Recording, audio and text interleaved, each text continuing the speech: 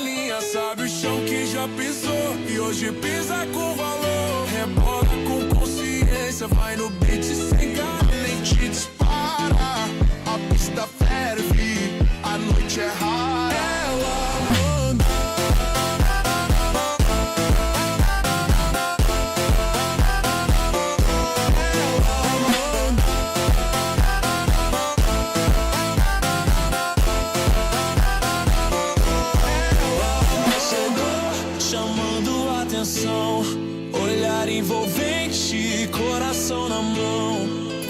Todos param só pra ver brilhar. O passinho ela sabe encantar.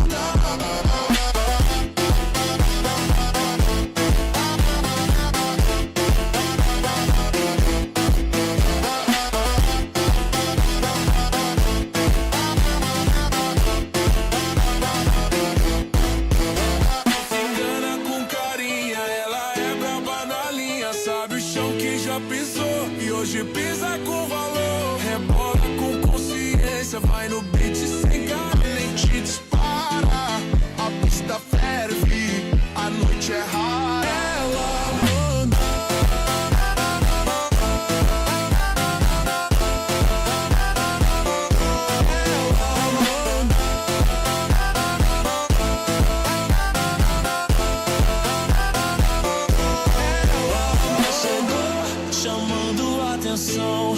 Olhar envolvente, coração na mão. Todos param só pra ver brilhar. O passinho ela sabe encantar.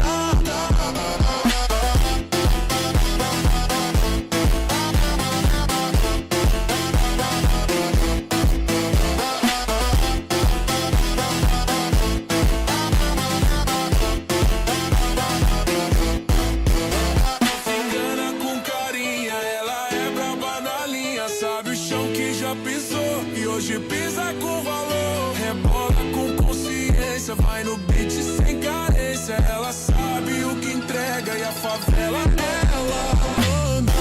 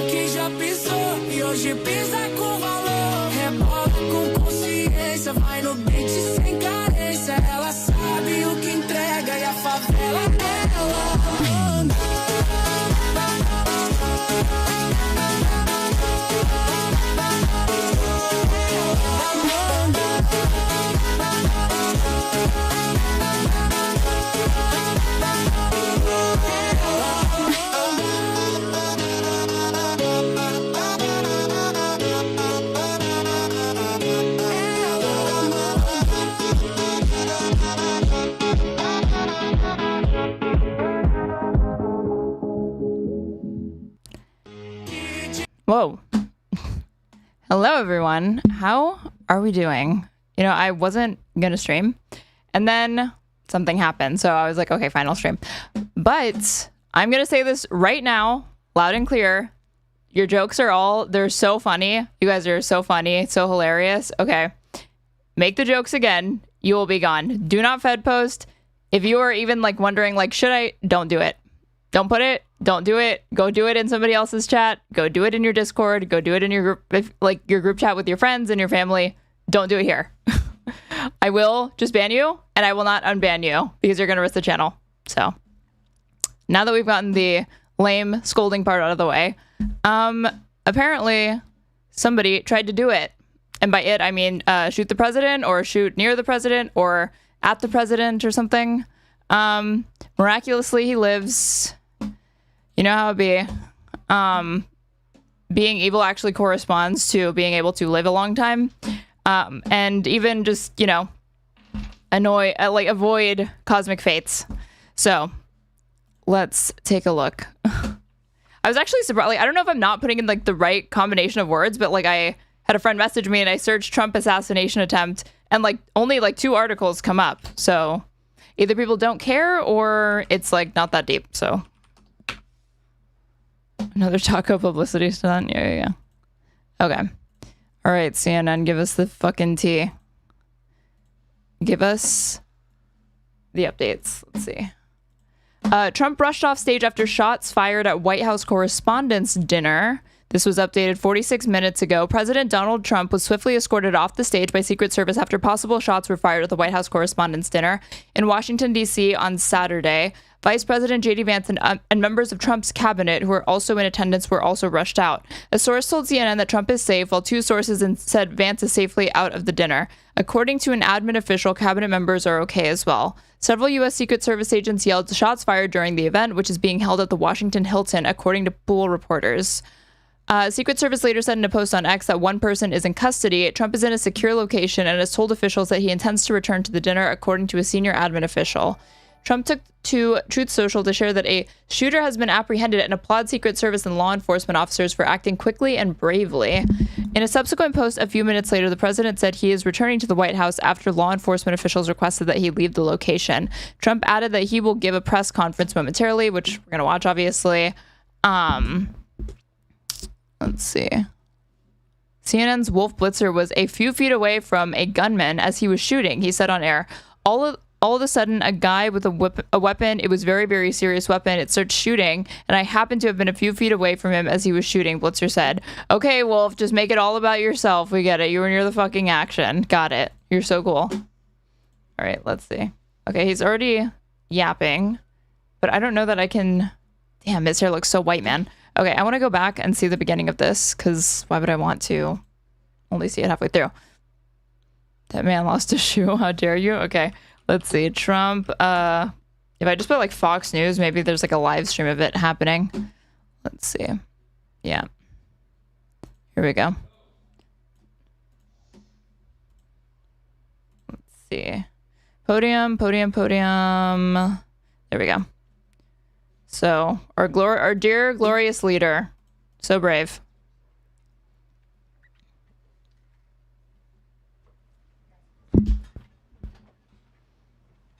Jesus Christ, this man is looking obese. One more time. Get this man Ozempic, am I right?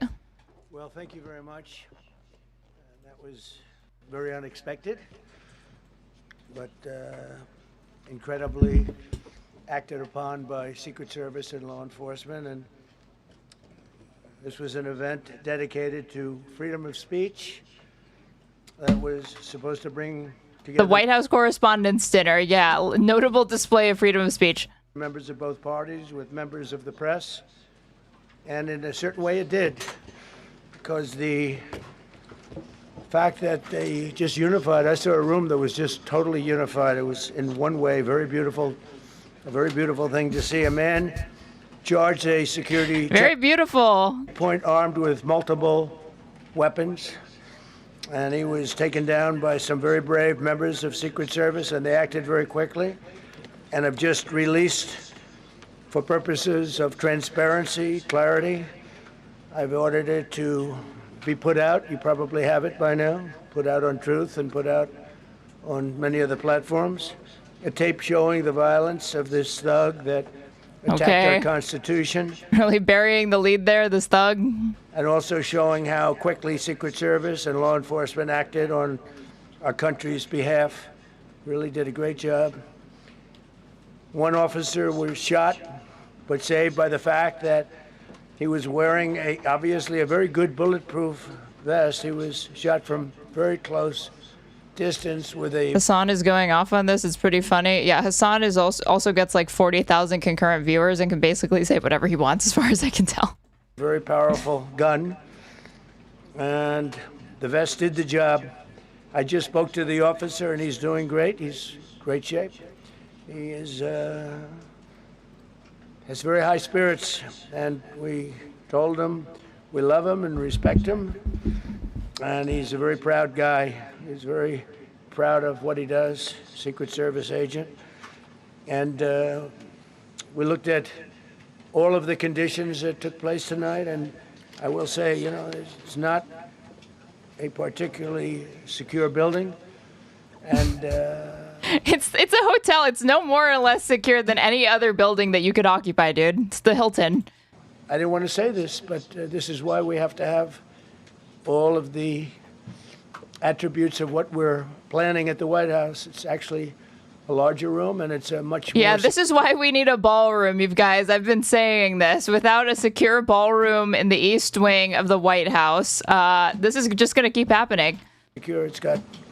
It's drone-proof. It's bulletproof glass. We need the ballroom. That's why Secret Service. That's why God, the you military literally saying it. Okay. Are demanding it.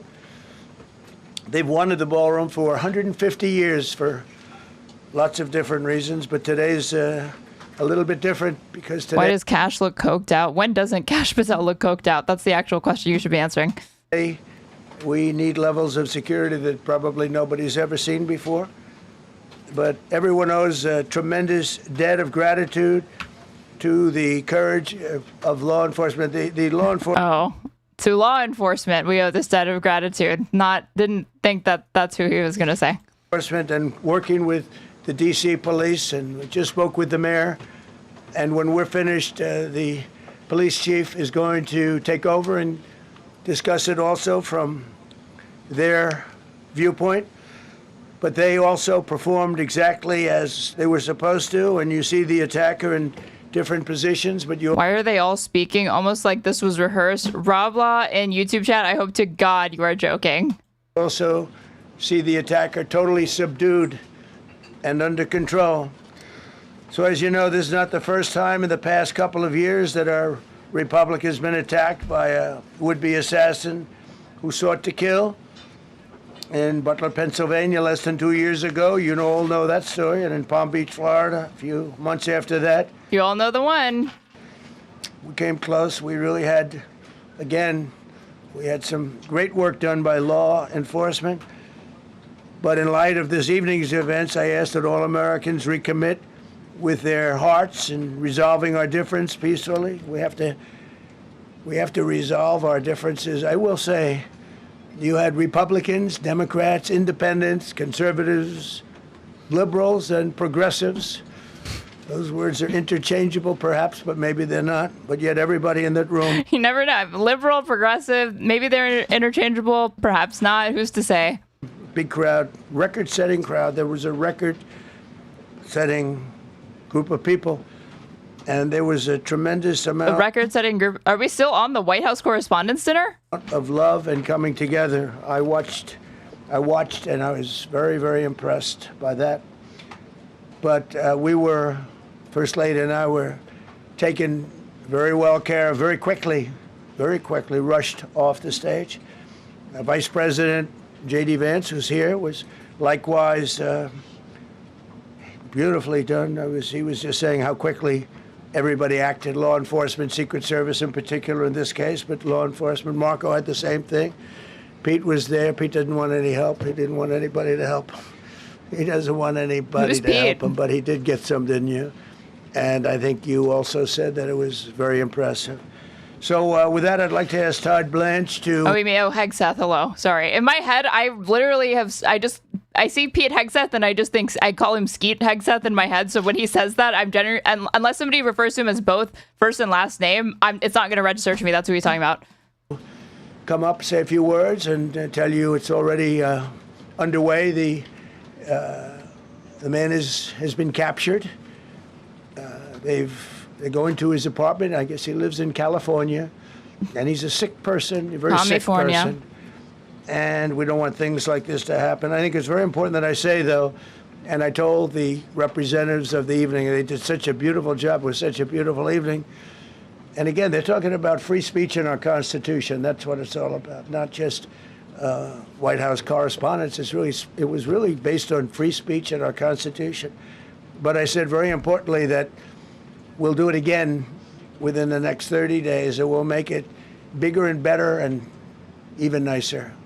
So I just want to thank everybody that was involved. I also want to thank the press, the media. You've been very responsible in your coverage. I will say I've been seeing what's been out. Do you think he'll remember at any point to thank like God or Jesus Christ, except at like before the end? You've been very responsible. So Todd Blanche, I'd like to say a few words, and then we're going to have Kash, and then you're going to go on. We can ask. I guess we can take a couple of questions. I want to thank the First Lady that was a rather traumatic experience for her. There was a lot of action taking place up there very quickly. But again, the response time was really incredible. Jesus Christ. I think another thing that contributes to Kash Patel looking so like Bugman and insane is that his clothes are often tailored just a little bit too small. You can see how like the length of his sleeves, it's too much and it's too tight. And men usually do this. I always assume that to make themselves look bigger than they actually are, but it just looks like you're wearing an ill-fitting tux. And we're going to reschedule. We're going to do it again. We're not going to let anybody take over our society. We're not going to cancel things out because we can't do that. We wanted to stay tonight. I will tell you, I fought like hell to stay. But it was protocol. They said, please, sir, because they didn't know a lot of... Did he just admit to being like suicidal or something? He was like, please let me remain in the room where I was just, there was just a security threat nearby. There's a lot of action going on, and they didn't know, could there be? Probably a lone shooter, but we'll find out. We'll find out very quickly. They have it very well under control. So I want to thank everybody very much. And Todd Blanche, please. Thank you very much, Mr. President. Tonight you saw the very worst and the very best of this country. You saw the very worst by the actions of that coward that the president just talked about. Oh, I thought he was talking about the White House Correspondents' Dinner. But you also saw the very best because you saw law enforcement do exactly what they're supposed to do. And you'll see the videos. Oh my God, this fucking boot licking. This is beyond boot licking. This is just like deep throating the fucking boot. And the Wolf, thank you so much for subscribing. It's Tier 1. I really appreciate it. Very shortly, and you'll see law enforcement do Guarantee exactly he will crap all over the Secret Service in future tweets for it. I mean, they lost their mind when there was an FBI agent or a former secret one. I'm pretty sure the former head of the Secret Service, that woman, had to resign after the Butler, Pennsylvania incident. And then on top of it, pretty sure they got mad that an FBI agent was like, oh, it's not clear that like it was a bullet necessarily that like grazed Trump's ear. It could have been shrapnel. They lost their minds that he just suggested that based off of preliminary evidence that they had gathered. We want them to do. And so I echo what President Trump just said, that we are extraordinarily grateful and appreciative of the men and women of law enforcement that did their jobs tonight, including one who was injured. This investigation is ongoing. I expect you will see charges filed shortly. The charges should be self-evident given the conduct. But as you'll hear, there will be multiple charges surrounding the shooting, around the possession of firearms, and anything else that we can get on this guy. The investigation is obviously ongoing and just started. There is federal law enforcement already working on search warrants and doing their job. And ignore this guy and just like watch Trump as this guy is speaking. Trump just looks great. I want to get ahead of them. And don't want to get ahead of the work that they're doing even as we speak. Director Patel and I were just on the crime scene a short while ago, and everybody in this room should... My great uncle founded the Correspondents' Dinner. Oh, so this is your fault, Bill Mozart. Rest assured that the Metropolitan Police Department, the FBI, Secret Service, everybody's on the scene doing their job. I know that the police chief is going to give an update from the scene as soon as we're finished here, and I obviously will lead the details of what they have learned to him. But in the meantime, I just want to thank everybody in this room for the courage, and I want to thank President Trump for his words, and I promise you. Oh my God, let's just praise everybody for being a special little boy and girl. Everyone's so brave. This is like no different than like Homelander in season 1 of The Boys, right before they abandon that fucking plane that is like going down because of those terrorists that they kill. And is like, you guys are the real heroes. Am I right? At the very least, Homelander like put some oomph into it. He's like just completely dejected saying this. Like, you guys are the real heroes, the fucking law enforcement, men and women, whatever. Justice will be served. Thank you. Dr. Patel. Thank you, General. Thank you, Mr. President. The President's absolutely... Yeah, the voice we all need to hear right now, Kash Patel. Right. In these trying times. You saw the best resolve of American law enforcement because you, Mr. President, inspire them 24/7, 365. You give them the resources that they need, and they know that you have their back. And that is a changing dynamic in this country, and that's why you saw brave Secret Service agents respond immediately, swiftly, subdue and take down the suspect. What do we think Obama would do in this situation? It does seem weird that he would speak right after this. Like immediately after he's evacuated. I feel like Obama and Biden like would not do this. And safeguard the lives of thousands of individuals at that hotel. Thanks to our interagency partnership with the Department of Homeland Security and the Metropolitan Police Department, the FBI was rapidly deployed onto the scene, took over the evidence response unit, is examining all the ballistics that were found on scene to include the long gun and the shell casings. We are conducting witness interviews as we speak. You will hear from our team on the scene there with the mayor and the head of the FBI field division there. But please know what the Attorney General has just said reigns no truer. You saw the very What the fuck is the point of all the domestic surveillance that goes on in this country if they can't prevent shit like this? It's like we're giving up all of these personal liberties and rights to privacy, and they're still getting, like, clearly some balls are making it into the fucking net still. Of America tonight. The very best unite us at a time of uncertainty because we have leadership here with the president and the vice president that backs law enforcement, and the men and women that I shook their hands on the scene today could not have been prouder to show up on scene. And as the Attorney General said, make no mistake, we are conducting witness interviews. If you have any information... Could you imagine, like, we're getting to a point in your career where a thing that you have to do is shake the hand of Kash Patel? That would actually be really demoralizing to me. Any information whatsoever related to this event, 1-800-CALL-FBI. 1-800-CALL-FBI. No piece of information is too small. No piece of information is inadequate. We will evaluate it all. We will also be conducting interviews of those that were there. And if any of those individuals have information, please come forward to law enforcement or the FBI or the Metropolitan Police Department. We will be examining this individual's background thoroughly. That process has already started. And we are going to ensure that he was either a lone wolf actor or anyone else that was responsible. We will analyze all evidence immediately to make sure that we safeguard this country. Mr. President, Mr. Vice President, thank you for your leadership. Attorney General and Homeland Secretary Marlin, thank you for your partnership in law enforcement. Thank you. Okay, we'll do a couple and then we go to the chair. Madam Chairman, I just want to say you did a fantastic job. What a beautiful evening, and we're going to reschedule. Okay. Wait, did they cancel the whole dinner because of this? And after that, it's very tough for her to ask a killer question, right? But you have done a fantastic job. Please. Ask a killer question. Is this the language we want to be using? As you mentioned, it all happened. Oh, they did? They canceled it? Oh, okay. So quickly. Yeah. And I wonder, especially because unfortunately you have experience with these sorts of threats. In that moment, when you realized there was a threat and service agents were telling us to get down, can you describe what was going through your mind, how you were feeling in that moment? That's a very good question, actually. It's always shocking when something like this happens. It's happened to me a little bit, and that never changes. The fact we were sitting right next to each other, the First Lady on my right, and I heard a noise and sort of thought it was a tray. I thought it was a tray going down. You know, I've heard that many times. Wait, what? A tray? What does it even mean? Like a tray of food, or what? What is he talking about? Noise. And it was from quite far away. He hadn't breached the area at all. They really got him. But, so it was quite far A guy who hears gunshot nearby confuses it for Trey. away. But it was a gun. And some people But it was a gun. really understood that pretty quickly. Other people didn't. Yeah, you're one of them, dude. What? Like, what does that even mean? Watching to see what was A happening. dinner? Yeah, like a dinner tray, I guess. He thought it was like, oh, did somebody just set a plate down? Oh, wait, a gun went off. Oh, okay, my bad. Probably should have gone down even faster.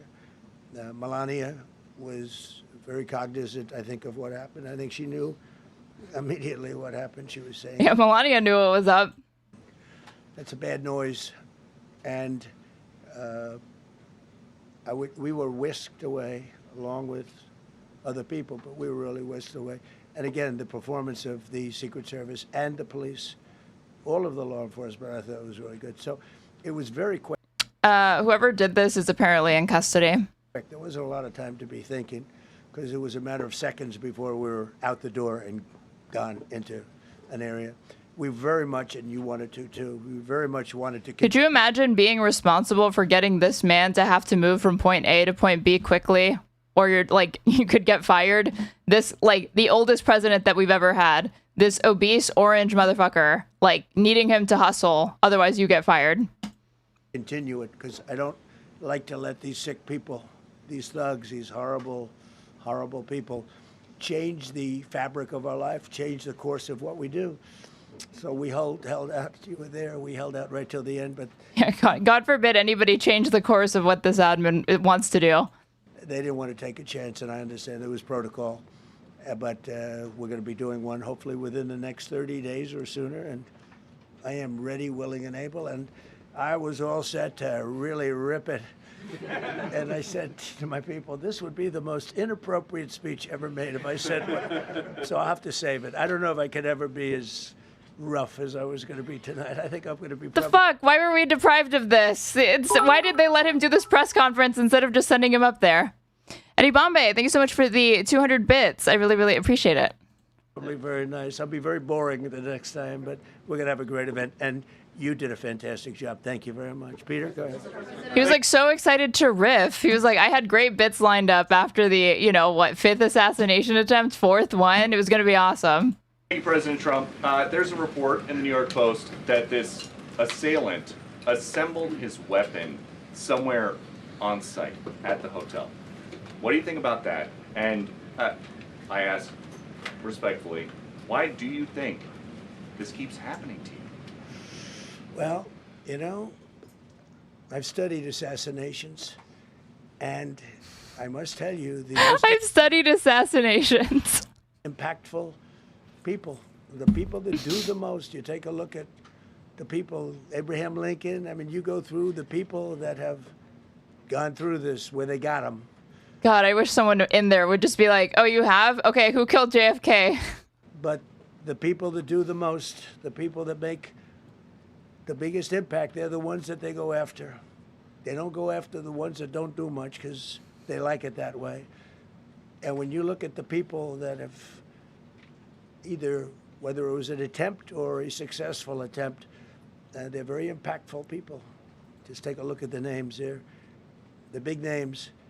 And I hate to say I'm honored by that, but I've done a lot. We've done a lot.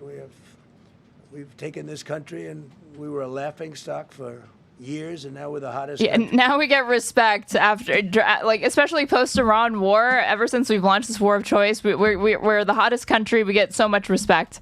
Anywhere in the world, we've changed this country, and there are a lot of people that are not happy about that. So I think that's the answer, Peter. And after Butler, your team for a while rethought outdoor events. Yeah. Do you think that you now need to rethink No. indoor Well, events? but then you just don't do events. No, I can't do that. I have to. It is what it is. We have to do it. The room was very, very secure. He charged from 50 yards away, so he was very far away from the room. And what do you think when you saw the video of how fast he was running? He was moving. He was really moving. And the reaction time was great. Boy, those guys, they had their guns drawn literally. This is literally just like an action movie review for him. He was like, the guy was moving really quickly. He was fucking hustling. And then then the Secret Service, their part was awesome. The time he was there, they were shooting. That's right. I thought they were very impressive. Oh my God, is this real? Hold on. Apparently, Karoline Leavitt made these comments right before to Fox. It'll be funny. It'll be entertaining. There will be some shots fired tonight in the room. So everyone should tune in. It's going to be really great. I'm looking forward to hearing it. I love it. Oh yeah, sister. I thought they were very impressive. And if I didn't, I'd let you know. I'm not going to be. I would not stand for that. No, I thought they were very impressive. Thank you, President Trump, and thank you for updating us on the Thank you. suspect earlier. Were you aware of any threats? Was your team aware of any threats beforehand? And do you believe you were the target of this tonight? I guess. I mean, these people they're crazy. God, he is such a fucking narcissist. Crazy. And, you never know. He was very far away from me. He had to go through a lot. Like, is it crazy to think that at the White House Correspondents' Dinner, if there's shots fired, that they're going for the president? But just for him to be like, I guess, We had resources all over. We had resources sitting at tables, literally in disguise, sitting maybe at your table, who knows? But we had people all over the room, so he had a long way to go. That was really a first line of defense, and they got him. And they really, they acted incredibly. No, there was no notification. We had no idea. Go ahead, Do you know Kevin. any political motivations from this? Would be funny if the actual objective answer to that question is like, yes, we knew there was a threat. I still decided to go anyway, and now we're here. You never know. Now, we'll be able to tell you that maybe by tomorrow or the next day. He's in custody, and they're asking him a lot of questions. I guess they're going over, Todd, and they're already at his apartment. He lives in California. Yes, sir. And they're over there, so they'll be able to tell you. Thank you, Caitlin. President Trump, did the suspect say anything, or was he wearing anything that would allege some type of motive here? No, I mean, he was... Hey, Bombay, thanks so much for the 200 bits. Really appreciate it. Wait, what is this? I'm not opening your links right on my main screen. Oh my God. Response time, Patel on criticism from previous FBI director. Thank you for the bits. A guy who looked pretty evil when he was down. That better be real. Him down. He was fighting hard. He was in my opinion, a sick person. Who would do that but a sick person?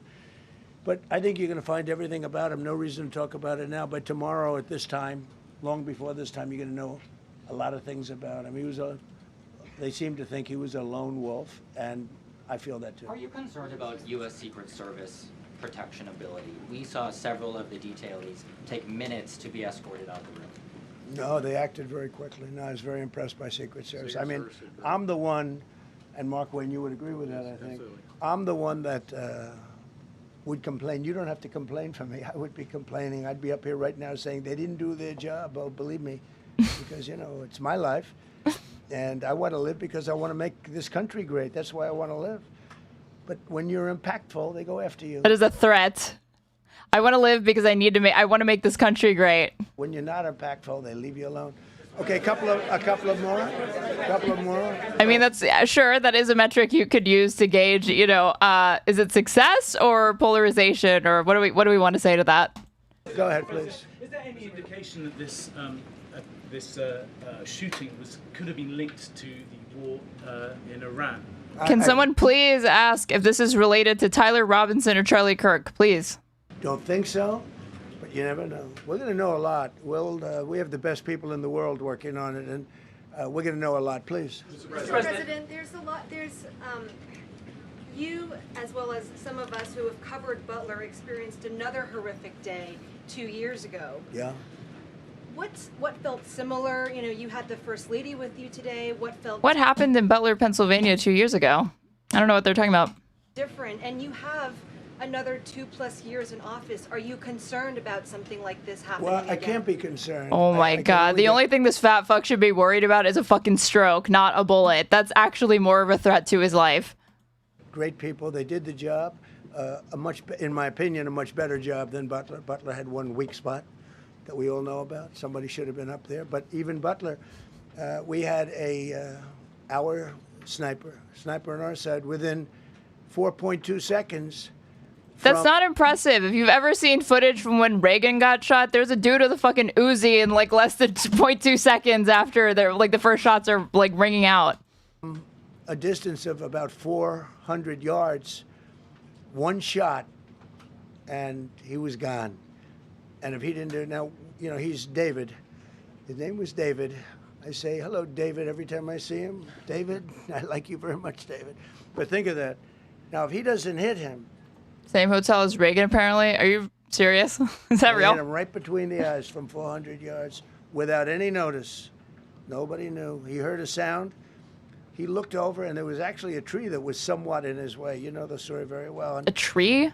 He aimed, he fired, and if he didn't do that, beyond me, you would have had a lot more people killed. We lost one great person and 2 people very badly hurt. They're okay now. But oh, wait, someone was hurt as a result of this? No, that was, so in a sense, you know, that was pretty amazing, the job they did. But they did have that one weak spot, as you know. They should have had that covered. Oh yeah, a person was killed. I love how this is like the first time that they've mentioned it throughout this entire fucking thing, and there's like no condolences offered. Tonight they had everything covered very quickly, and he was fast. He was running full blast, and they got him before they got any further. I was very far away, you know. He's talking about Butler. I thought he was talking about tonight. He hadn't anywhere close to breach the doors of the ballroom. The ballroom was sealed, and everybody in there. That's why once those doors opened, they didn't want to do tonight. If the doors weren't opened, we could have probably done it tonight. Apparently these are like photos from it. I mean, they say the source is CNN, but they haven't linked anything. I guess this is like some dude without a shirt on the ground is the suspect who is being detained. But I think we're much better off rescheduling. Yeah, please. Mr. President, for you and perhaps law enforcement as well, what is the level of confidence that this was a lone actor, and has the suspect made any statements to police while in custody? Yeah, I think it's just it's not my profession. We have great professionals up here and outside that have been working with us. My impression is he was a lone wolf, whack job. These are crazy people. These are crazy people. Why if you want to do the sorts of civil liberties crackdowns that you want to do, and like because you're Trump, why would you say that he acted alone? You would want to say he's part of an Antifa terrorist cell network with other gay furries or whatever. And they have to be dealt with. We had that in the second attempt, as you know, and he's spending life in prison. Because if you let him out, they'll probably, if he serves 10 years or 15. Do you think Antifa was involved? No, in case you just saw, I don't know if you just saw those photos. The guy wasn't wearing any black whatsoever. He was actually not wearing much clothes, so it couldn't have been Antifa. Years, you let him out, he'll probably try it again with somebody else. They're sick people. We have a lot of sick people. But you're going to know, I think very shortly, you're going to know, Todd, a lot about him. You're going to know a lot about him. Yeah, a couple of more. Yeah, please, go ahead. Are you concerned about political violence? This could be politically motivated. All violence. I'm concerned about everything. Look, but I can't be... Yeah, concerned about everything. I'm concerned that you can't function. No, I'm here. It's a dangerous profession. I tell the story. Race car drivers, I think it's very dangerous. So... Wait, race car driving? The story. Race car drivers, I think it's very dangerous. Okay. What? This man has dementia. Gator Highlights, thank you so much for the $10 super chat. Did you cover Kash Patel's GF hiding in a room holding the hand of another man during this? Also, what is going on with Trump's cotton candy looking ass hair? It's especially bad today. This is what happens when this man perspires, and also harsh downlighting is placed on somebody who hasn't gotten their fucking hair bleached and toned anytime soon. But no, I did not actually see the Kash Patel girlfriend thing. If you take 1%, and then take about 10% of 1%, just to break it down very easily, they die. So much less than 1%. Take 10% of 1%. 10% of 1%. I think bull riding is very dangerous. Bull riding, 10% of 1%, race car driving, this is Trump numerology. What are we doing here? About the same, 10% of 1%, much less than 1%. But if you take presidents, it's 5.8%. And about 8% are shot at. So Nobody told me this was such a dangerous profession. If Marco would have told me, maybe I wouldn't have run. Maybe I would have said, I'll take a pass. No, it's a dangerous profession, but I don't view it that way. Look, I'm here to do a job. It's part of the job. It is a dangerous, I can't imagine that there's any profession that works 100% of the time, 40% of the time. Dangerous. But I love the country, and I'm very proud. I'm very proud of the job we've done. Heavy is the head that wears the crown. We have a great country. We've got, I think, the most successful, the hottest country anywhere in the world. This happened over a period of just a year, and we're going to do great things. But with that come risks. There's no question about it. Yeah. To that end, I mean, there's been so much political violence, not just aimed at yourself, but at other members of... Oh, this is great. He actually did post this. Just posted, someone gave him this photo or uploaded it on his behalf on his Truth Socials. The dude fucking on the ground. You know, members of Congress, state house speakers, you name it. Is that just the cost of doing... What are the chances this happened the one time Trump decided to attend the correspondents' dinner? 10% of 1%. Business to do politics in America anymore? Yeah, well, what does that say about our country? Too. You know, we're not the only country. You look at this great violence with all countries. I was talking to somebody from another country today, and they have numerous assassinations of political figures all over the world. You look at South America, it's like some of the numbers are just horrific. It's dangerous stuff, whether it's here or someplace else. No country is immune. No country. Good question. To turn that temperature down at this point?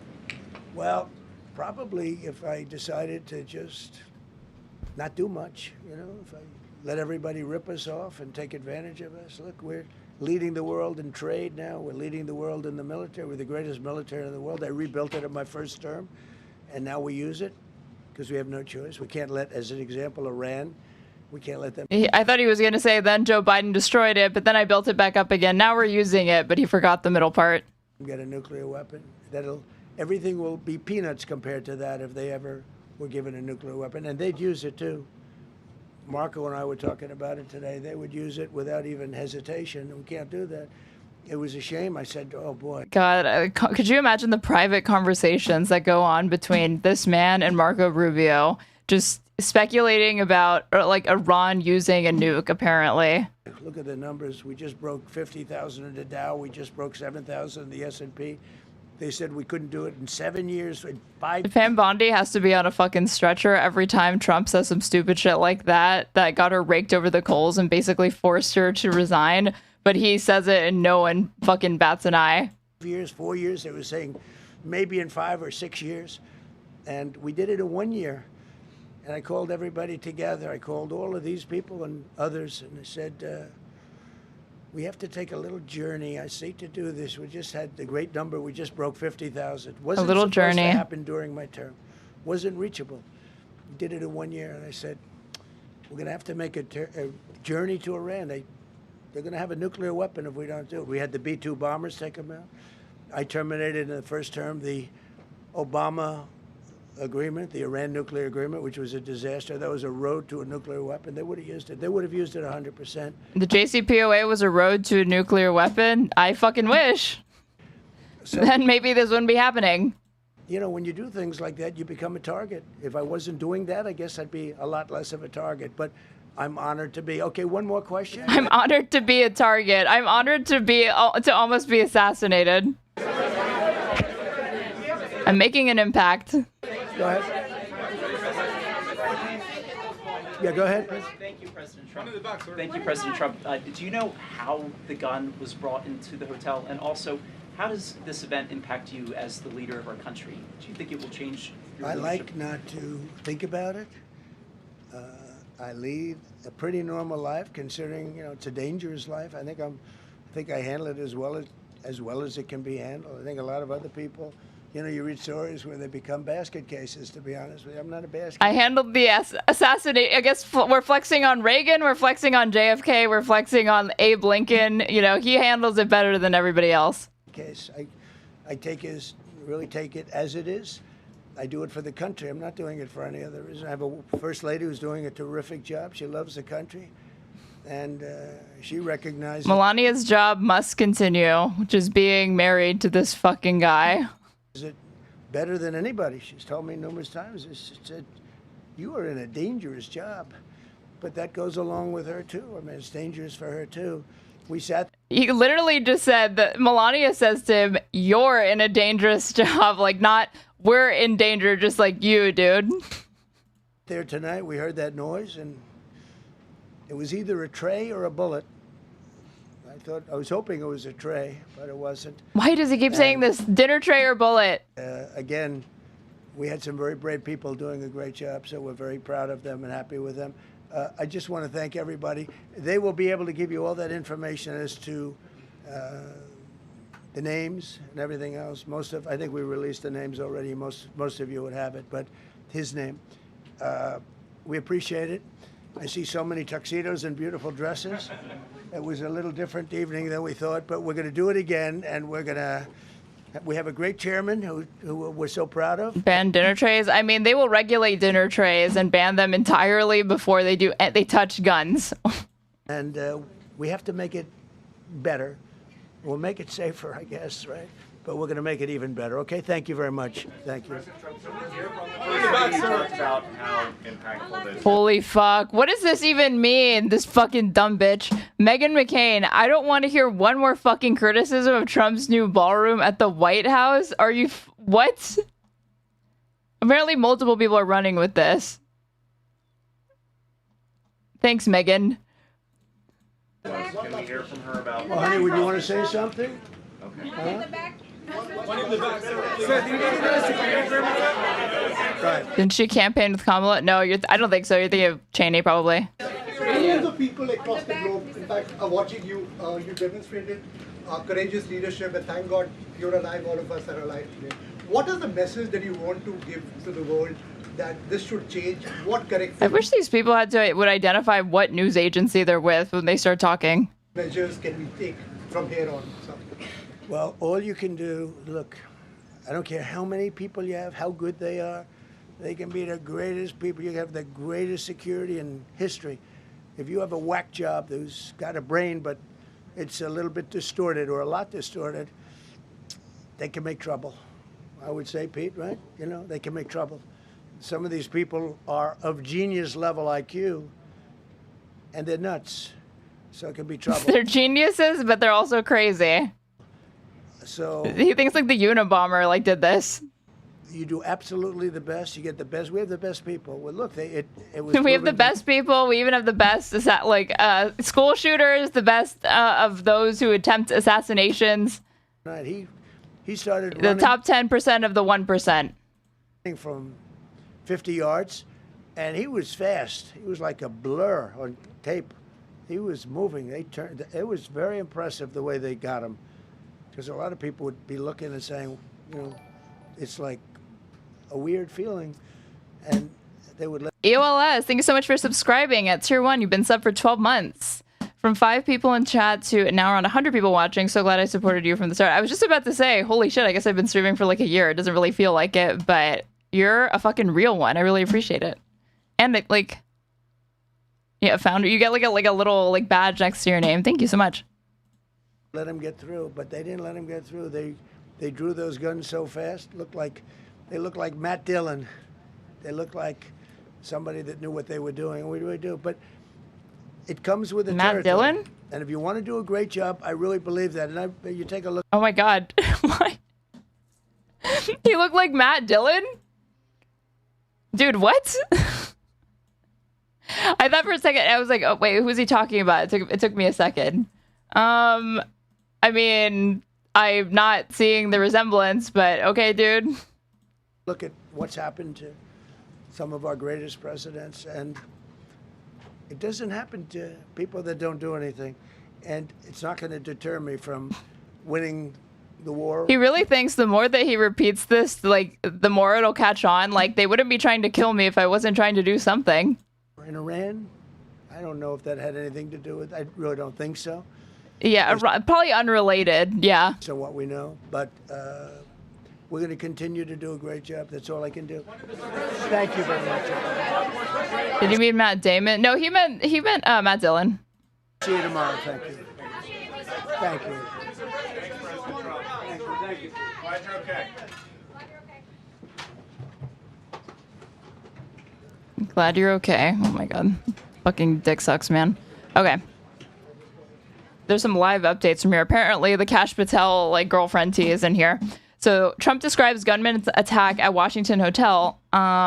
Here's the latest. President Trump was rushed from the stage after gunfire broke out in the hotel where the White House Correspondents' Dinner was being held on Saturday night. At a White House news conference a few hours later, Trump described an assailant carrying multiple weapons charging a security checkpoint before he was taken into custody. The president said a Secret Service officer had been shot but was saved by his bulletproof vest. Mr. Trump said the motive of the attacker, who he said was believed to be a quote-unquote lone wolf, was not immediately clear. Two law enforcement officials were, why are we even uncritically, like, reporting the word of, like, the speculations of the president as to, like, what the motives were of this guy or, like, why he did it, or we don't even know if he was the target necessarily. Two law enforcement officials who were not authorized to discuss the matter identified the man in custody as Cole Thomas Allen, 31, of Torrance, California. Mr. Trump posted 2 images on Truth Social showing a man he said was the attacker being detained and told reporters that law enforcement officials were heading to the suspect's apartment in California. Trump also posted a brief surveillance video of a man running past the security checkpoint at the Washington Hilton, where the dinner was being held. In the video, agents drew their guns and appeared to start firing. Guests were about 5 minutes into the dinner hour when a commotion occurred toward the back of the ballroom, which Mr. Trump said was not been breached by... Do better, New York Times. Which Mr. Trump said was not been breached. had not been breached by the attacker. Mr. Trump said he initially thought the noise was a tray falling to the ground and did not immediately dive for cover. I was watching to see what was happening, Mr. Trump said. Yeah, why dive for cover? Just in case, want to keep an eye out. Wouldn't want to, do that, especially if, like, a dinner tray could have fallen. And Louch 2, thank you so much for gifting a tier 1 sub to Cole Allen Gaming. I really appreciate it. According to the White House press pool, a group of reporters who traveled with the president, a member of the Secret Service, shouted, "Shots fired," and agents with guns drawn sprinted through the aisle to reach the president. Hundreds of attendees dropped under their seat at their table. Security officials with weapons drawn emerged as the president and the First Lady, Melania Trump, were quickly escorted out. Mr. Trump, who was grazed by a bullet in an assassination attempt during a July 2024 campaign rally in Butler, Pennsylvania, and rushed to safety a few months later when... Why do they keep making these errors? A few months later, they mean moments. H. Mata, thank you so much for gifting 5 tier 1 subs to my community. I really, really appreciate it. Rushed a few months later when a federal agent fired on an armed man at his Florida golf club. Oh, wait, I can't even tell what they're trying to say. He was rushed to safety. I think they meant to put, like, a period. And then a few months later when a federal... No, I can't even tell what they're trying to say here because of the typo. Fired on an armed man at his Florida golf club. Departed the hotel around 9:45 p.m. Paper of record, folks. Here's what else we're covering. Admin attendees, VP J.D. Vance, and many members of the president's cabinet and senior staff were in attendance at the dinner. It's so funny that this is true. Like, a lot of people were around Trump that were part of the cabinet, and absolutely nobody was, like, even if this had happened, would be like, oh no, they're going to derail the Iran talks. They're going to derail, like, the end of the fucking war. Like, literally, that is nobody fucking thinks that this war is anywhere close to ending whatsoever.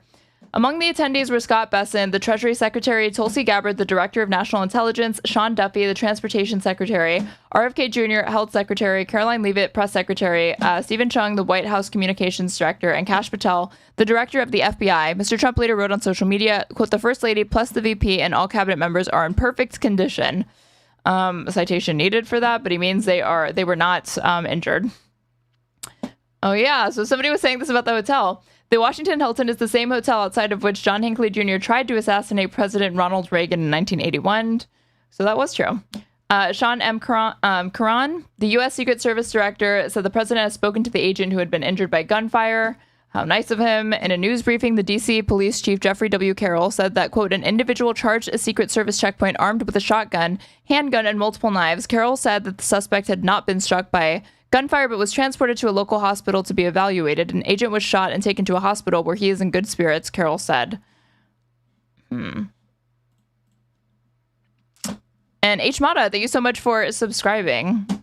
You've been subscribed for 6 months. Hello from Georgia. Hello.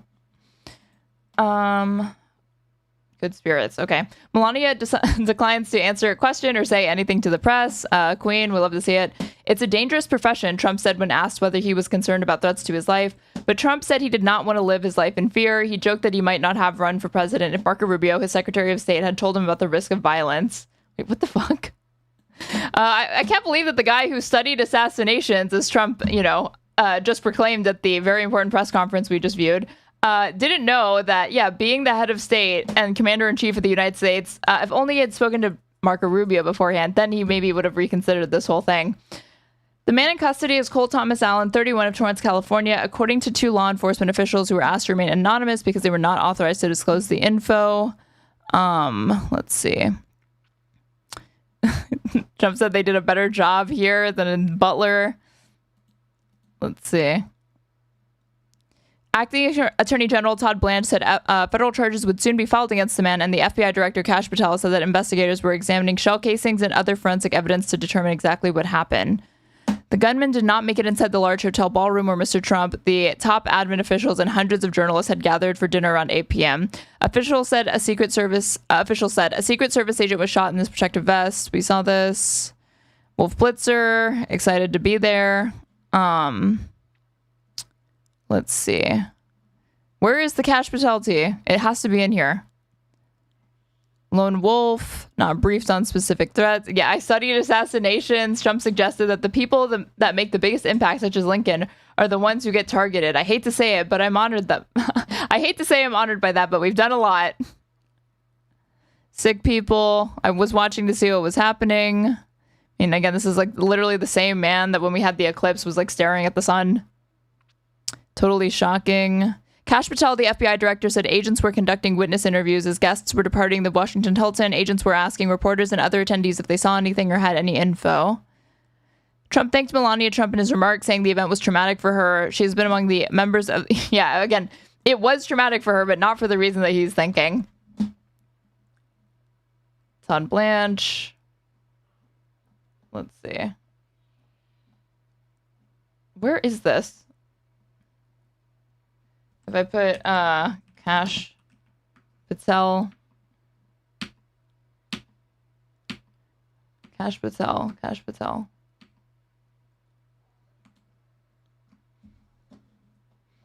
What do you mean not for the reasons he's thinking? Do you actually think that Melania Trump likes Donald Trump, let alone loves this man? You think that it wouldn't be like a good day for her if, God forbid something happened? I just want to find the Kash Patel girlfriend drama. Come on.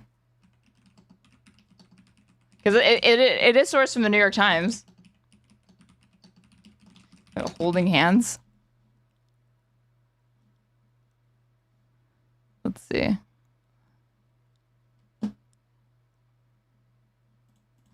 It's like, why am I seeing this? I'm one of the small number of journalists traveling with the White House press pool tonight. We were in a hall just outside the ballroom when the commotion first rang out. Several things happened in quick succession. Tuxedoed agents pulled out guns and began running toward the ballroom. White-jacketed caterers screamed and bolted for stairwells. Pandemonium reigned as top cabinet officials were evacuated. RFK Jr. and his wife, Cheryl Hines, came out and were ushered into an elevator. Then Jeanine Pirro emerged. The FBI director, Kash Patel, came tearing across the hallway with 2 men in tow. His girlfriend was hiding in a room with another man who was holding her hand. Reporters are about to be taken back into the ballroom. The show will go on, apparently. Who scrambled to vomit out this article? As someone who went to journalism school, the shit is embarrassing. I mean, they made multiple mistakes, like grammatical errors, but then this. I mean, she's probably not in his will. I fucking doubt that. She would not still be with him if that were the fucking case. Oh, man. Okay, is there anything else on this? Do we actually care what, the DC mayor had to say about this? Apparently, Bowser was talking. We're here to provide... Oh my God. Audio. Leftist audio. Let's see. Provide you an update on the incident that took place tonight at 8:36 p.m. at the Washington Hilton at the... This is not how, my audio. This is how it just sounds. ...of the White House Correspondents' Dinner. At about that time, a sole gunman rushed a Secret Service... Oh my God, sorry. This is genuinely unlistenable. Let me see if I can't find a different feed that has this. Let's see. From the United States Attorney. Right now, the defendant is being charged with 2 counts, 924C, using a firearm during a crime of violence, and a second crime under 111, which is assault on a federal officer using... Thanks for citing the legal code. I was unclear as to whether or not it's legally permissive for somebody to attempt to shoot people in public near the president. Thanks for busting out the penal code. Dangerous weapon. Now, as you all know, there was an individual, a uniformed Secret Service officer, who was shot. She was hammered. Fortunately, she kind of just sounds this way. He is doing all right, and he will be fine. But it is clear, based upon what we know so far, that this she actually kind of her words actually do sound a little bit slurred. Individual was intent on doing as much harm and as much damage as he could. And thankfully, because of the checkpoint right outside the ballroom, where thousands of people were situated to hear the President of the United States, because that checkpoint worked, there was no one who was injured when it was clear where this defendant was going. Now, I want to make one comment. As a participant, someone who was in the ballroom, who came this evening to be part of a very lovely event at the White House Correspondents' Dinner, I, for the first time, was in a situation where there were shots fired, shots heard, and a whole room went silent. When I lifted my head and when I looked up, every law enforcement officer was out there as we all had our heads down, thousands of them. These are the men and what the fuck? Wait. Silent. When I lifted my head and when I looked up, every law enforcement officer was out there as we all had our heads down, thousands of them. These are the men and women every day who do what they do silently, and they dude, look at the mirror looking at her. Do it with courage and with dignity. Thank God for this is like the most like fucking drunk girl speech I've ever heard. She's basically going like, everyone, you guys are so beautiful. I just love everybody so much. You're so smart. Partners, the FBI, the Secret Service, the Metropolitan Police, all of them tonight acted so quickly that they prevented what could have been. Wait, what? Were there thousands of cops there? No, she's just fucking like, she's being so unclear, but there was thousands of attendees that got underneath the table and dove for cover. And then she said that people were still trying to look at the commotion, but it did sound like she was saying, you look up and you just see thousands of like officers or people from these agencies. A horrific event where we were all sitting there in one room. The defendant will be arraigned on Monday in federal district court.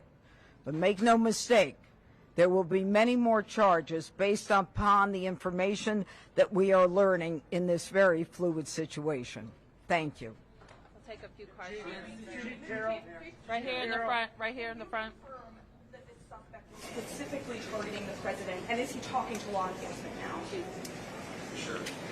So at this point, what we know is we know the individual charged the checkpoint with a firearm in his hand. We know he was running in the direction of the ballroom that the president was in, as well as other cabinet members. Yeah, charges to be brought against Antifa soon. So what his specific it's so over. Was, we can't say at this point.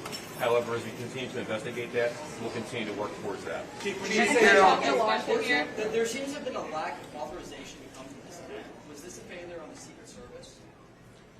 I mean, what we have here is a multi-layered approach. The director spoke about it. We have officers on the outside from the Metropolitan Police Department along with the escort.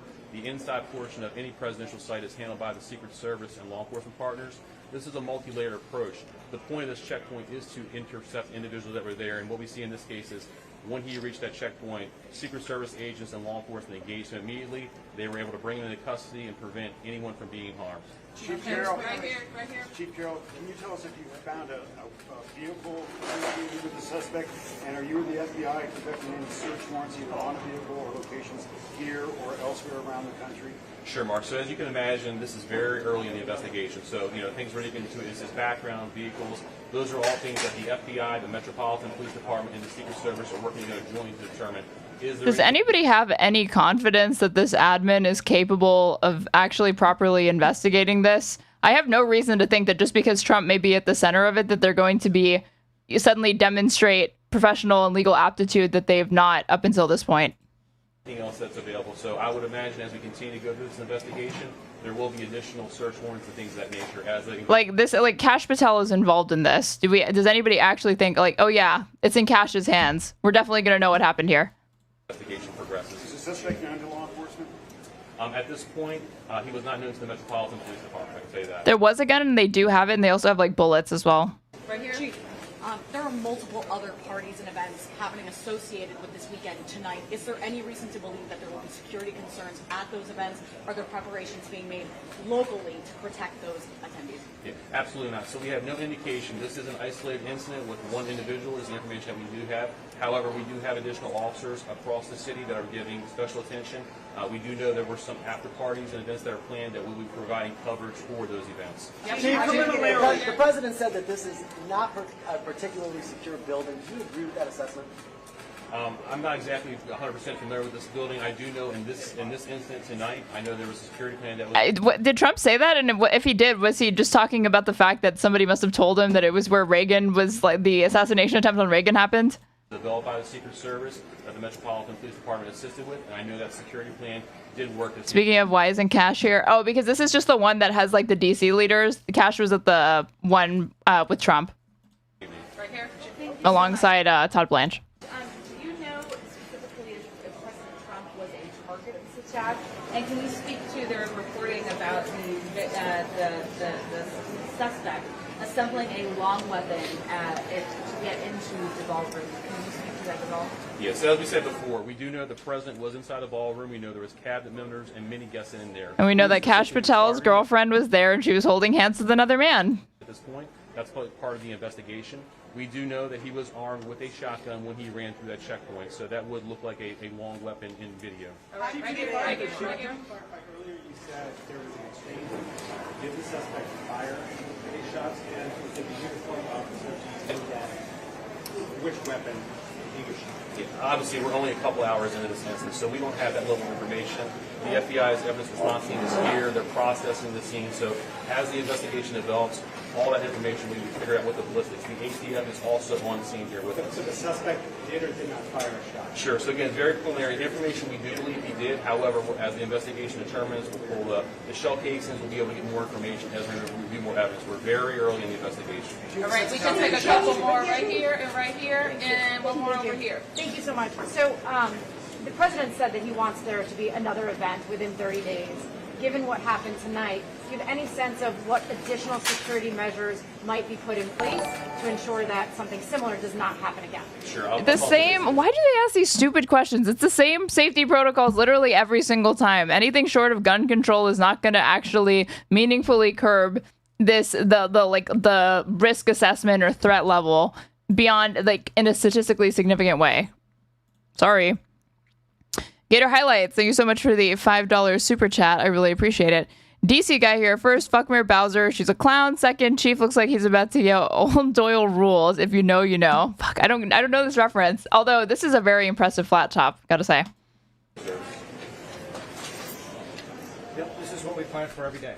So we take each and every case and we evaluate it, and we do site assessments. And that's why we go out and build these sites per what the event is, and that's how we go about our business. So will there be any changes or added measures given that this did happen? We're going to have to evaluate this evening. Thank you. I understand. I understand how the suspect got into the hotel. Was it a guest here? Are you searching rooms? So preliminary information. Billy Madison. We do believe he was a guest here at the hotel. We have secured a room here in the hotel. And again, we'll go through the He was a guest at the hotel. Maybe he was just trying to get to his room then. appropriate procedures to determine what was inside there. But that is secure.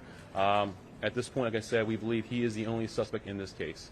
Okay. To jump on that question, I understand the multi-approach to security, but to walk in with a weapon of that caliber and get all the way to the ballroom, which is on the lower level, seems to be quite an extraordinary feat. How does that happen? Sure. So again, we're very early in the investigation, so we'll have to determine. We'll go. Oh my God, this press, all events like this show is that the press is completely ill-equipped to handle and ask the proper questions in light of stuff like this, because this is the most useless shit. There was somebody asking, "Is there a threat to other events? Like, should people be concerned? It's like, you think they wouldn't have already made that announcement if that were the case? Why do they ask questions like this?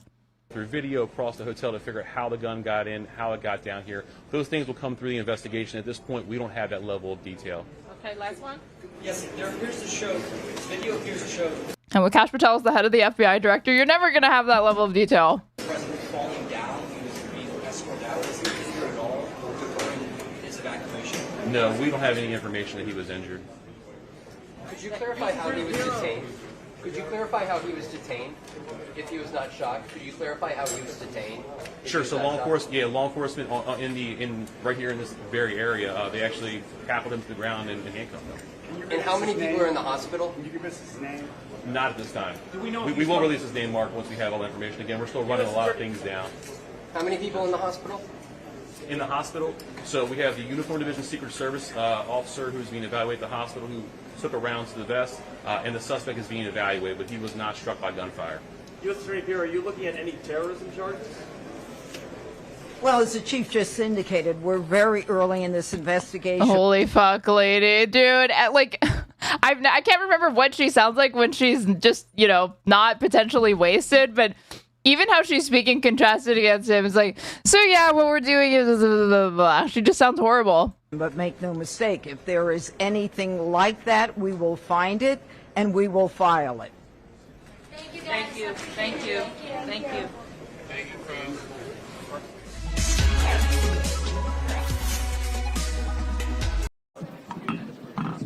I just want to see what the, oh my god, why is the audio terrible for every single one of these? Now it's only in my left ear. Awesome zoom. Thank you.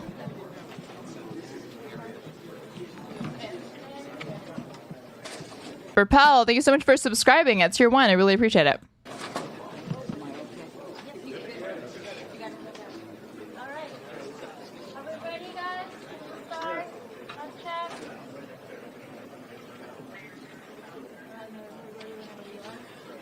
Good evening. I'm Muriel Bowser. I'm the mayor of Washington, D.C. I am joined by members of my public safety team. And You know, if she actually had a spine, she would be saying, DC's been occupied by the fucking National Guard for a minute, and yet this still happens, so probably wasn't that effective, and we didn't need to do that whatsoever, but she's not going to say jack shit because she actually supported Trump when he did that fucking move. And federal law enforcement, including the United States Attorney for the District of Columbia, Jeanine Pirro, the Secret Service Director, Sean Curran, as well as FBI Field Office, Darren Cox. We're here to provide you an update on the incident that took place tonight at 8:36 p.m. at the Washington Hilton at the site of the White House Correspondents' Dinner. At about that time, a sole gunman rushed a Secret Service checkpoint in a lobby at the hotel. Secret Service agents stopped the suspect. An agent was injured and transported to a local hospital where the agent is receiving care. The suspect is also transported to a local hospital where he is being evaluated. The president returned safely to the White House, as you know. We are so very thankful to members of law enforcement who did their jobs tonight and made sure that all guests were safe. Okay, whatever, lady. All right, there was someone from the Bulwark just had gone live not that long ago. Maybe they were there. Kind of curious to see if, like, what the first-person POV was like. Hey everyone, it's me, Sam Stein. It is about 11:10 p.m. on Saturday night, April 25th.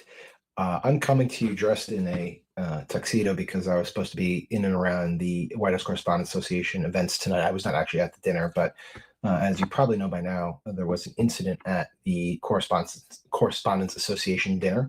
A shot was fired, at least one shot was fired outside the ballroom. The president is safe and secure. The vice president is safe and secure. What we know now is that a suspect was taken down. He's in custody. Agent equals receiving care. Suspect equals evaluated. I noticed that. Appears to be alive. Everyone else appears safe, alive. President Trump just spoke back at the White House about the incident, but the Correspondents Association dinner has been canceled. It may be rescheduled in 30 days or so, according to the President of the United States. I'm laughing because it's nice to see that the Bulwark audience is attracting some dark woke enjoyers. All of this fake news, false flag, Mossad, fake, stage. It's a chaotic scene. I'm in touch with a bunch of people there. Grateful that they're all safe. Grateful, frankly, that I'm not there. But we wanted to at least try to come live, I suppose, in this moment, because probably you've been seeing a lot of this and you probably have some questions. So I'm going to try to unpack everything that we know and just sort of give my perspective on what the dinner is like and how this may have happened. You can say it, dude. You wanted to farm. You wanted to give people the impression that you were actually there, even though you weren't. And why it's so appalling, as someone who's been to the dinner multiple times. So first and foremost, I think it's important to sort of set the scene about what this dinner is like. This is at the Washington Hilton Hotel. It's Hasan said all the libs would say it's staged for the ballroom. Of course, he'd fucking say that. They actually think that this admin needs some sort of like cover or excuse or reason to be able to do the illegal shit that they do when they've literally never, they don't try. They have like the flimsiest pretexts for all sorts of power grabs and illegal moves. We're seeing it play out right now with this stupid war of choice that's launched so we can prevent Iran from getting a nuclear weapon we literally don't have evidence of. They don't need to do a false flag so they can have a fucking ballroom. They just do the fucking ballroom because they fucking hate you. Kind of in the North DuPont area of Washington, D.C. Pretty well. People started blaming Hasan for this immediately, as they should. Hasan probably, what do we think? He probably had I mean, I didn't see the shock collar on this guy, right? But maybe it's like a butt plug shock thing. And Hasan was like talking into, his like little thing that controls it or whatever. And he like set Antifa loose on the White House press correspondents dinner. Well, trafficked area, but not downtown necessarily. The dinner's been at this hotel forever. The hotel's sort of famous because this was the same hotel where Ronald Reagan was shot and nearly killed when he was president. The hotel is usually quite secure. Okay, but this is the most obvious false flag of all time. Bro brought a shotgun to the White House press dinner. Just because they did this in an incompetent way does not mean it's a false flag, you guys. Go into the dinner. So I'm going to try to sort of... You think that, like, of the people that do shit like this, it's, like, self-selecting for, like, the best and the brightest? It's not. You already kind of have to be a dumbass to want to try to do stuff like this. Talk through what it's like to actually get into the dinner, which should underscore how wild it is that someone was able to get down to the bowels of the ballroom and apparently fire a shot. This dinner, you have to go through the entrance on a floor. And you have to get into the dinner, into the hotel. You have to show it an invitation. Hasan controlling an assassin by speaking into his butt plug. No, he doesn't speak into the butt plug. He speaks into the little like remote that can, do like this text-to-speech thing, and then it translates into action, obviously. To get into the hotel, and then there's a bunch of parties that essentially are happening on the first floor when you enter, and people who are actually staying in the hotel kind of line up in the hotel to see who's coming in and who's going, and all that stuff. And so just to get into the hotel, you do have to actually show some sort of identification or an invitation to be at the dinner. Once you're at the hotel and you're in there, ask to speech, text to butthole, exactly. To get into one of these sort of side parties, which happen to be in, what would be sort of like a meeting room, a gathering room, you'd have to show an invitation or talk to someone and say, hey, I'm on the list. There's a bunch of security personnel there. It is just absolutely full. With Secret Service. Staged as usual. Who's buying this shit? And walking around, you need to at least, on occasion, show identification. So that's just the first floor. To get to the actual White House Correspondents' dinner, you have to go down. Is the Bulwark usually this fucking boring? Only a dude could be proximate to this fucking event and still not have much to say. I believe 2 escalators, not just one. Interest, man. Second level, a lower level. I wish you would like fight with the chat and be like, it's not a false flag, it's real. That would be more entertaining. You can actually enter in on the side from the outdoors. It's on the side. It's on, I believe, T Street. T Street, Connecticut Avenue, hotel right in the middle. T Street goes up like this. Connecticut Avenue comes in like this. Like, you're already shamelessly farming. Why not, reach for the stars? You can enter here on Connecticut Avenue onto the first floor. You can enter here on T Street, which is a floor below. So there's 2 ways in. But either way, you do have to show identification. And the dinner is not here on this level. It's 1 level down. So you still have to go down an escalator. Real quick, let's see. Okay. Kyle, give me the hot fucking takes. Please, Kyle, conspiracy post. 2 hours ago, breaking. Trump rushed off as shots fired at White House Correspondents' dinner. Yes, okay. This is what I need. Please inject it into my veins. Kyle, light this shit up, okay? Because if anybody can come up with libs can't come up with a conspiracy theory that's decent to save their life. For the ballroom, give me a fucking break. It would not be child's play like that. Kyle, explain to me how this is connected to Charlie Kirk, Israel, Mossad. Who else could this be connected? Let the master work, okay?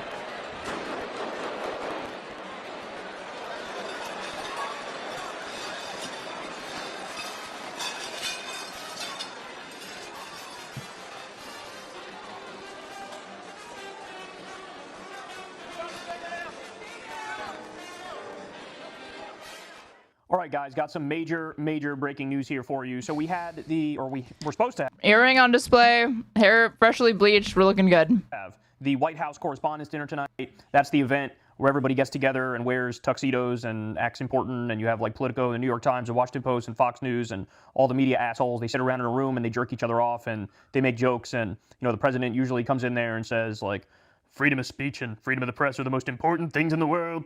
It used to be kind of a fun thing, and Barack Obama would go and he would do like a stand-up comedy routine or whatever. Every president would go, and it was supposed to be a lighthearted event. Well, anyway, Trump killed the fucking thing because he's so sensitive, he's so insecure, he's so pathetic that he couldn't handle jokes being made at his expense. So I feel like we've gone years now without having a White House Correspondents' Dinner, a proper White House Correspondents' Dinner. Well, anyway, so this year they were having a White House Correspondents' Dinner. And I guess it was at the beginning of the event, everybody was sitting down in their seats, and Erica Kirk was at the event tonight. She tried to do Donald what she did to Charlie. Yeah, for real. I saw that. I'm waiting for her to give the speech, her statement in response to it, and make it about herself.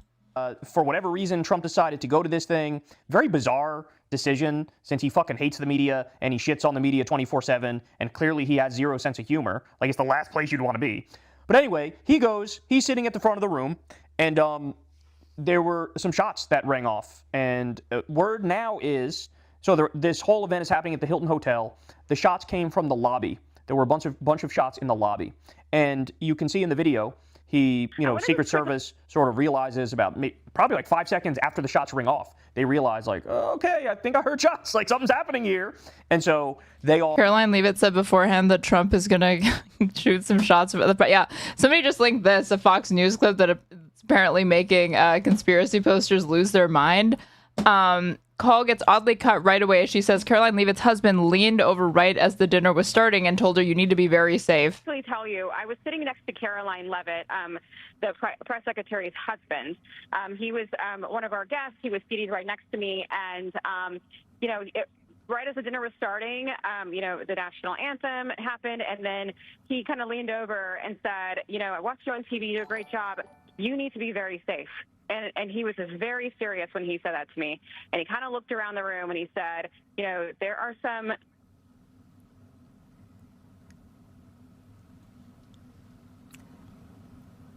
Sounds like we lost Aisha's Oh my God. phone. And then, just at that moment, right as she says, okay, and then her husband said this really ominous thing to me, you need to be very safe, and they cut the fucking mic. There, and this happens, by the way, especially when you have so many people attempting to utilize the same cell service at the same time. I did want to add this. While we had a moment, I was just reading. I want to just quickly... That is fucking amazing. See, wait, where were we? Close this. Where's Kyle? All sort of stood up, blocked him. Then they realized, I think we should probably fucking get him out of here. And then they all rushed him out of the room. And so we don't have much other information right now. We don't know who it is, what their motive is. We don't know if it was going to be an assassination attempt on Trump, or if it was some sort of an assassination attempt on people in the media. We have no idea whatsoever at this moment, but you can see in the video that I showed you already that people in the room sort of get scared. They're looking around what the fuck's happening. Some people hide under the desks or the tables. Like I said, they ushered Trump out ASAP. So clearly, something big's going on here, y'all. Something big's going on here. It is also, at this early date, I should point out, since we don't know anything really yet, it's also possible that, it was an incident where law enforcement shot somebody else, thought there was a threat, and Damn, shot if even Kyle doesn't think that there's like a there, then it's probably legit. That's how you know. somebody, or maybe there was a threat and they shot somebody. It's really all speculation at this point in time. But bottom line is, breaking news here, White House Correspondents' Dinner was about to happen. Trump was there. Some shots rang out. Secret Service rushed him out of the room. And now it looks like, I don't know. I mean, I doubt that they'll continue with the event. Maybe they will. I really don't know. But yeah, I mean, all too fitting for, what this country has become. I feel like, we're at the point now where we're so used to our country committing war crimes. We're so used to just horrible news stories about corruption and ICE Gestapo thugs and murder and mass shootings at elementary schools that now you hear a story like this and it'll be a big deal for like maybe a day or two, but like yeah, like not even. This won't even be a big deal like past tomorrow. That's going to be it. All right, one more thing on this and then I'm going to do other shit. Anna Kasparian already covered this. Just want to see if there's one thing in there that she new skepticism emerges Trump's assassination attempt. Let's see what their thoughts on this are. Makes sense. Okay, go ahead. So I don't know what happened with the gentleman who was shot and killed, and now we're getting into deeper waters, et cetera. And again, we're not saying we know. Okay, so to me, the legitimate question in there is, why was no one punished at the Secret Service for an enormous breach of security? That there was a guy on a roof with a perfect shot at Trump in the crowd, and that's the one building they didn't look at, and that's the one building that had no video cameras. Yeah. And not only was the people in charge of security that day not fired, the lead guy there was promoted. Let's take bets on whether the word Israel is used or not. Israel, Mossad. To the head of the Secret Service. Insane. No, that's evidence number 2. Okay, so I'm actually gonna skip ahead. I want to go to some of these videos. Evidence number 2 of what, Jink? Start with F2 because there are others who have weighed in on this. Now, Tim Dillon, of course, is a comedian, but he does a lot of honest commentary in his comedy. With that in mind, let's take a look. Maybe the assassination was like not something that we don't know the full story. So maybe it was staged. Oh, wait. Okay, so they are doing. Okay, what are the odds that this got uploaded? This was uploaded an hour ago. Secret Service questions after Trump assassination attempt. But they're talking about Butler, Pennsylvania. It was lost. I thought they were just bringing it up as like an ancillary thing to compare it to. But no, Tim Dillon is also talking about, I guess, skepticism regarding what happened there. Maybe it was faked. Maybe it was some kind of message to him, although I don't understand that because it almost, I mean, I don't get it. I don't get how close you would come. The top of the ear. But I think maybe it was staged. And I think now is the time to just come out and say, some people are going to be upset by this. Joe Kent has recently conveyed Butler was staged. Okay, Joe Kent is the same guy who says that Israel dragged us into the Iraq War and also thinks that Charlie Kirk, like Israel had something to do with Charlie Kirk. So, yeah. But we staged the assassination attempt in Butler to show people how important it is and how important it was to vote for me. Okay, so that's what Tim Dillon had to say on his own show earlier this month. And then you have the statements that Joe Kent made when he was on Tucker Carlson's podcast. If you don't remember, let's go to F3. I mean, we still don't know what happened in Butler. We don't know what happened with Charlie Kirk. And by no means am I saying like, the Israelis did this or any of that, but I'm saying there's a lot of unanswered questions there and there is enough depth. So when they say like new skepticism has emerged, they're talking about Tim Dillon cracking a joke and then Joe Kent going on this podcast a month ago. To at least say that there's a good chance that President Trump feels like he is under threat. We're not allowed to ask, basically, was there any linkage between what took place with Asif Merchant, who was recruited by the Iranians to come to America to recruit proxies to kill President Trump, the FBI. Okay, whatever. I want to see. I just got this in my recommended, and this is actually extremely relevant because, reminder, Meghan McCain literally just tweeted out, I don't want to hear one more fucking criticism of Trump's new ballroom at the White House. Conveniently, a day ago, 49,000 views. Meghan McCain, this is Citizen McCain with Meghan McCain. Love that title, girl. She has 30,000 subscribers. Meghan McCain's private reconciliation with President Trump. Okay, like the girl who we're forced to pay attention to because her father unsuccessfully ran for president and supported every single military incursion this country ever wanted to undertake. And now we're stuck with this Nepo baby. So apparently she made up with Trump. The second President Trump term I much prefer it. I really like the tone of President Trump this go around for all the personal reasons everyone can already surmise. I want to share a story with you. Roblo on YouTube chat, you're just mad that this is like, there's literally just not even compelling information here to suggest that this is a fucking like false flag. But everyone else, I actually haven't told publicly before that when our good dear friend Tulsi Gabbard was being confirmed in the White House, she asked me to come to the White House with her because it was done in the Oval Office. And there were conversations behind the scenes of whether or not it would be appropriate for me to come, whether or not President Trump would be okay with me coming. And long story short, I ended up having to get his permission. And he relayed the kindest message. Dude, look at these guests. Okay, so she's talking to Lara Trump. This is the wife of Eric Trump, the not Don Jr., the other son that nobody really gives a fuck about. And some chick who is sitting on a brown like futon with a Raggedy Ann in the background. Quality guests here. Of course, this is my home, but you are welcome in it. And then afterwards, sent a private message that I don't want to reveal because it's private to me and my husband afterwards. It was a very kind and a very nice. And I was like, of all the things that have gone on, of all the things that have been said and done, this is very gracious. Yeah. And I want to know, I have heard this from other people, that he has sort of been very gracious to other people that maybe have had things that have happened in the past that haven't been positive. Is that just because this is his second term? Is that because, he won again? Is it just the phase of his life he's in? But I have definitely seen, just in my personal experience, a much softer side to President Trump. And then I was wondering, maybe... Holy fuck, this does not get more pathetic and more shameless. Are you really hurting for podcast views and relevancy that bad? And do you honestly think that anybody gives a fuck that you've like publicly or privately reconciled with Trump? Like acting like this is a relationship that you have like with your ex or something that's tumultuous and you have to figure out how to co-parent. This guy's a fascist. Your father didn't even like him. And the only reason why you're relevant is because of your father and how you bring him up every 5 minutes. And he talked shit about him like the entire time in the run up to the presidency and after. And then like his entire fan base made fun of when he dies. But this is like, oh my God, this is like literally just on tier with like Adriana, like the fucking Adriana telling the FBI agents, like, Tony's nice to me sometimes. Sadly, is it because he said several assassination attempts? Trump and his soft side, that like she could not resist the allure of Trump and his known for his sensitivity with women. At his life recently.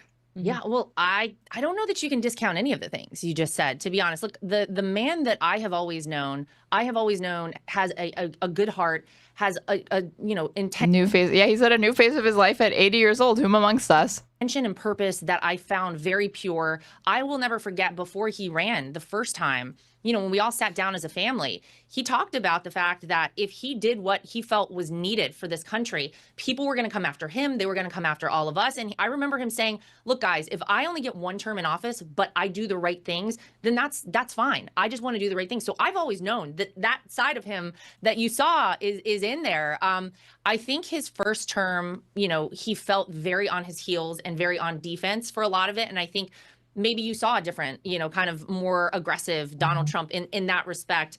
But yeah, I think, when you have these... I love how they're categorizing Trump's like passive aggressive and like rude comments as like aggression when it's just Trump being like a queenie bitch. Like a catty gossiping whore, pretty much, when he said that like, yeah, I like guys that don't get captured and also like didn't want to attend John McCain's funeral. Moments of... that truly your life kind of could have ultimately been changed or ended. I don't think you can discount that at all. I think that 100% had a huge impact on him. I do think his faith... These women are in the fucking sunken place, man. Holy shit. This is actually worse than like having a girlfriend who is a terrible fucking boyfriend and cries about them constantly. They feel like shit. They're insecure because of things that he says and does to them. But then they're like, I know, but like one time he made me spaghetti for dinner when I was really tired and I got home from work. So like, who's to say that I should break up with him? It's insane. So fucking like mentally raped. Gator Highlights, thank you so much for the $5 super chat. Really appreciate it. Trump, Megan, your dad is pathetic. He's a fucking loser. I'm glad he died. Megan crying. Thank you, Mr. Trump. I love you. Hey, he's going through a phase in his life. Sensitive, okay? At 80, he's going through a phase. Give him, can't people be redeemed? Isn't the left supposed to believe in rehabilitation? And Cerebral Palsy, thank you so much for the super sticker that says thank you and the $10 donation that went with it. I really, really appreciate it. has become more important to him. You know, people love to give him a hard time about, oh, he's not really a man of God. He's absolutely a man of God. He absolutely is a believer. The cope. Yeah. Trump is a man of God. And a follower of Christ. But I think that, you know, he's had to find his way. And I think everybody, you know, you look like, why is this important to these fucking people that he is a man of Christ or not? I don't get it. Like, what comfort does this bring to you to like tell yourself that Donald Trump is religious when he clearly is not? Whatever it is you do career-wise, and you go back to day 1 and go back to day 1,000, and they're different people. You know, I look at interviews that I first did whenever I started out on the campaign trail in 2016. My God, I'm like embarrassed beyond belief about this. Yeah, because you had a different face when you were doing those interviews, and now you've gotten fucking Mar-a-Lago face is probably why. But that's sort of the nature of it, right? Yeah, basically everything I did for the entire year in 2016, I'm embarrassed about. So don't worry about that. So we all have those moments. Yeah. So I think he's kind of lived and learned, and he had to adjust to this position. He's lived and learned? I think the 4 years off were important, and I think he kind of had a different air about him, and everybody felt it going into his second. Is there posturing for the evangelical vote? I'm not convinced that even a ton of evangelicals actually believe that Trump himself is a highly religious man. They just know that he enacts their will. Term, and I'm so glad to hear you had that experience, and I wish more people had that experience. You know, you talked to Bill Maher, who I know he's still had his, you know, back and forth with recently, but Bill Maher was invited to the White House to have dinner with the president, and he talks about the fact, he's like, I wish more people saw that side of him that I got to see at that dinner, because he really is, he's got a great heart, and he has good intentions, as I said. And I think that. So because Bill Maher, who is a fucking reactionary lib, who is Islamophobic, went to, like, dined with Trump and said what he had always been hinting at the last several years, which is that he has this sort of begrudging respect for the guy because he agrees with a lot of Trump's policies, especially with like foreign policy. And all he does is bitch about the left. Wow, can't believe this must be indicative of like a massive heel turn for Trump, and not just indicative of the fact that Bill Maher is a shameless fucking grifter who will say anything to maintain relevancy and is pretty reactionary in significant ways. Always has been. It gets so muddied and so distorted for so many different reasons. I mean, we know the reasons, but no, that's the guy I've always known. Absolutely.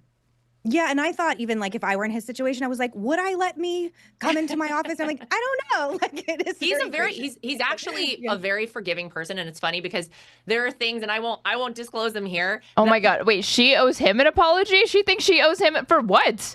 I mean, I don't know. Like maybe she did or said something, but why is she saying that? She's acting like Trump is like gracious to like interact with her. This is so pathetic. I hear him in arguments with my husband about, and my husband's like, I can't believe you let so and so back in the, you know, Sure. Honey, you know, you just got to let it go sometimes. I'm like, God, that is it's a great take, and I love it, and I appreciate it. Okay, weird. That other woman who was there at the beginning didn't even like say anything else. Actually, speaking of like reactionary skeptics, I want to go back just a little bit to something that I totally, and I'm really upset that I overlooked. And this was PBD losing his mind over Mamdani and Obama. I was like, I don't know how this just like went past me and I didn't really notice it, but just to appreciate it. Hold on. If you choke. This was PBD 5 days ago, like fear mongering about Mamdani and Obama, and I was so offended by the fact that he said that like Obama's like clearly endorsing Mamdani when like Obama literally declined to and didn't endorse Mamdani when he could have. All he did was have a phone call with him, and now he's made this public appearance. But one, that's not an endorsement. Obama doing a public appearance with somebody doesn't mean jack shit. Obama will literally, like, he fucking sold his pastor up the river, okay? He will say, and he will disavow anybody that he fucking needs to if he thinks it's necessary for him to maintain his legacy and his public image. So it's always tenuous with Obama, for one. And for two, just listen to PBD freaking the fuck out, like losing his mind over like a clip, just... It's stunning. How do you get rid of the IRGC? That's the big problem. If they're saying, well, you know, they've agreed to a 15-year suspension on, uranium enrichment and all this other stuff. What the hell is 15 years? The problem, like for example, I don't care if certain countries have nuclear enrichment or the power if they're allies and they're friendly. Who do you care about not having it? People who are screaming off the top of their lungs, death upon America. Yeah, that's a little bit concerning to give you that. And say 15 years?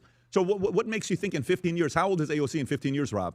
50? I don't know how old she is right now. 34? 33? 35? 36. How old is she today? 36? They fear her, man. They know that one day she's going to be making a presidential run, and that's the day that they really lose their fucking mind. In 15 years, she's Dumb question, but is PBD Iranian? Is he ever? 51. Say America gets crazy. Who was Obama doing the whole song and dance thing with the kids, with Mamdani in a classroom? I don't know if you guys saw that or not. Yep. So Obama was at first too careful to get too close to an Islamist socialist, semi-communist. He did. Now Islamist, socialist, semi-communist Zohran Mamdani. Doing this, optics-wise, go ahead and play this clip out. What do you think this is? You can play the clip. What do you think this is? Tell me what optics are. If the #1 Democratic influencer in the last 30 years. What do you think this is, people? Look at it. Look at what you're fucking seeing. This is Sharia law in America. It's here on your fucking doorstep, and you're not doing anything. I guess we forgot 9/11. Gets in front of it. Is this not a form of endorsement? Yes. This is an endorsement. Yeah, this is an endorsement. Are you guys not seeing this footage of Obama doing a nursery rhyme with the mayor? With the Sharia law loving Islamist semi-communist mayor? Well, that's some indoctrination. Shortly after, by the way, his wife was caught with all those crazy comments online. And gay, yeah. And he's Obama's right there. Obama, so meaning they're going to. We love Rami. By the way, this leads to the following. Let me go to the James Carville tweet. I don't know if you guys saw this or not on the podcast. James Carville, who's a big... Like, just that. I don't even know how I skirted past that, okay? Fucking 10 of 10. A great analysis. Thank you so much, PBD. Then I saw that Ben Shapiro was losing his mind over this as well. Whose content is usually, like not in... Whoa, we are not watching Ben Shapiro sped up today. Thank you very much. Obama just teamed up with NYC's most radical socialists. This is from Ben Shapiro, Benny Boy, 7 million subs, 232,000 views 5 days ago. That's what shitting out these opinions nets you. Just, abject racism. But I usually don't cover Ben Shapiro because he's not really in style and like he's like a fucking lol cow in a lot of ways. But it's always funny to watch some, Ben Shapiro lose his mind over an Islamist. Choice to make. Do you embrace Zohran Mamdaniism, this third world nonsense? Or do you run away from it because it is not representative of the vast bulk of Americans? And the answer is they ran toward it, they grabbed it, and they hugged it. The leadership is... Dude, again, Obama, the narrative we're trying to propagate here is that because Obama is saying wheels on the bus with Zohran Mamdani, that he is co-signing and ushering in Maoist third worldism into the United States. Is reflecting the middle. In any case, the leadership of the Democratic Party is full scale embracing the third worldism. Barack Obama, who's been publicly missing. Yeah, Barack Obama, noted leftist. I've noticed these days he's like wearing the black beret a lot more than he used to when he was still in office, and doing the like black power like fist pump all the time. And then Mamdani, the vanguard leader of it. For a while, he sounds off on Twitter every so often when he's not busy making crappy Netflix documentaries for too much money. He was out there campaigning, basically, with Zohran Mamdani. Why? Because Mamdani and Obama are of a piece. The thing that drove Barack Obama, I have said this literally his entire career, the thing that drove Barack Obama... I have always been this racist. ...was the feeling that America was inherently guilty for all the problems of the world. Do these people just know nothing about color balancing? Jesus Christ, Ben, look at this. The screen is just like blinding. We're in a white room. He's pale as fuck. This dude is literally the fucking shade, like a ghost. Large white laptop taking up the screen and then like a lit window in the background. And then he's in a tan suit, which I thought we weren't supposed to do, Ben. It wasn't cool when Obama did it, and a white shirt. Like, could this room get any more like beige? World was the feeling that America was inherently guilty for all the problems of the world. This sort of post-colonial viewpoint was always Barack Obama's viewpoint. You'll remember that... Yeah, the post-colonial viewpoint of recognizing that the United States has not always been stellar. Barack Obama, in his memoir, Dreams from My Father, wrote this, quote, "I know I have seen the desperation and disorder of the powerless, how it twists the lives of children on the streets of Jakarta or Nairobi, in much the same ways it does the lives of children on Chicago's South Side. How narrow the path is for them between humiliation and untrammeled fury, how easily they slip into violence and despair. I know the response of the powerful to this disorder, alternating as it does between a dull complacency and, when the disorder spills out of its prescribed confines, a steady, unthinking application of force, of longer prison sentences and more sophisticated military hardware is inadequate to the task." Okay, that is third... Okay, problem? That is third worldism? Worldism, in a nutshell. What the People fuck? are impoverished in Jakarta and Nairobi because of... Yeah, talking about the universal plight of people like living under capitalism and the fact that your life is largely dependent upon your wealth and that your rights literally correspond to that, and that's not something that's really within your control. That's third worldism, okay? Feeling elites who are doing capitalism and militarism and all the rest of this. Right, that was always his position. So it's not a surprise to see him with Zohran Mamdani, who I mean, literally, he mentioned another country that's third worldism. This is not far off from the definition that they have to be operating off of. believes precisely the same thing. It is Zohran Mamdani who says things like, the NYPD boot is laced up by the IDF. It's all He says things like the wheels on the bus go round and round. This is why, and he thinks those wheels should be free. He thinks that you should be able to get on the wheels of on the bus, whose wheels go round and round, completely for free. This is third worldism in action, people. all the same thing for them. The hatred, this is what people need to understand. Also, what was this? Mamdani, who believes precisely the same thing. It is Zohran Mamdani who says things like, the NYPD boot is laced up by the IDF. It's all the same thing. Oh, so he says like based things. It's Mamdani who says things that American politicians don't typically say, and end their careers. Yeah, that's why we like him. For them. The hatred. Zohran Mamdani says things like objectively true facts, like the NYPD and the IDF have a close working relationship. Hatred. This is what people need to understand. Hatred of Israel in the United States. Hatred of it, not opposition to Israel's actions. Yes, you tie this back to not being sufficiently pro-Israel. Yes, the people want it. Again, that's all debatable, of course, as it is for any country.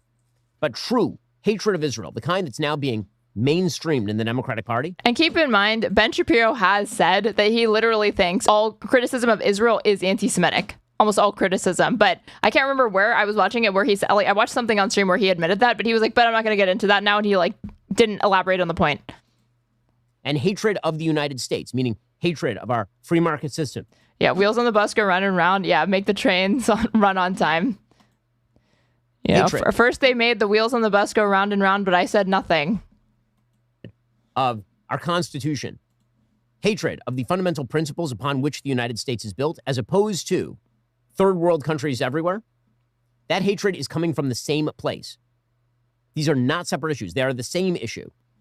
Obama and Mamdani have always been on the same page, and they were over the weekend when they decided to get together to read to pre-K students in the South Bronx.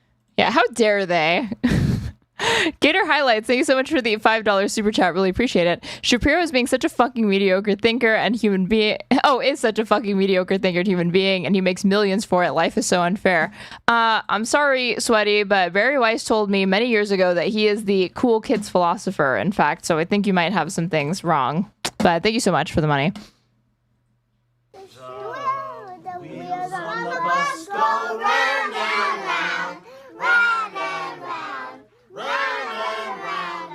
Third worldism. What's become of this country? We used to remember 9/11. The fact that Obama is even doing that with Mamdani shows where the Democratic Party is. The only thing that could have made this better is if Ms. Rachel had like made a cameo. I think Ben Shapiro's head would have literally exploded if that had been the case. That would have been an all-timer collaboration. The thing is that like, let me steal man for 2 seconds. No memes. This position. These people look at that clip the same way you and I might look at like Mamdani sitting down with like Henry Kissinger and doing so, like a fucking like war criminal or something and doing wheels on the bus go round and round. Don't get me wrong. Obama is a war criminal, but he is not like Henry Kissinger status. So to try to pretend that is and was like Obama's legacy at any point, and that's certainly not the criticism and like where he's coming at it from, his criticism of Obama. It's not staked in any sort of like principle of like, oh, I care about, you know, human rights or international law. It's definitely not that. It's like him not being reactionary enough, and the fact that he's a scary, you know, Muslim to these people. I guess I could see how it's like despotic to look at something like that, but that is just not what's happening. So all they're doing is just soying out and freaking the fuck out over what to everybody else looks like, you know, a respected former head of state, President Obama, still largely the Democratic Party kingmaker and had like held in high regard still with the base, you know, a president that people still like long to be in office pretty much, with a very popular young mayor of New York City. The Democratic Party had a choice to make. Do you embrace Zohran Mamdaniism, this third world nonsense? Or do you run away from it because it is not representative of the vast bulk of Americans? And the answer is they ran toward it, they grabbed it, and they hugged it. And this is why when Zohran Mamdani says he's never running for president, which of course he can't, he wasn't born in the United States, That should Okay, are we supposed to like not believe him that he's gonna like try to do that or what? be of cold comfort, because the entire point here is that this is a movement, and he is just one member of that movement. Democrats. Yeah, exactly. He's one member of a movement, and it's not third worldism, dude. Have discovered Bernie Sanders socialism fronted by people who are take no comfort in the fact that this man is just a naturalized U.S. citizen. You still be scared. Diverse background, often from third world countries. This is the new formula, folks. There is one asset that you folks. Nice Obama impression, dude. Promo code Ben, or you.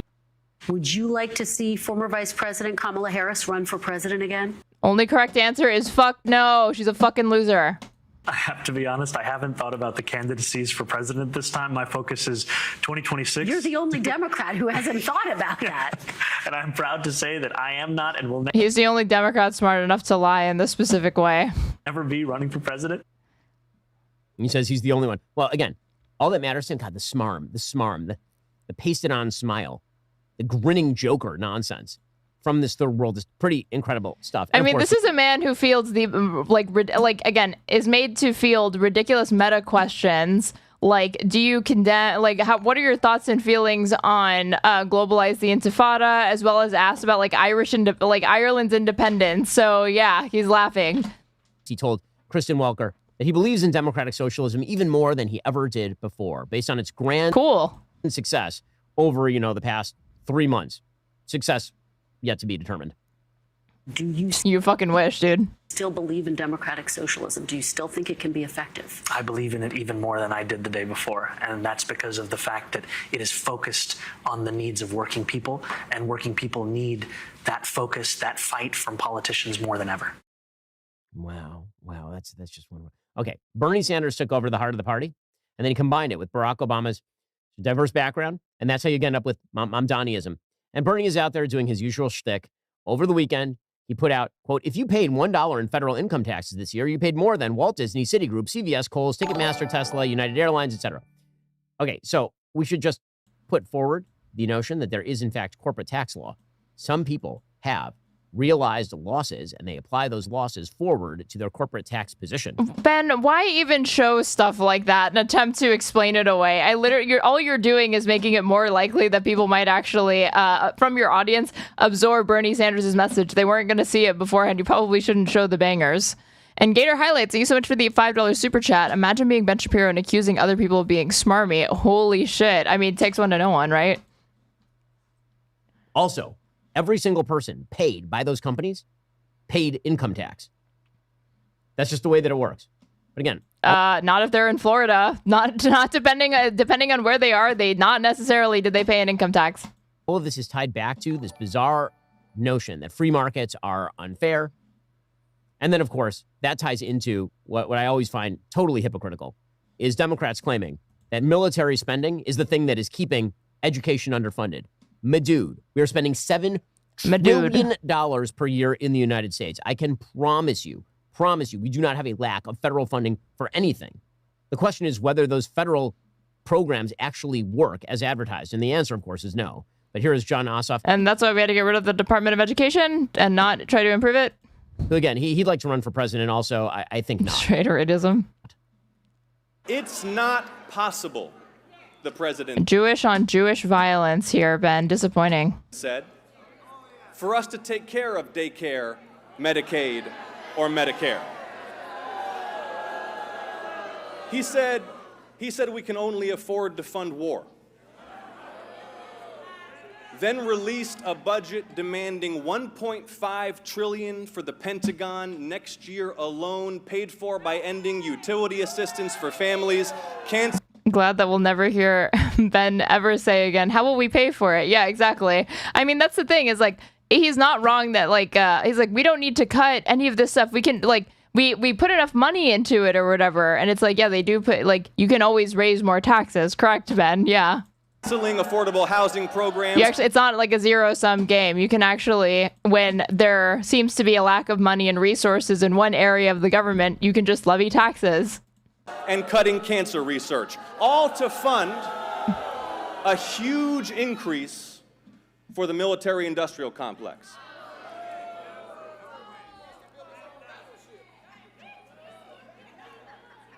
Because draft-dodging Donald loves sending... Is it just me, or is that laptop enormous? It's literally as wide as his shoulders. I think that says more about Ben Shapiro's size than it does the laptop. ...other people's children to war. Again, this line... Look at this fucking... It is. Like, this just makes Ben Shapiro look tiny. Again, you hear this from the same people who are promoting the lie for some reason that people in the military are not volunteers, that there is a draft. They're using the same sort of shtick that was being used in 1969 when it was actually accurate, when people actually were being drafted into the military and sent overseas. And this is all part and parcel. Okay, so do you agree that a draft is bad? If so, do you support Israel's policy of forced conscription, Ben? Is that the reason why you don't live in Israel, Ben? So of a deep and abiding dislike for the United States. Meanwhile, by the way, I will say that the dishonesty of a lot of these folks is pretty astonishing. Ilhan Omar, who, again, you want to talk about third worldist politicians? She is definitely one. It is amazing to watch her run around talking about how she comes from a country where there was tremendous political repression, so she knows how... Clearwatch, you should have pointed this out. I can't get over how tiny Ben Shapiro looks at the setup between his mic, his fucking water bottle, and his laptop. He just looks like so small. Important freedom is her parents were literally involved. Her dad was a he general... like barely makes it over the fucking top of this laptop, man. ...in the political repression. In any case... He's like, look at this big boy with his big boy computer and his microphone. She now says that she is not a multimillionaire. There was a disclosure filed last year showing that she and her husband held assets between $6 million and $30 million. Now there's an amended filing, and it says that the couple's assets are $18,000 to $95,000 a year, which that's a big... It's hard being a Hobbit. I mean, Ben Shapiro says he doesn't support DEI, but he's out here with Hobbit representation. Big change right there. That seems like a big change. And it's disgusting how our society treats hobbits. Wonder where that is coming from. Meanwhile, again, it seems to me that the importance of a conservative and Republican victory when it comes to the broader philosophical battle here is the important thing. The president was speaking at a TPUSA event over the weekend. And he said, we have a country based on merit. That's going to be the question. That is going to be the question. Do we have a country and also an international sphere based on merit, based on the capacity to do good things and remain powerful enough to do Ben those Shapiro easily is the strongest argument against meritocracy at the moment. things? Or do we have third worldism? Here's the president. If you get great marks and have great scores and your boards are good, everything's good, you're getting in. People can't go before. We have a country now that, again, is based on merit. We have a country that is based. Just cut it there. Get our highlights. Thank you so much for the $2 super chat. Bro's laptop screen is 2 feet wide. That's the way we became great. Hobbits like gardening and eating and chilling and smoking, not being a shit to your white supremacy propagandists. Am I slandering hobbits by making this joke? Am I contributing to further hobbit marginalization by pointing out the fact that Ben Shapiro is in fact a hobbit? Maybe, like, I feel like, to say that he's like a fucking dwarf is like too on the nose. Right about that? Will we be a meritocracy? Will we be a country that defends our own priorities and our own values? Maybe an elf. Or will we surrender to this third worldist anti-Americanism? That's the question. And what's happening in Iran is just one manifestation of that broader question. God, what an amazing angle. Okay. Third worldism. This was, dude, he put out 2 of these. What is this one? Hold on. This is the radical third world invasion of the Democratic Party. And the fucking, the thumbnail for this was like an AI photo of Obama and Ilhan Omar like burning a flag or something. Okay, no. It was Ilhan Omar and Mamdani, and behind it says America's evil. And Mamdani is wearing a shirt that says I heart radicals. Hasan Piker grew up in Istanbul. Oh, wait. This actually might be the wrong... Which one is it? That might be not the video. Oh, wait, yeah. Okay, the radical left's hostile takeover is here. That's the other one that I was looking at. Turkey. Zohran Mamdani spent his early childhood in Uganda and South Africa. Ilhan Omar grew up in Somalia. These people hate America. They should love it. They hate it. Clearly. They're all from the third world. All of these are major political figures on the left. In fact, realistically, they are the new leading core of the Democratic Party. We have been importing the people who hate our country and wish to destroy it, who believe in third worldism, the philosophy that all the problems of all the third world can be laid at the feet of us here in the West. But there's more. The people in the Democratic Party elite who apparently believe that the West owes it to the third... I mean, when Israel doesn't get their fucking way, they do the same goddamn thing, and I don't hear Ben Shapiro complaining about that, so... ...world to destroy itself, or who see the third worldists as fellow travelers helping them to accomplish that goal. Bernie Sanders. You're brave at Straighterade. I could never skew my YouTube algo like this. Oh, don't you worry, sweet summer child. This is my, like, work profile. I have, like, a personal account that I do not let get fucking polluted with this crap. Alexandra Ocasio-Cortez, Ezra Klein. Turkey is the third world. Well, yeah, that's where Hasan is from. Hasan was raised there, so naturally it's third world. Times, the Pod Save America bros. These people could cast out the radicals. They could fight them in favor of a conversation with those of us who love America. Instead, they choose to side with those who despise the country in order to defeat us, anybody who is remotely center or right.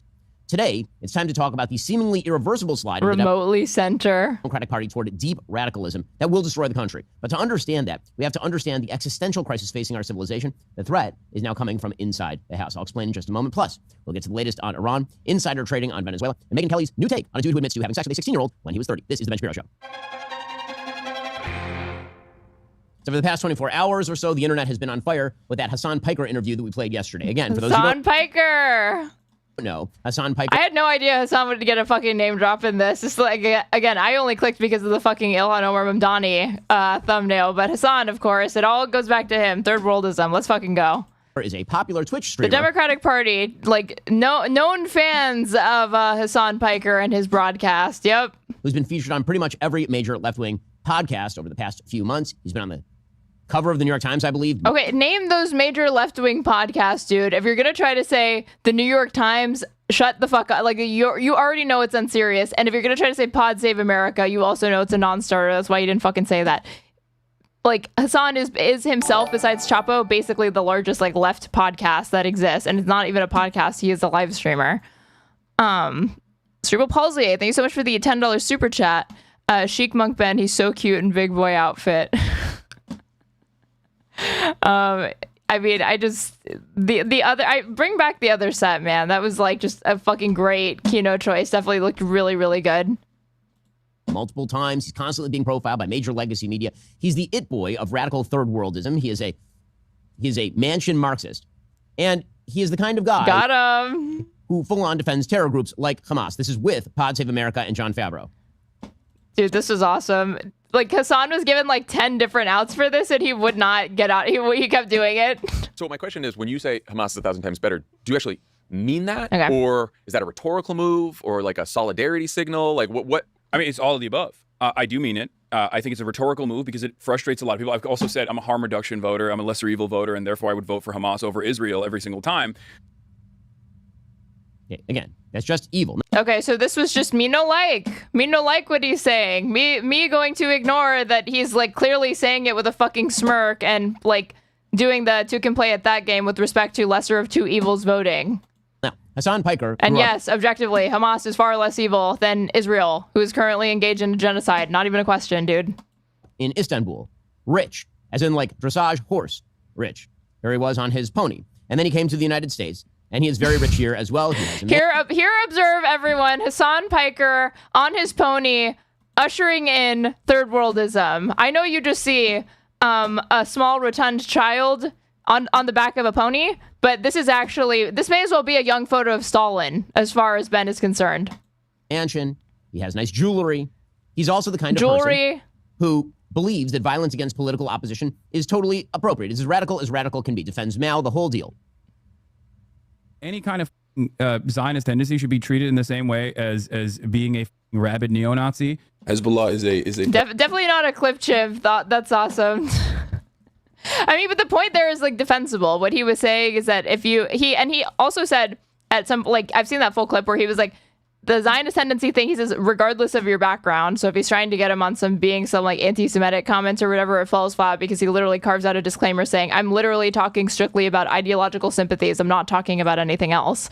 I don't agree with him that like, if at any time you had any pro-Israel or like, pro-Zionist sentiment that you can't be like the dog catcher or whatever, he's obviously being inflammatory in that respect, and that's just if he's not, that's a stupid standard because people can change. But what he's saying is that if you are pro-Israel in this moment, in this current iteration, or you defend the actions of the state, given what you ought to know about it now, yeah, you're not fucking fit to hold the lowest office that society has for public servants, which is the dog catcher. It's a defensible point. Paramilitary organization. Clip, but still valid. Yeah, exactly. That is also a part of the Lebanese parliament. Do we like them or no? I think as a resistance group, they're pretty successful against Israel. I don't have any sort of patriotism in my heart. That was fucking stupid for him to say. I don't understand why. Like he'll say stuff like this, but then when like that Hezbollah clip, but then if he was actually pressed on it, he would definitely back off of it. For America, but just in general. Liberals, you need to be showing your opponents. Wait, what was I supposed to be mad about in this clip? Pretty successful against Israel. I don't have any sort of patriotism in my heart. For America, but just in general. Liberals. Wait, I don't have hatred in my heart? What's the issue? You need to be showing your opponent's guts on there, okay? You need to be gutting them. You need to be shanking these and letting their intestines just ride on. Are we actually like pro clutching over this stage? You have 1950s Soviet era building blocks next to the Gucci store. If there was patriotism, ever a country that represented. Oh, he was saying I don't have any patriotism in my heart. I'm supposed to be mad about that? Who cares? The synthesis, the things that I enjoy so much personally. What a delightful human being. And of course, all of that led up to this interview that he did mad, dude. on the Opinions podcast with the New York Times, where he explained that actually Americans get why United Healthcare CEO Brian Thompson was murdered by Luigi Mangione. Engels wrote about. Oh my God, we're actually going to get, again, triggered over the fact that we're just doing like an explanation. This is not an endorsement. This is literally just saying what everybody already fucking knows, which is that it was when people learned of this man's murder, nobody was confused about what the likely motive was. The concept of social murder. And Brian Thompson, as the United Healthcare CEO, was engaging in a tremendous amount of Gleefully advocates to send bombs over to Israel so they can drop it on Iranian children alongside the U.S. Gonna say that you're the evil one for being indifferent towards the death of this man that we know overseas, who lives and dies in our society because we've commodified and privatized health insurance and healthcare. But you're the evil one for not caring about that guy, not Ben, who's so righteous and moral. Story for me, because Americans are very draconian about crime and punishment. They're very black and white on this issue. Oh shoot, did I F again? Fuck, this happened yesterday, but I guess I didn't drop out. Are we good in YouTube chat? F? Okay. We're back? Okay. Yet, because of the I was just saying that it's insane that Ben Shapiro is going to try to lecture you and me on being evil and being immoral, being unethical, when he is the one who advocates for Israel's bloodletting and is currently the biggest cheerleader for this illegal war of choice with Iran that we got into with Israel. And we'll say we need to send bombs over to them so we can drop bombs on children alongside them. But you're evil for not giving a fuck about the death of the CEO, who you didn't fucking know. But to the extent that you do know about this man, you know that he oversees, systematized murder. Effectively, he helps decide who lives and dies because his job is to ruthlessly pursue profits, and it's people's lives on the line. Is a fascinating story for me because Americans are very draconian about crime and punishment. They're very black and white on this issue, and yet, because of the pervasive pain that the private healthcare system had created for the average American, I saw so many people immediately understand why this death had taken place. Everybody immediately got it, including Ben Shapiro, who's just playing dumb. Yeah, so this well-coiffed, terror-supporting, Marxist piece of trash, he also suggested... Ooh, sick burn there, Ben. ...that he is pro-stealing, as he likes the theft. And again, being treated with all the available sympathy and joy by the New York Times. I'm pro stealing from big corporations because, they steal quite a bit more from their own workers. However, one thing that might even help your ethical dilemma I mean, I don't agree with that, but like I think the policy towards stealing should be, should you steal? No. Not even towards corporations when you're exposing yourself to liability. But two, if you see somebody else stealing, no, you didn't. That's my feelings on it. But generally speaking, no, I don't think you should be encouraging people to steal. Is the fact that the automated process that they design, these companies know will increase shrink, right? Other point is that anybody who is like, hand-wringing over literal petty theft, but gets mad when you bring up wage theft and other forms of much more widespread financial abuse and exploitation of people, doesn't actually give a fuck about, stealing.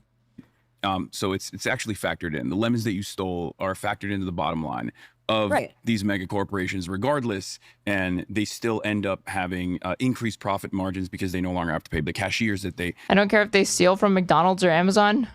How does one steal from McDonald's? Used to hire. Amazon, I understand how you probably could do that because their customer service will probably just like let you keep shit even if you lie about it, but like McDonald's, that would be interesting. As opposed to this automated system, knowing full well that people are still going to be able to still steal a lot more efficiently, as a matter of fact, through the automated process. Again, stealing is good. Terrorism is good. Hatred of America is good. So, Hasan Piker grew up in Istanbul, and then he came back to the United States, where he was originally born, in order to cosplay communism and burn it all down. But Hasan Piker is emblematic of a far... They're so mad that he's a U.S. citizen. ...deeper problem, because the left is mainstreaming him actively, just as they... Yeah, true. Ask for a water cup and pour Coke. ...mainstreamed and praised Zohran Mamdani and Ilhan Omar and Rashida Tlaib and Michigan Senate candidate Abdul El Sayed. The future of the Democratic Party is radical third worldism. Now, they moved over from wokeness to radical third worldism. So wokeness, which, of course, we're all familiar with, was basically, at its essence, the idea that all inequality of result is inequity in the system. That if there's a difference in result, if somebody ends up poor and somebody ends up rich, it's because the system itself is evil and discriminatory, and we know who are the people in charge because they're the ones who are successful. Third worldism is basically that same idea, but internationally. So the idea is that all inequality globally... Okay, so we're just going to give this, like, botched definition of, like, DEI and wokeness, and then... on the subject of third worldism, you can just basically say it's that, but globally. Very great working definition, Ben. Awesome. Is the result of Western exploitation. The West is successful. Third world countries are unsuccessful. The only reason that is... Yeah, well, what's the relationship between those two things, Ben? Is because the West must have exploited the third world. Alrighty, coming up, I want to talk about where this third worldism is beginning. Why are we importing millions of people who hate America into America and into the West more broadly? Plus, we'll get to a very strange take from our friend Megyn Kelly. First, let's just be honest for a second. Paying $70, $80, or $90 a month for wireless is a wireless company today on the internet. It's actually a rap artist named Siba Al-Khiyami. And she is rapping here. I'll read you the subtitles because she is a Syrian-born artist. This is the origins of third worldism, and we're going to listen to a Syrian-born artist who lives in Germany. Does falsify our origins, separate our loved ones, and slaughter our children. Take our blood for granted, demonize our revolutionaries, steal our knowledge, keep our people oblivious, torture our spirits, denounce us our rights, colonize our countries, appoint our rulers, appropriate our goods, and burn down our trees. But who would you be without us? Bomb our roofs, make us out as liars, and watch our pains, and belittle our agony, ignore our tears, and close our eyes, mutilate our faces, and deny our feelings, destroy our dreams, objectify our bodies, and darken our skies, and kill our peace. We will keep standing still. Our love stands in us. But who would you be without us? You would not be without us. You will not be without us. And then it goes along these lines. And the video, for those who can't see, is this very angry young woman who is marching. It's like the wet-ass pussy. Are we going to get to an argument, or is he going to be reading lyrics all day? You know, with bare sleeves. And then behind her are marching a bunch of other people from... Bare sleeves. This whore, this Syrian whore over here showing her... Who the fuck does she think she is showing her arms? What appear to be various countries that are clearly not Germany.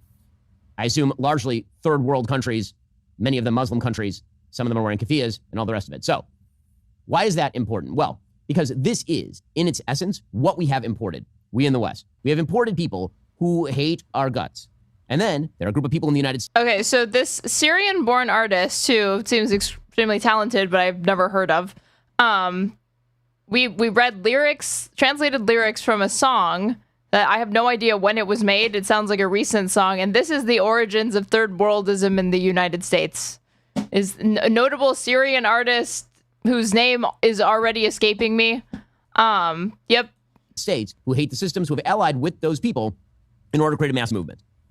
Like, did somebody give him this shit, or did he actually prepare this segment and he was like, yeah, I'm going to try to tell people that the origins of third worldism in the West are the result of like somebody who was trending on Spotify who's born in Syria and is critical of the United States and her lyrics that nobody can understand because they only speak English and they're not listening. They're listening to it because it just sounds nice. What is happening with people like Hasan Piker and people like Rashida Tlaib and people like Ilhan Omar and people like Zohran Mamdani. It is recent and went semi-viral in Germany. Okay, but the thing is like, what he's talking about the origins of third worldism in America. So it going viral in Germany has like nothing to do with what American consumers are listening to. Even if they were listening to it, do you know how many Americans are listening to non-English music in Korean, in Spanish, even in like in plenty of languages, but they're not listening to it because they don't know what the lyrics even say. They may know the theme of the song, but they don't actually know the lyrics. There's a writer named Zineb Raboya over at the Hudson Institute. Has a great piece called the Decolonial Delusion. Gator Highlights, thank you so much for the $10 super chat. Really appreciate it. Ben Shapiro is a fucking idiot by every objective measure. Science agrees with you. This is just objectively true. This is actually a fact. Thank you so much for the $10. And here is what she says. She says, what began as a framework for analyzing colonial legacies has ossified into a secular theology. In Western universities, NGOs, and activist spaces, it no longer questions power as it replaces thought with posture. History is flattened into morality and politics reduced to grievance. The appeal of decolonial ideology is often strongest among diaspora communities in the West. Second and third generation Arabs and North Africans, caught between inherited identity and modern liberal norms, often adopt decolonialism as a moral anchor. It offers instant purpose, social legitimacy, and a ready-made narrative of justice.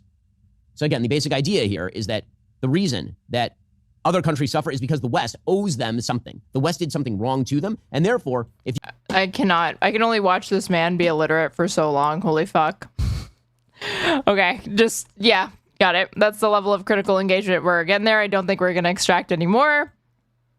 Let's top it off with Sam Harris's contribution, which is the whole reason why I even got on this segment, because Bill Maher's name came up, and then Sam Harris came to mind, unfortunately. So Sam Harris recently made an ass out of himself for the millionth time on his own show. This is called Just Cherish It, Trump, Iran, and the End of American Credibility. This was uploaded 2 weeks ago and has 172,000 views. At some point, on the subject of Trump, Iran, and the end of American credibility, Mamdani is going to come up for some reason. And he will be referred to by Sam Harris as a radical Islamist or sinister Islamist. Let's see what the context of this is, shall we? Did you see Deborah Lee's tweet after the shooting? No, I didn't. The countries of the world that do receive oil through the Hormuz Strait must take care of that passage. They must cherish it. They must grab it and cherish it. And in any event, when this conflict is over, the Strait will open up naturally. It'll just open up naturally. Don't you know the Strait of Hormuz is just going to open naturally and that you should just cherish it? Just cherish it. It's. Were you praying? I think that's what's going to happen there. That was such an amazing speech. I mean, he really is a. Holy fuck, get a load of the plastic surgery on this fucking guy. Between the filters, the Botox, oh my, it looks fucking.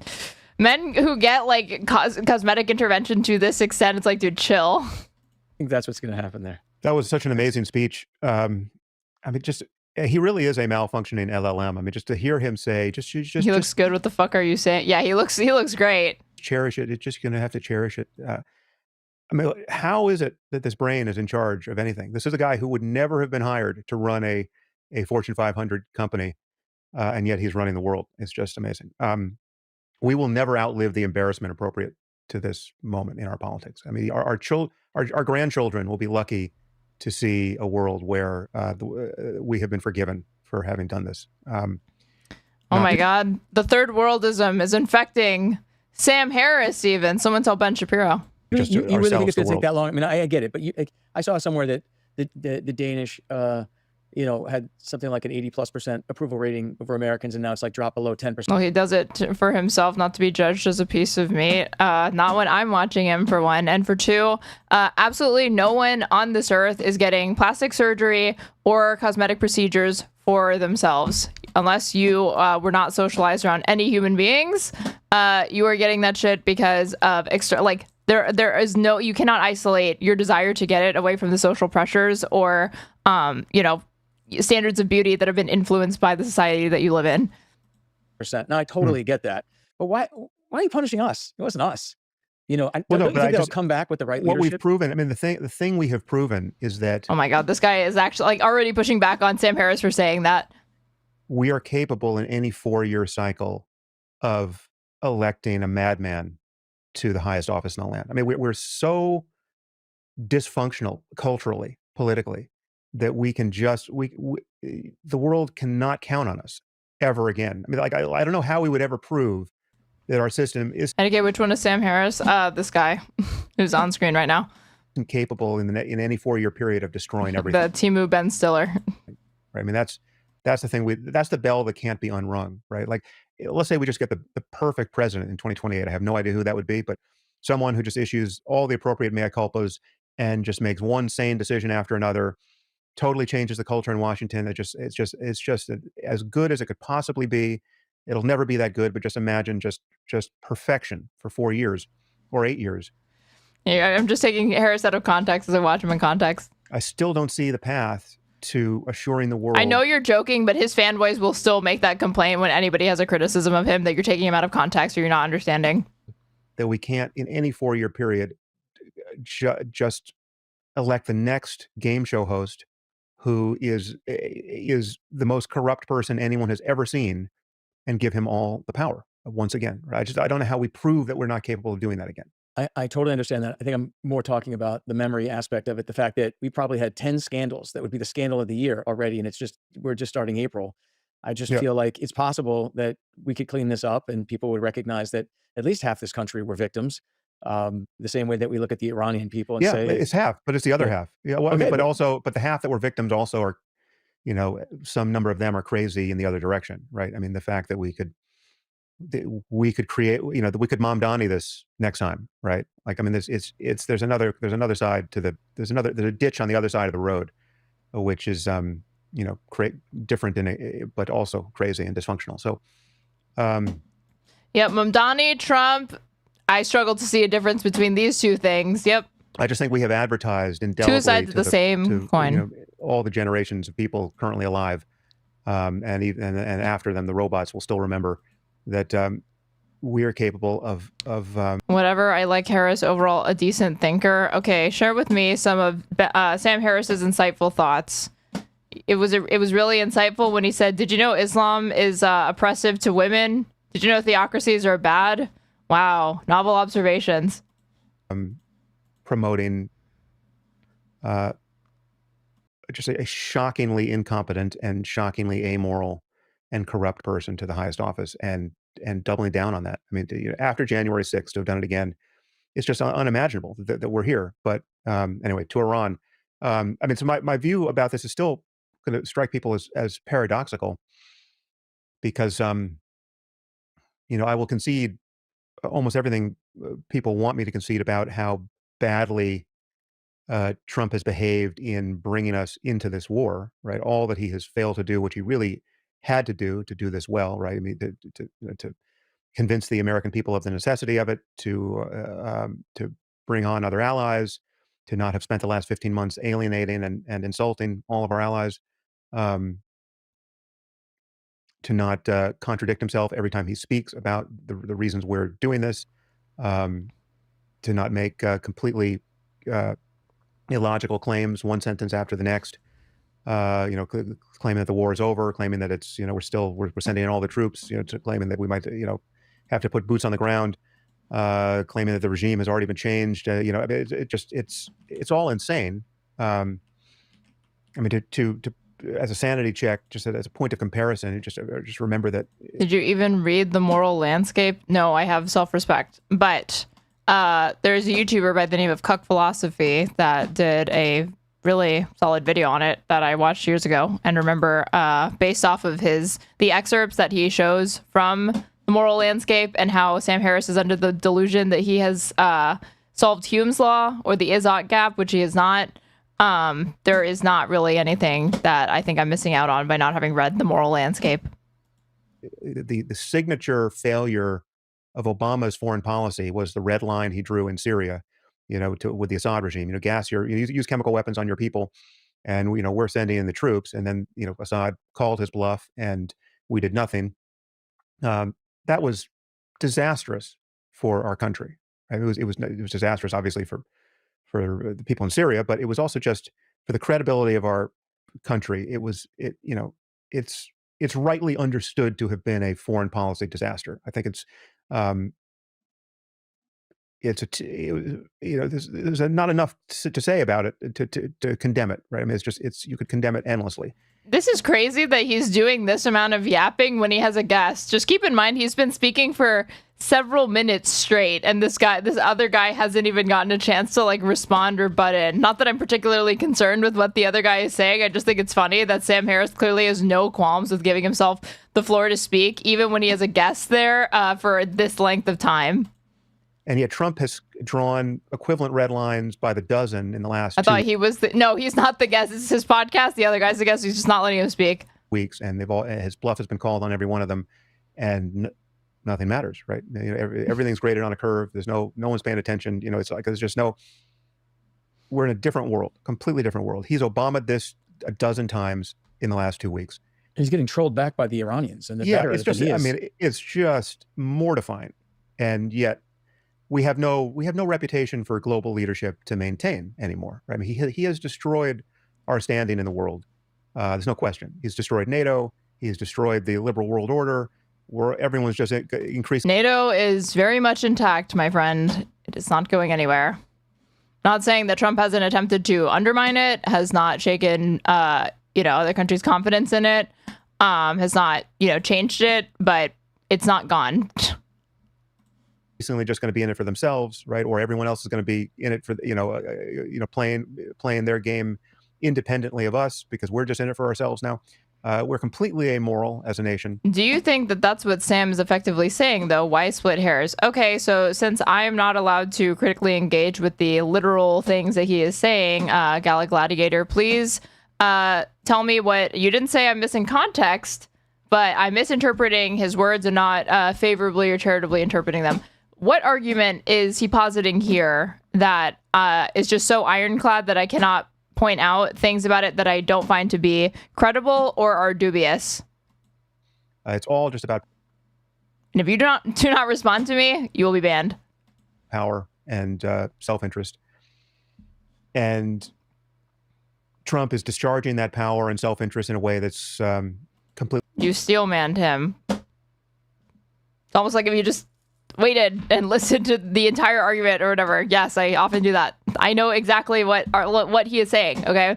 But this idea, it is completely hyperbolic and just a distortion to say that NATO is basically fucked, okay? He's gonna make these hyperbolic comments like that. I am gonna split hairs because they're ridiculous assertions and they give you insight into where his mind is at, and that is an insane thing to think. We are still by far the world's largest military superpower, okay? Russia is clearly not they can't even take it. They said Ukraine would be done in 48 hours. Clearly it's not, okay? They're terrified of invading any countries that have nuclear arsenals. China does not launch hot wars or whatever. I'm not saying that China doesn't have possess the ability to build up a military that rivals the United States, but currently we are the world's foremost military superpower.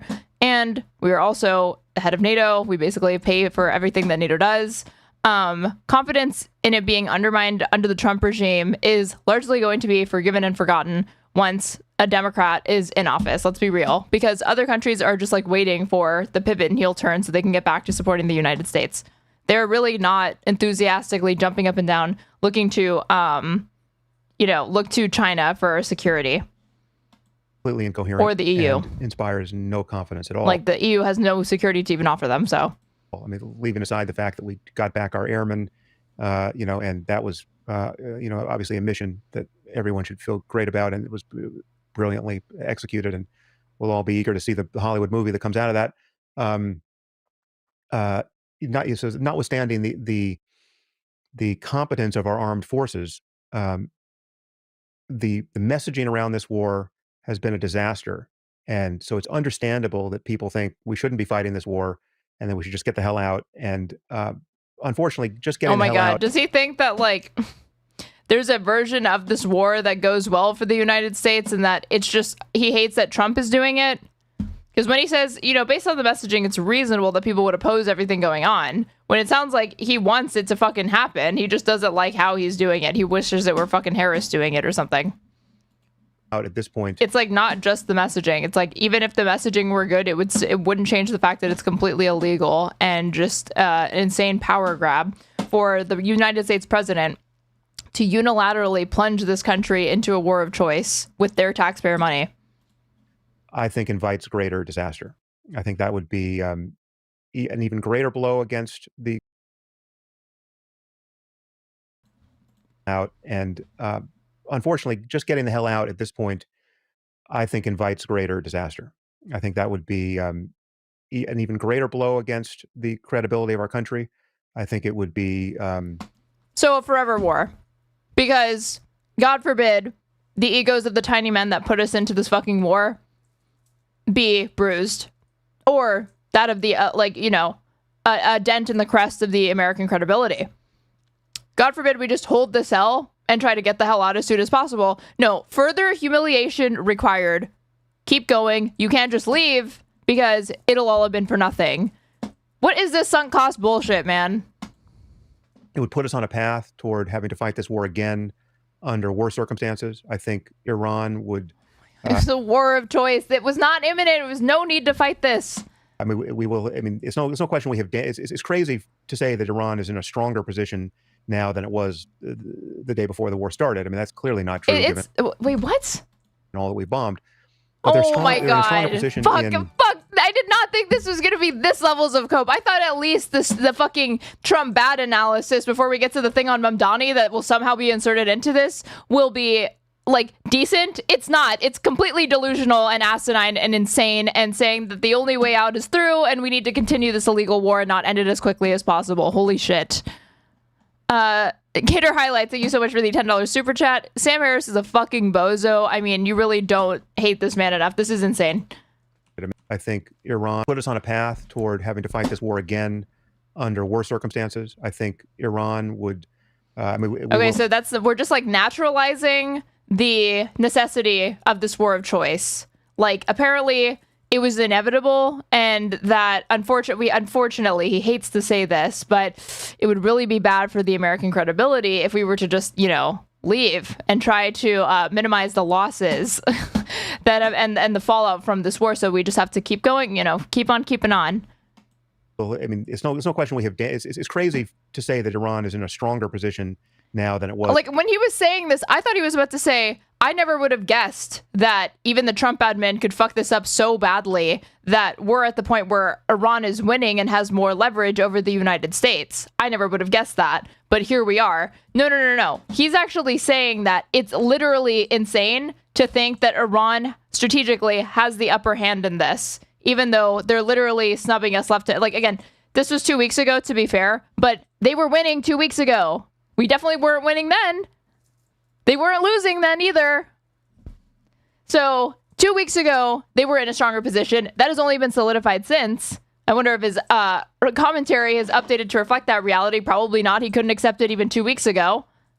But they are absolutely not in a bad position strategically 2 weeks ago, nor today.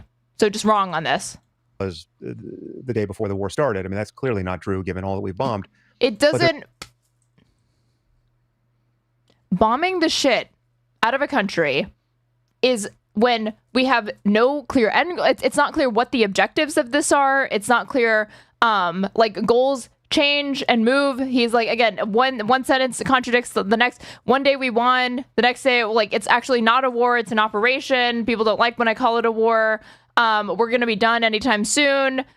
We hold all the cards. They don't. The Strait of Hormuz is open. Actually, it's blockaded because it needs to be closed so we can reopen it. But we've dropped a bunch of bombs. We've killed lots of people. So how could they be winning when we've killed people? They're strong. They're in a stronger position in one way, which is if we leave now, we have basically admitted that Iran can have a chokehold on the global economy. Oh, so like the only way that matters, they have the upper hand, which is Yeah, how this impacts the global economy. And the fact that we're now in an intractable situation because of dumb fucks like you and the people that populate the Trump admin and his cabinet and everybody who's in his ear, up to and including foreign heads of state like Bibi Netanyahu telling him that you can do this in 30 seconds. Yeah, they don't need a nuke when they have the Strait of Hormuz. And look at what they're doing in response to Israeli and U.S. aggression. Like, prices have just hit a point. Like things are not going to, like, we have about, like, 4 days to end things and wrap them up before there is years-long economic damage and fallout as a result of this. I'm not even kidding when I fucking say that. Give me a second. Ugh. This drop site post. And this is only expanding. It's only expanding. So this was April 22nd from DropSite. Gulf states forced to shut in 9.1 million barrels per day in April as Hormuz stays blocked. The U.S. Energy Information Admin estimates that Iraq, Saudi Arabia, Kuwait, UAE, Qatar, and Bahrain collectively shut in 9.1 million barrels per day of crude oil production in April, up from 7.5 million barrels per day in March. The figure represents around 30% of their combined pre-war production being forcibly idled. Quote-unquote shut-in means producers being forced to physically stop pumping oil at the wellhead because storage tanks become full and exports cannot move. The implications are severe. Shutting in mature oil wells, particularly in the Gulf where many fields are already in decline, risks permanent reservoir damage. Water can intrude into oil-bearing rock formations, trapping hydrocarbons that can never be recovered. The EIA protection assumed the closure does not continue past April, forecasting shut-ins will fall to 6.7 million barrels per day in May and return near pre-conflict levels by late 2026. If that assumption proves wrong and the blockade of the Strait of Hormuz continues, the damage to Gulf production capacity could take years to reverse. Do you guys know what day it is? It is April 26th.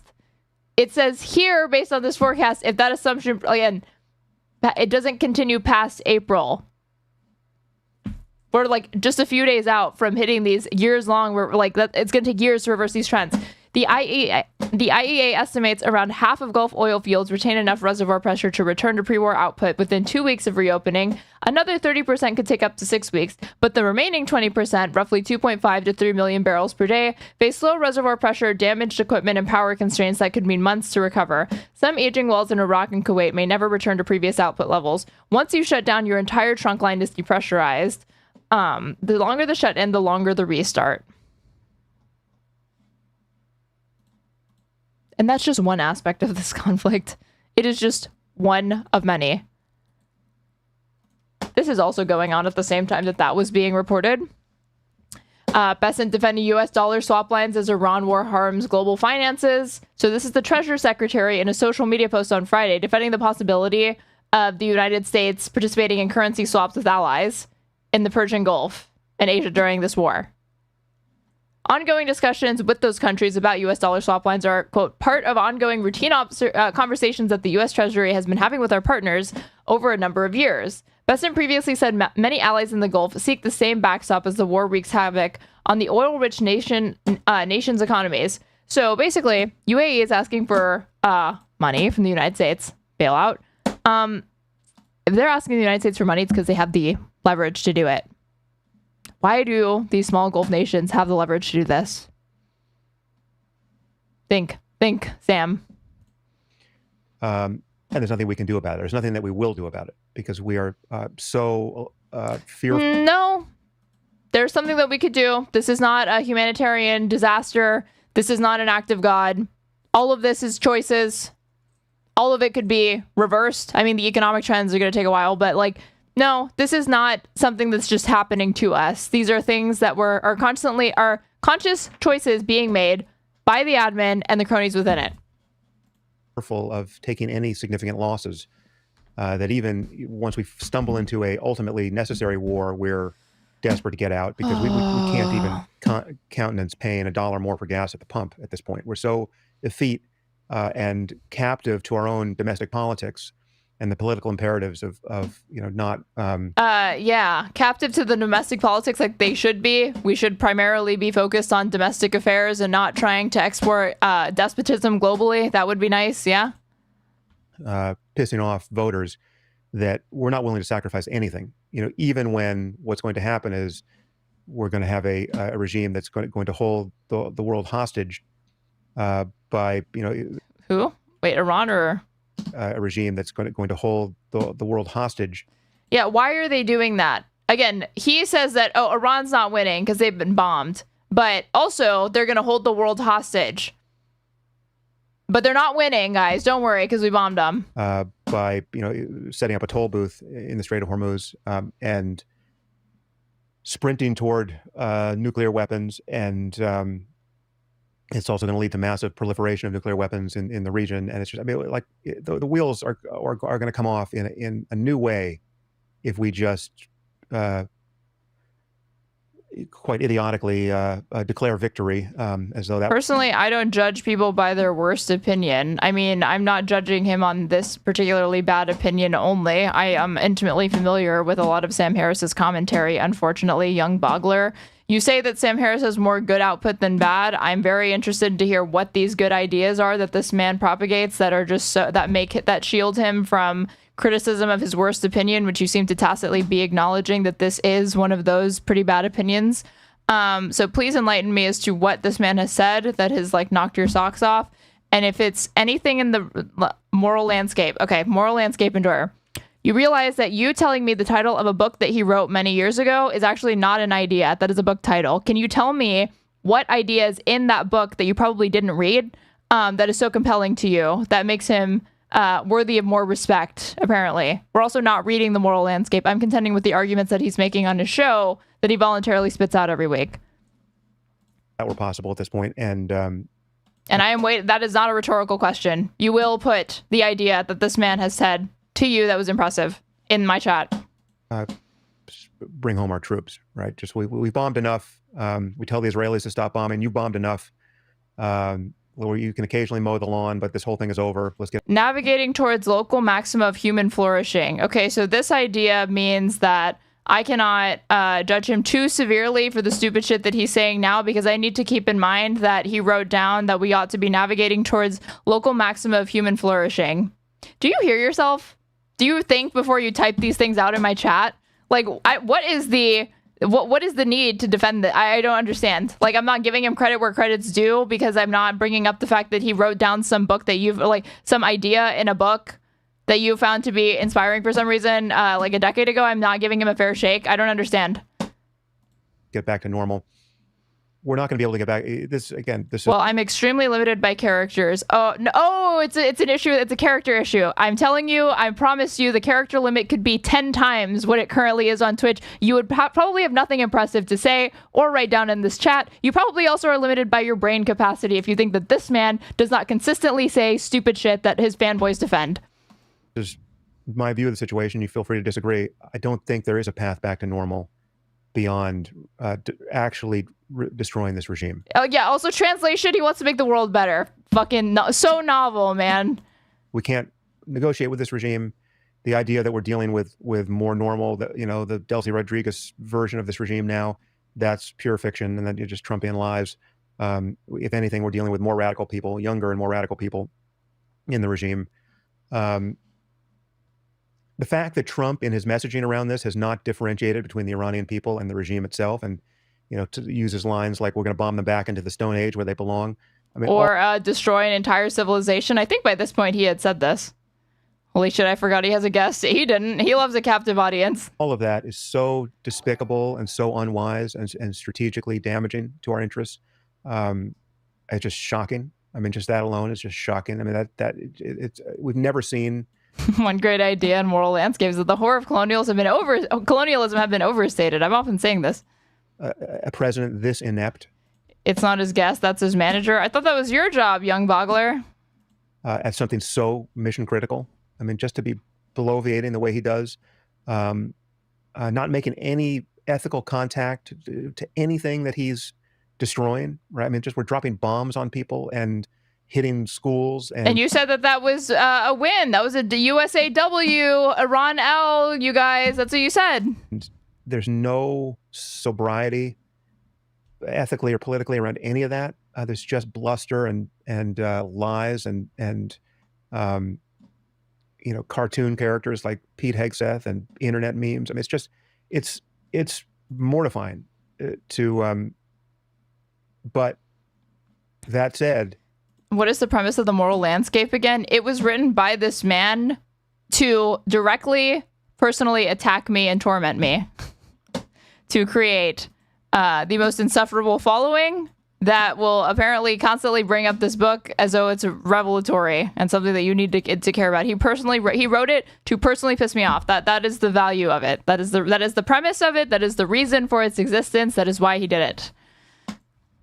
I do not think there's if we stop before this regime is properly destroyed, and so there's there's going to be a reset in Iran, I think it will be a greater disaster than fighting a longer war will be. I mean, that is my feeling about it. I want to jump back to the Trump Mamdani comparison to give you a chance to clarify. You're getting baby atheist love his shit. No, I was a baby atheist. I was a fucking Reddit skeptic atheist or whatever. I very, very quickly saw through Sam Harris, and I thought it was incredibly obvious that his new atheism was just a very flimsy fig leaf for what was a whole bunch of repackaged racism, and felt vindicated when he started doing things like promoting the bell curve. Like Hitchens, I understand more. Not so much, but I do understand Hitchens more, and Richard Dawkins, but Sam Harris, I really did not ever get. Gator Highlights, thank you so much for the $50 super chat. I really appreciate it. Sam Harris is a fucking idiot. He's a moron. He's an Islamophobe, insufferable dipshit. I think tonight, almost all of your super chats were at Mayor Bowser, Ben Shapiro, Sam Harris, fucking idiots. I mean, I don't even disagree, but thank you so much for the donation. Some pushback online. You're woke, though. True. I am woke. Okay. I plead guilty to this. I am an OG SJW. A few comments here. I'm sorry, but Sam, equating Mamdani to Trump is insane. He's infinitely more ethical than any person in the Republican Party. Sam, I've been an atheist for over 25 years, and Sam was such a douche the whole time. He was easily the most insufferable, the least interesting. I never thought Waking Up was a good podcast. He is very, he just gets so much credit for what exactly, I'm sure I don't know, because again, to the extent that I have some Sam Harris enjoyers, they just, I feel like they're fetishizing this sort of aesthetic of rationality that Sam Harris tries to cloak himself in. But rationality is not a personality trait. It is a process. And this guy having a fancy degree and writing a book entitling it The Moral Landscape and positioning himself as an authority on everything when he is not an authority on much, is not impressive and should not impress you just because of those things. The underlying source, content and analysis of whether or not it's actually substantive is important to do. Another pushback is, rather than throwaway lines, explain why you think Mamdani is the equivalent of Trump. Another one is, stop throwing Mamdani bombs without explaining yourself. So what do you have to say for yourself? So apologies for one point of confusion. What degree does he have? I think he's a neuroscience degree.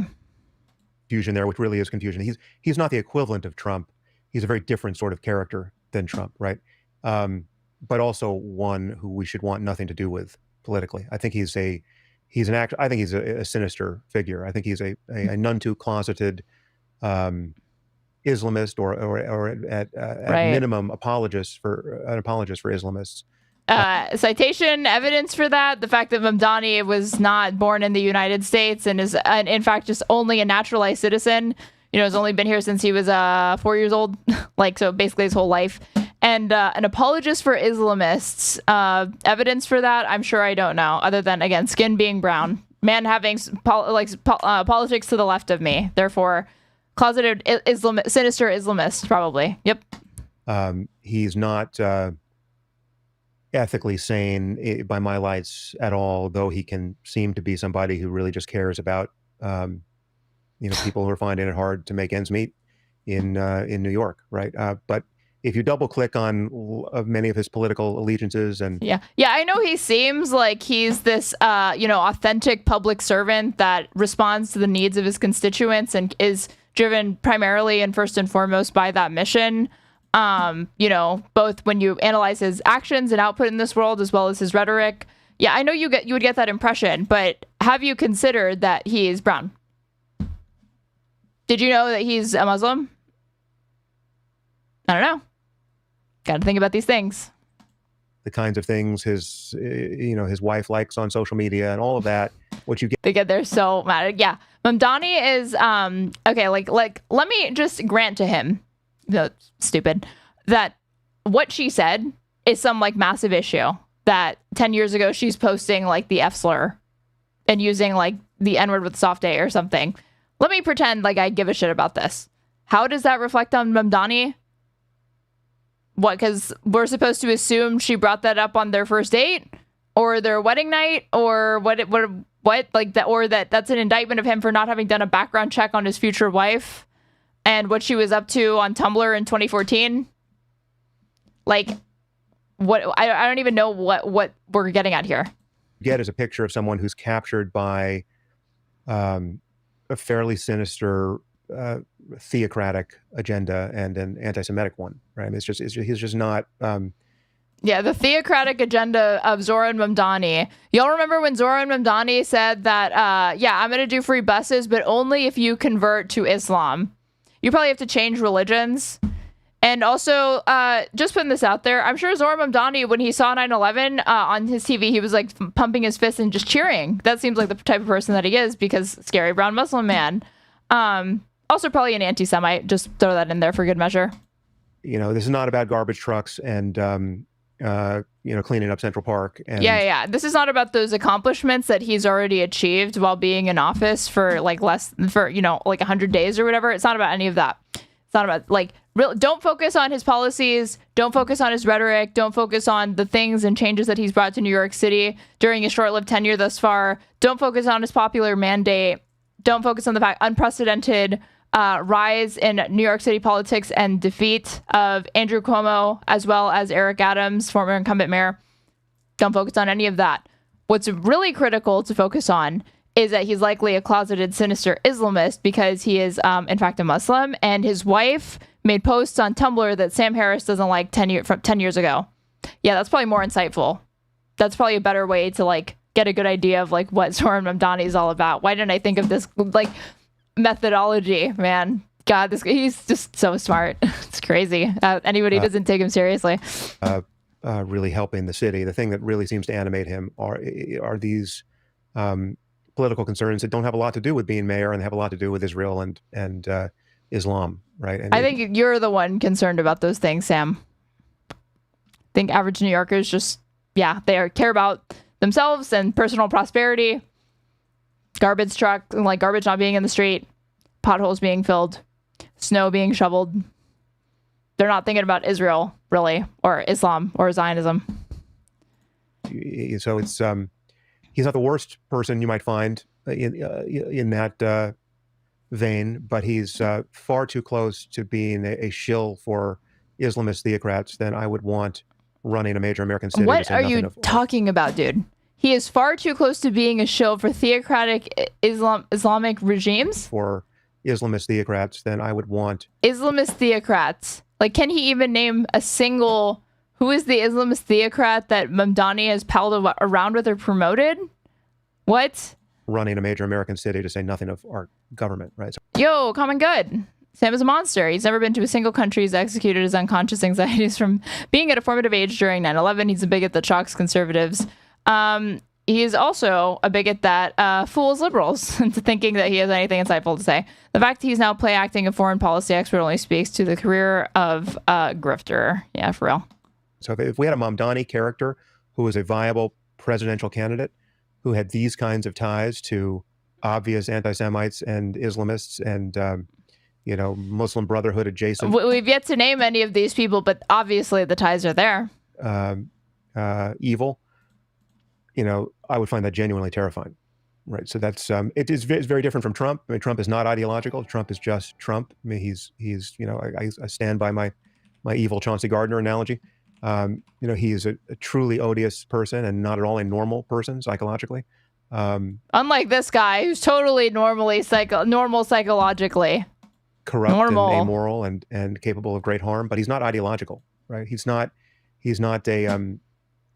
deeply committed to a set of ideas for which he's willing to make great personal sacrifice and to sacrifice. But also he's a sinister Islamist that is likely an apologist for like despotic theocrats, but he's not ideological. Are you not accusing? You were accusing him 2 seconds ago of being a sinister ideologue, effectively. Sacrifice the lives of others.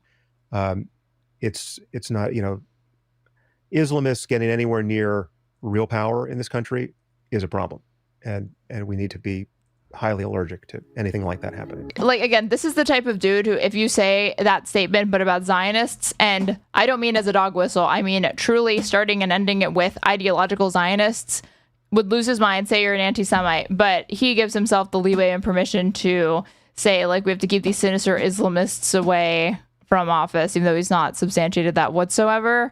Zohran Mamdani, just boggles the mind. Awesome stuff. I should keep this really deep music going.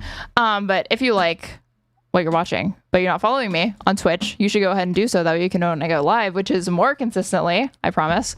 And if you're watching on YouTube, you should subscribe to me if you haven't already, or like the stream. That way it pushes it out to other people. It really helps with the algorithm.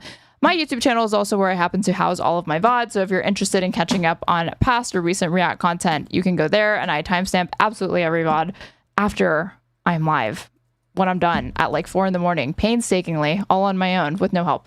And if you want to support me, the best way to do so is to follow the donation links in my Twitch chat or my YouTube description box, because Streamlabs only takes like 3%.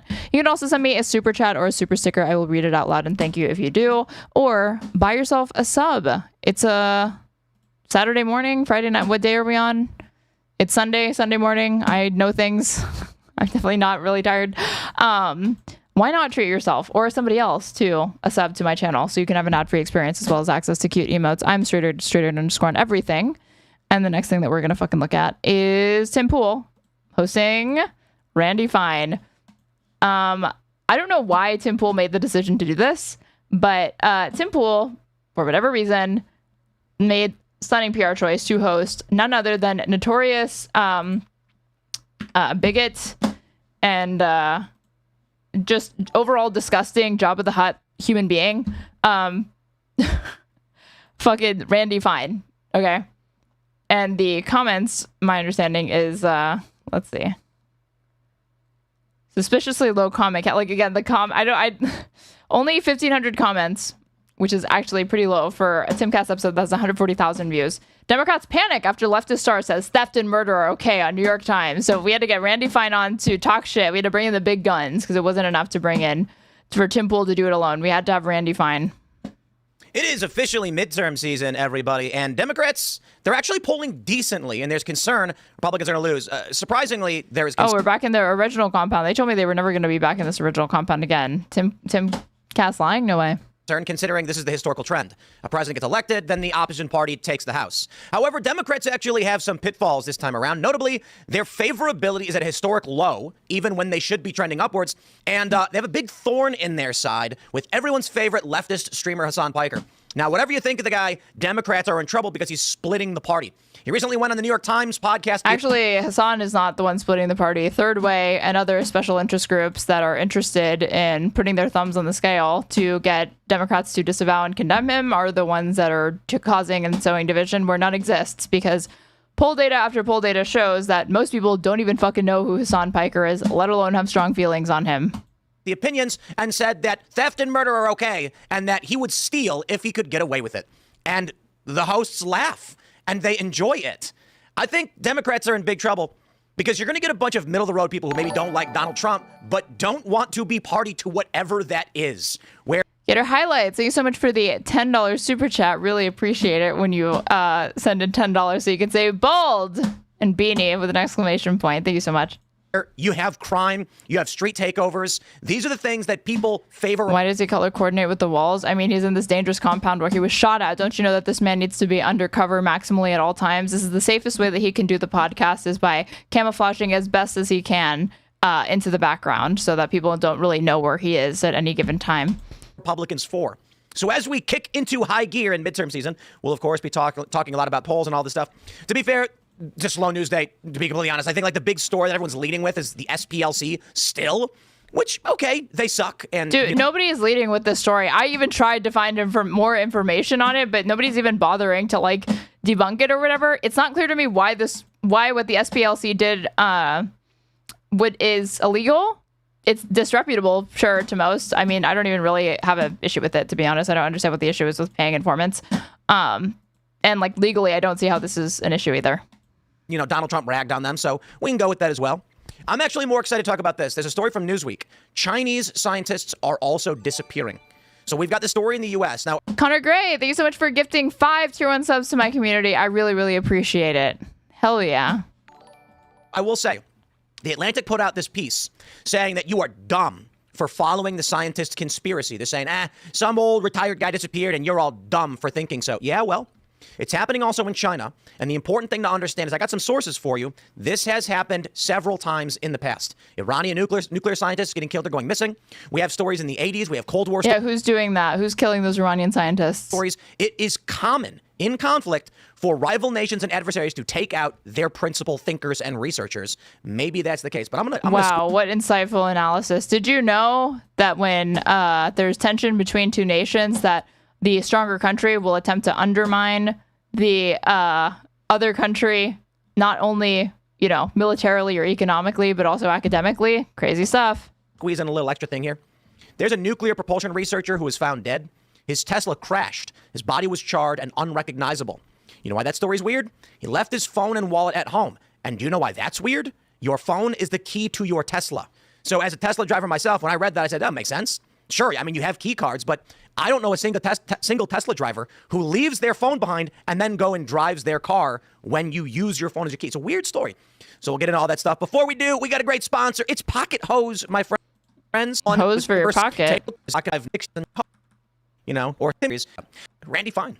How are you? Thanks for share the show with everyone you know. Joining us tonight to talk about this and so much more is Randy Fine. How are you? Thanks for having me. Who are you? What do you do? Well, I'm a congressman from the 6th Congressional District of Florida. I don't represent Orlando. I don't represent I would love to make jokes that, to keep making jokes that, like, Tim Pool only had him on because, like, Mossad's got stuff on him. But Tim Pool is, like, very clearly, friendly to Israel. There's a reason why, Bibi Netanyahu his son watches his show, and he got to meet Bibi Netanyahu privately and then got mad when people pointed that out, that was fucking weird. And he does not like being critical of Israel. So this just seems like he's freely associated with this dude. Jacksonville, but I represent just about everything. You weren't lying about Jabba the Hutt. I mean, I tell no lies. In between. I might tell jokes, but I will tell no lies, you guys. In Congress for about a year. Before that, I was a state legislator. Started off as an entrepreneur. Spent 22 years as a businessman and got into the state legislature after I retired. Did that for 8 years. And then 2 weeks after I won an election to the state Senate, President Trump asked me to run for Congress. And so I've been doing that for the last year. Came in, was the first Republican to win a special election after President Trump became president. Been there for a year and have seen the good and the bad. And I will tell you, as bad as I thought Washington would be, it's a whole lot worse. We've got a country to save, and there's a lot we can talk about. And aliens too, right? You can tell. Well, I can't talk about the classified things that I learned, but it is extraordinary. You get elected to Congress, and all of a sudden you can say, show me the JFK stuff, show me the aliens. You're allowed to see all the classified stuff. Can't tell you what's in it, but I can tell you I can read it. We asked George Santos. I don't even know if that's true, how easy it is for individual congressional and, like, kind of random congressional representatives to get access to documents like that. But honestly, if it's that easy, fuck all of these fucking congressional representatives for not just, saying what's in them. Did you believe in aliens before entering Congress? And he said no. And then we asked, did you believe in aliens after leaving Congress? And he said yes. Well, given some of the people I serve with, I should... El Sayed pulled out front end polls today. Really? Which poll? Believe in aliens. So I think some of them may come from other planets. Right. It's going to be fun. Thanks for hanging out. Lydia Moynihan is back. Great to be here. You got to grab your mic. I'm pointing to the microphone. Oh. You have to talk into that. Yeah, it's a what do requirement. I need this for? No, I can just learn to sign, which is very helpful for an audio communication. Are you going to ask who I am? Because that is a question that has plagued me. Oh, yeah, who are you? What do you do? For many years. I am a columnist at the New York Post. I write a lot about business, technology, politics, do a lot of interviews, especially highlighting innovation and how it's shaping the world we live in. Right on. It's going to be fun. We got Ian's hanging out. Everybody, good to be here. Yeah, Carter's pressing the buttons. What's up? Also, Libby's here. Oh, whoa, wait. We're not just going to skip past that. Haircut, what's going on here? We got Ian's hanging out. Everybody, good to be here. Yeah, we saw this. Carter's pressing the buttons. What's up? What the fuck is this? What is going on here? Is this a joke? Is this a bit? Or is this just like this dude wakes up every morning and tells himself to like let me just like fuck my shit up and go out the door? Also, Libby's here. Libby is here as well. Yeah, Moon Lord. Emmons with the Post Millennial. Glad to be here. It's a packed house. Let's get into the news. Let's get culture, worry, and political. We've got this from the New York Post. Democrats' favorite podcaster, Hasan Piker, says stealing and murder are okay. Yeah, known Democratic podcaster, Hasan Piker. And you know, the New York Post is jumping on the story because it's painful for Democrats. They say at the height of the 2020 riots, a book was published entitled In Defense of Looting. The 2020 riots. At the time, I think this is Douglas Murray wrote this. At the time, I asked a bookshop in New York, which was prominently displaying the work, whether I could walk out with the book without paying. I was told not. That's a great line. But a friend did download and publish the work for free online before being served a copyright notice by the pro-looting books publisher. Some of us had hoped the madness of that summer had gone away, but this week we got a good reminder that for a part of the left, the question of whether or not it's right to steal is still being mulled over. Well, I'm going to play this clip for you. Gator Highlights, thank you so much for the $10 super chat. Really, really appreciate it. Who the fuck? What do you mean? What's confusing? We have, again, Jabba the Hutt monster, like pro-Israel monster here. We got Moonlord. New York Post author who probably wrote that stupid, inaccurate headline, which is Hasan is a Democratic podcaster, apparently. Post Millennial. I think that's what this person's outlet is called. And then this dude with the fucking just 10 of 10 hairstyle. That's been going viral with 7.7 million views. Guys, just make Hasan the leader of the Democratic Like, X views don't tell you jack shit about fucking virality, but whatever. Party. I'm not even playing. He represents the left perfectly. There's a reason why he's the biggest left-wing streamer. The Democratic Party that we know is long gone. It's the people that are holding it together that are more moderate. They're old.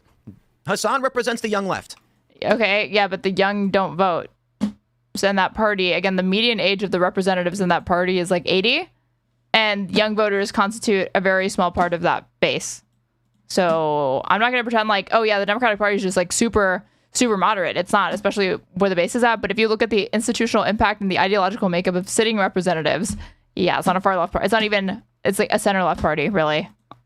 And I also represent people who forget to unmute tabs. Social murder. Here we go. Engels wrote about the concept of social murder. And Brian Thompson, as the United Healthcare CEO, was engaging in a tremendous amount of social murder, the systematized forms of violence, the structural violence of poverty, the for-profit paywalled system of healthcare in this country. And the consequences of that are tremendous amounts of pain, tremendous amounts of violence, tremendous amounts of deaths. And that was the post-millennial. Didn't they also take money from Russia via tenant model? I could be misremembering. That was, you're thinking of Roaming Millennial or Lauren Chen. That was her YouTube handle way back in the day when she first came on the scene. But yeah, easy, understandable mistake. A fascinating story for me because Americans are very draconian about crime and punishment. They're very black and white on this issue. And yet, because of the pervasive pain that the private healthcare system had created for the average American, I saw so many people immediately understand why this death had taken place. Let's play this next clip where he talks about how stealing is a good thing. Here you go. People are engaged. Stealing is a good thing. Why did he just do it in that voice, dude? Currency scheme that people are engaging in. Mm-hmm. Would you steal from Whole Foods? You want to go first? Well, right, guys? I'm pro stealing from big corporations because, they steal quite a bit more from their own workers. However, one thing that might even help your ethical dilemma is the fact that... So, notice how he, didn't even answer the question directly. He's not going to say that, I would not... By not saying I would steal from them, just owning that, and I don't think he's using the other position to... he's using that position to suggest something far more edgy than what he actually is saying, which is that, I don't think Hasan is stealing. No. I think he would have just said that. And but what he is saying is, I don't care if other people steal. The automated process that they design, these companies know. Maybe it's because I already agree with him, but I feel like every clip of Hasan just makes him look base. Well, this particular clip that went viral has the context in it, so just trying to isolate it down to, he said stealing's cool, or he advocates stealing or whatever, without, and trying to ignore the rest of what he's saying, which is that petty theft pales in comparison to wage theft, which Tim has literally been a victim of. Let's see if he brings that up. If you're concerned about one but not the other, your priorities are fucked, or you disingenuously are hand-wringing about it and pearl clutching. Will increase shrink, right? So it's actually factored in. Tim is a liar. Where did Hasan say murder was okay? All he said was people understand why the CEO got killed. No, do we just watch the same clip? I'm pretty sure Hasan said that it was like just awesome that he was killed. Yeah, that what I just saw are factored into the bottom line of these mega corporations, regardless, and they still end up having increased profit margins because they no longer have to pay the cashiers that they use. Did not expect this to be such a fucking like Hasan heavy react stream. Seriously, like I did not realize that. Like I just saw that Randy Fine was on it, but like I didn't actually read the title. I had no idea that the Ben Shapiro video on like the Democratic Party being third worldist would like touch on Hasan. Like it just fucking, I can't avoid that shit, man. To hire as opposed to this automated system, knowing full well that people are still going to be able to steal a lot more efficiently, as a matter of fact, through the automated process. Totally. Well, I was looking things like yes? and shrinkage is roughly equal internally as externally. Like they expect it from their employees that they are sort of. I hate these. I'm sorry. When I was younger, I didn't want to hate anybody, but I absolutely hate these people. I hate. So next time someone left it goes, why are you spreading so much hate? I'll be like, because I hate you. Oh my God. Just noticed Douglas Murray was the one who penned this op-ed for them. So you see where they're sitting though, right? You see that setup, the perfect chairs, massive space in New York City. I mean, why don't they have 25,000 homeless people just living in there with them? Why aren't they giving away everything that they have? Wow. Got you say you care about the poor, but I've noticed that you haven't personally brought in vagrants off the street. Epic own. Why aren't they inviting everybody in to steal their stuff? Because they're hypocritical communists. Exactly. Yeah, They're hypocritical and Hasan live communists. in multi-million-dollar homes. What that is was a giant word salad. Yep. When Hasan very clearly said, I don't care if you steal from big corporations. I forgot that that's hypocritical because Hasan's a big corporation himself and should be okay with people stealing from him and like coming into his house and like raping him or something.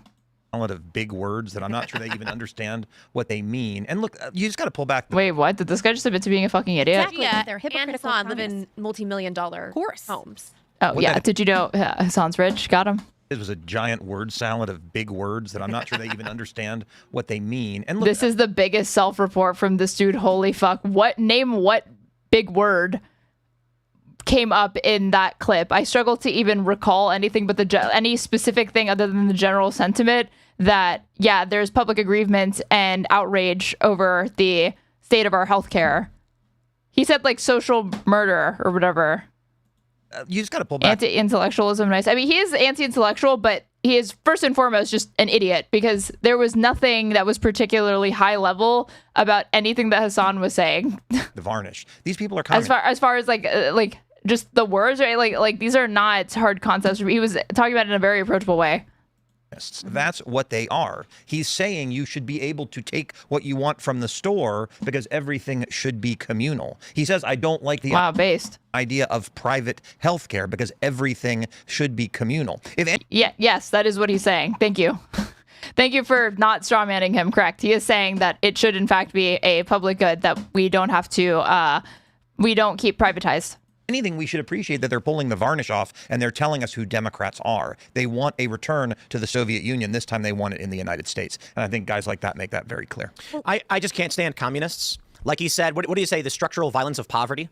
To be fair, it's word salad because he wants it to sound. Instead of just saying, oh my God, it's not word salad. How stupid are these people? This is not hard to understand. He said that at the beginning, and then he literally went on to explain what he is talking about and used the murder of the CEO of the healthcare industry as a case study for that. What, like, do these people just not, I mean, they hear what they want, but like to be so proudly and just flagrantly displaying like your lack of ability to critically engage with anything anybody with an opposing viewpoint is saying is pretty stunning. It sucks to be poor. He has to make it something about how it's your fault. Wait, what? Yep. Instead of just saying it sucks to be poor, he has to make it. Which is like the only thing that like that's, he thinks that that's the only thing Hasan was saying, for one. And for two, the idea that like, yeah, why don't you just dumb it down even more? Like, I know you're already explaining like people are 10 years old, but like, why doesn't he just explain like we're 5? Honestly, why doesn't he just explain like I'm 3? Something about how it's your fault you're poor. And I like to stress to these communists, the existence of luxury is not oppressing you. A guy who like flies around in a gyrocopter over your property, over your property. Okay, if we're gonna do this game, then why are you constantly bitching and moaning about Candace Owens? The existence of Candace Owens is not oppressing you. So shut the fuck up. and stay in your lane and don't ever look around and criticize anybody else or identify any inequality in society that vastly outweighs any social benefits or political benefits that exist as a result of said inequality. Is a problem. But like, if I see a dude who owns a gyrocopter flying over the river, which they do, I'm not saying I'm being oppressed because he won't let me fly his gyrocopter. It's just a guy over there has a thing he's allowed to have. Okay, so we've moved the conversation away from structural poverty and inequality surrounding like healthcare outcomes and people's ability to access their like basic needs, like, you know, being able to see a doctor, which no human being in the United States who is alive like can really ever avoid interacting with, because we're a developed country. Like, you will at some point interact with the physician or need to interact with the physician. And now we're comparing that to people being upset that somebody has like a private helicopter or something. That's basically like, you know, the level of frivolity that, you know, healthcare is. What's the big deal? In Hasan's mind, if someone has something and they don't give it to you, they are oppressing you. To be fair, if he is cognizant of why that is theft, then I got to give it to him, because he's basically just saying, as a barbarian, he will take whatever he wants and no one can stop him. Holy fuck. Okay.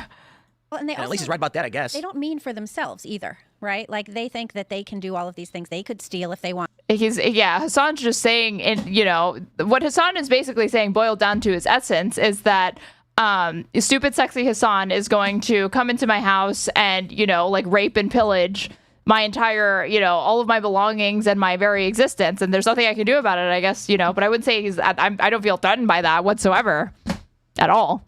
Nope. Want to, but they don't mean they should be stolen from. It's like Douglas Murray points out in that book and in the column. And then the other thing too is AOC was saying in the summer of 2020 that you know, shoplifting is okay. You had people saying looting is reparations, and you can't forget that these Democrat, communist, progressives on the left are you know, have been backing the SPLC, which had to gin up hate in order to get donations so that they could fight that very hate. And meanwhile, they're cozying up to really hateful people. All we need is some fat Greek kid to join them who's an American, so all sides of Hasan discourse is covered.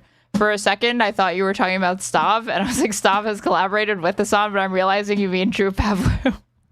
Like Hasan Piker. Sorry, Stav. It is ideologically consistent, though. Sure. They're advocating shoplifting. And I think it kind of is helpful because this is such a great soundbite for Republicans heading into the midterms. Real life Peggy.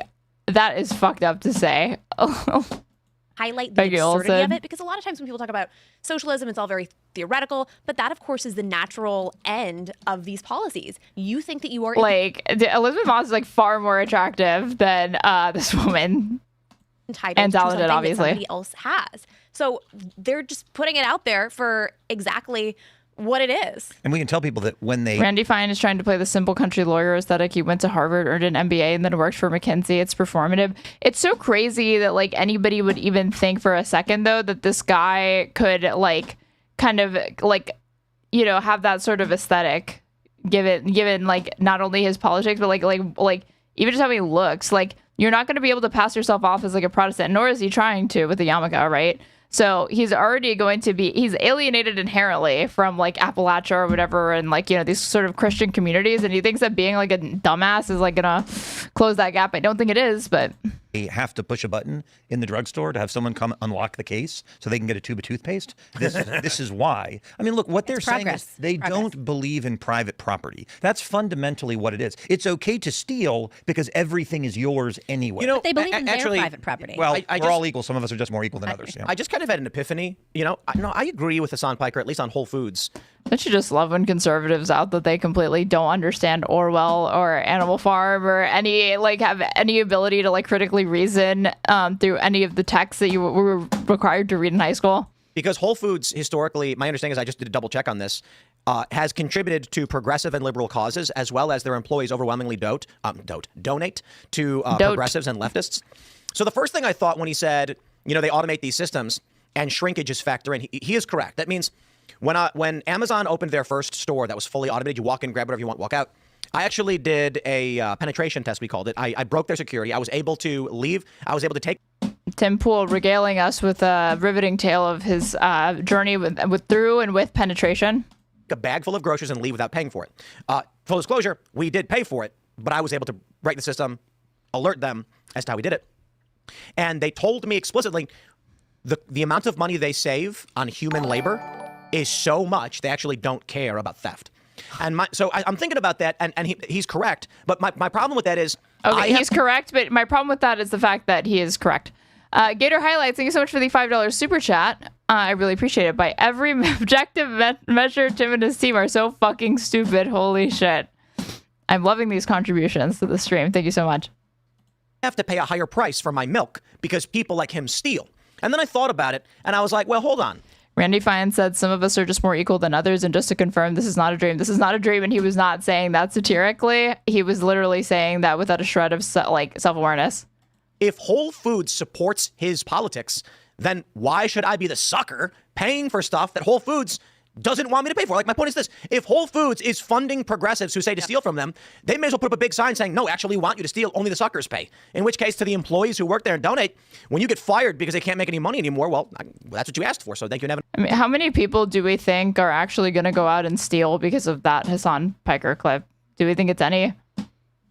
Like, at all? Even, like, one person is more inspired to steal because Hasan said that? Is this serious? Nice day. Well, isn't everyone who follows the law at this point basically a sucker? Yes. You know, I mean, if you look at New York City too, you have Mamdani talking about how he's essentially going to tax. That's why Trump is super cool and epic and based. Wealthier, whiter neighborhoods in order to, you know, help the people who have worse jobs or whatever. Cool. Again, like, you're just supposed to take these things as on their face bad, but they're just like again, it's just me no like this thing. It speaks for itself, even though it does, just not in the way that they think. I'm okay with that too. You're okay with because they're all white, because they're not like conservative white people. They're affluent white female liberals. They voted for this. They did vote. This affluent white female liberal thing, or like awful, is something that I heard after Renee Good was killed by ICE, and it is literally just like another and like an acronym to dehumanize and mainstream more misogyny. Vote for this. Yeah, they're not taxing me. So I'm kidding, by the way. I think it's a horrible policy. I'm saying they're suckers for going along with it and for doing it. I mean, you saw Ken Griffin, right? Like, Mamdani called out Ken Griffin's penthouse. Yeah. And now Ken Griffin's like, you know what? Maybe I'll just pull my $6 billion project from New York City. He should. Yes, he should. Right. He's not going to. No, but he ought to. He said he might, but like he already has shifted a significant amount of his operations. Oh, that's good. To Florida. Well, he should just get out entirely. No, look, these guys don't live in the real world. That's part of the problem. They live in a world of sunshine, rainbows, pixie dust, and unicorns. None of the policies they talk about actually make any sense, and that's why you see New York being hollowed out. And the only thing that's growing there is apparently urinating in the street, because that's gone up 50% since he took over. You know, because everyone is high. I think this is the longest I've ever heard Randy Fine attempt to talk about domestic politics and not just shill for Israel. There's a Far Side comic. It's from the early 90s, I think. You know, you cannot tell me this isn't Elizabeth Moss. I absolutely can tell you that, because Elizabeth Moss is not fucking like.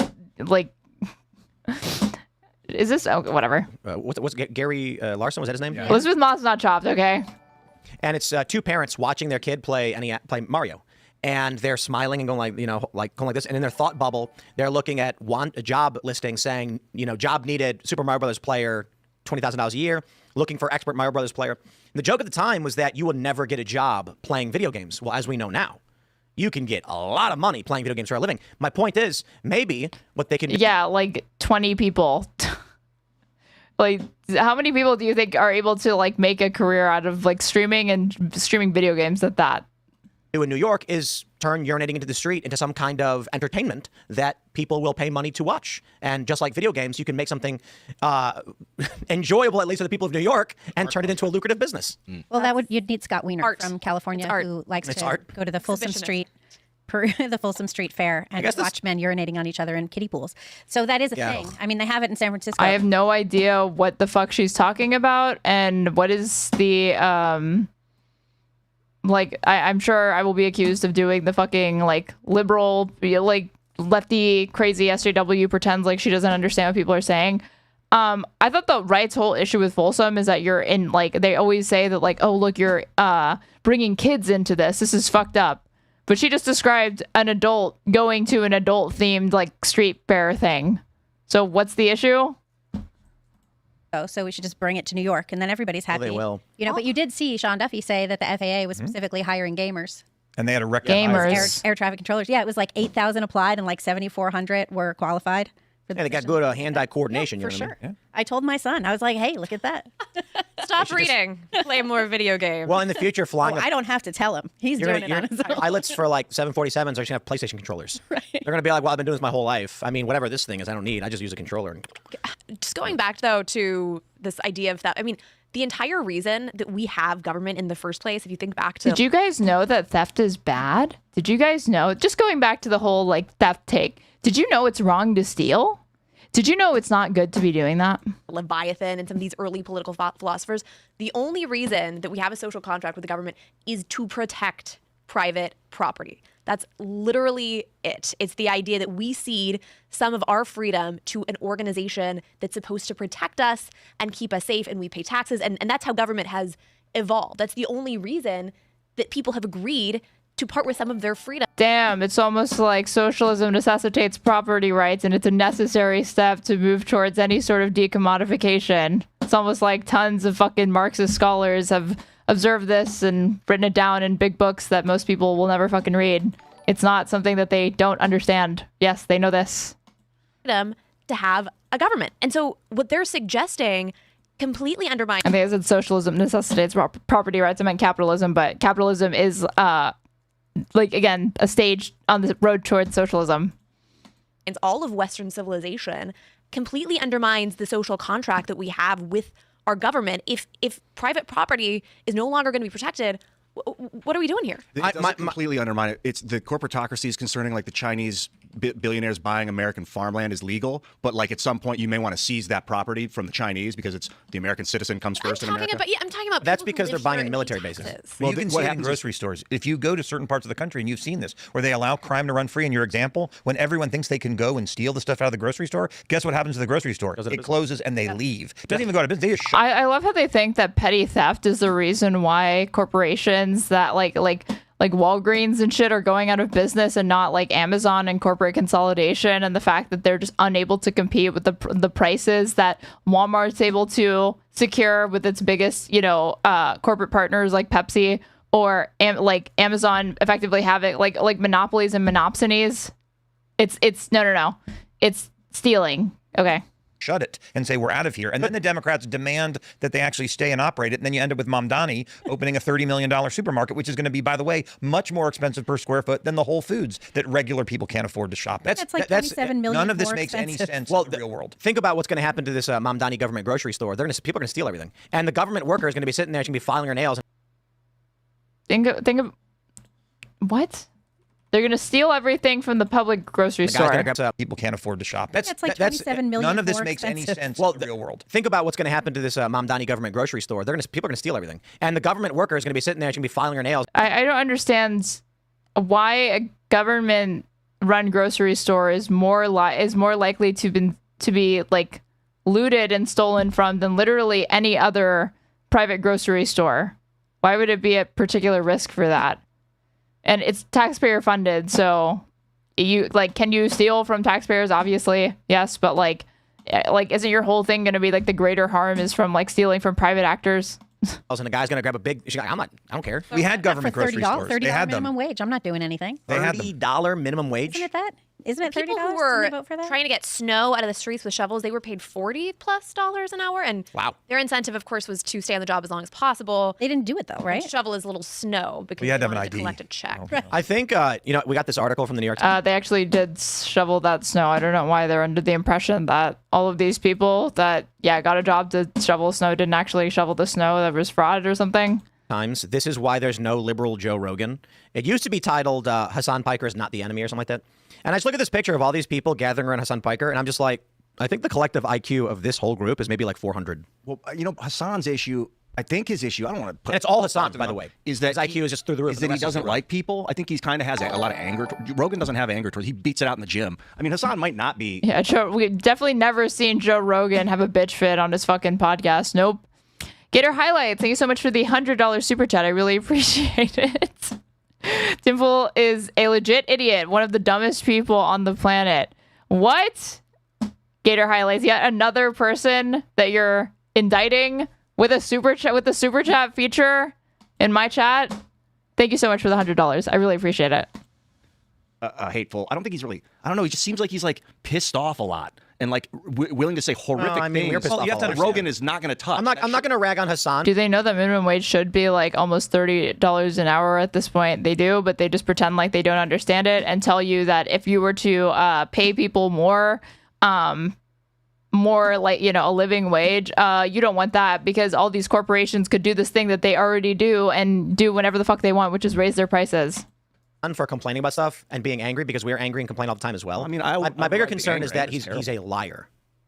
Well, his whole shtick is a lie. He is someone, and this is part of the problem in America today. He's from Turkey. His parents were from Turkey. They came to the United States so that they... Remember when they, Randy Fine praised him for Hasan for being honest with his beliefs and forthcoming with the things that he's saying? And then Tim Pool just said, my biggest problem with Hasan Piker is that he's a liar, and he did not say that after Randy Fine praised him for being honest. Pepper Tribes remembers. They could have him. He became a birthright citizen. As soon as he was born, they took him back to Turkey. He grew up there, and then he comes back here, and he's just as American, supposedly, as the rest of us. Yeah, correct. The guy who is an American citizen and then lives abroad briefly or like for however many fucking years, whether it's, you know, brief or not, correct. You are an American citizen still. Yes, that's how that works. The same way, dude, that you understand this with Israel's right of return, so I don't know why we're pretending to be stupid in this respect. Someone who's not inculcated in our values. Did you know that you can be born in the United States and make aliyah to Israel if you're Jewish and become an Israeli citizen and then come back to the United States and you are still a U.S. citizen because you were born here? Not an issue. And what it's like to be an American. Now the Sun's going to lecture us on what the country should be like. My argument is that... Yeah, and if there's something that Randy Fine can't stand, it's when foreigners from a different country and government, you know, tell Americans what to do. That's something that Randy Fine has a huge issue with. Yeah.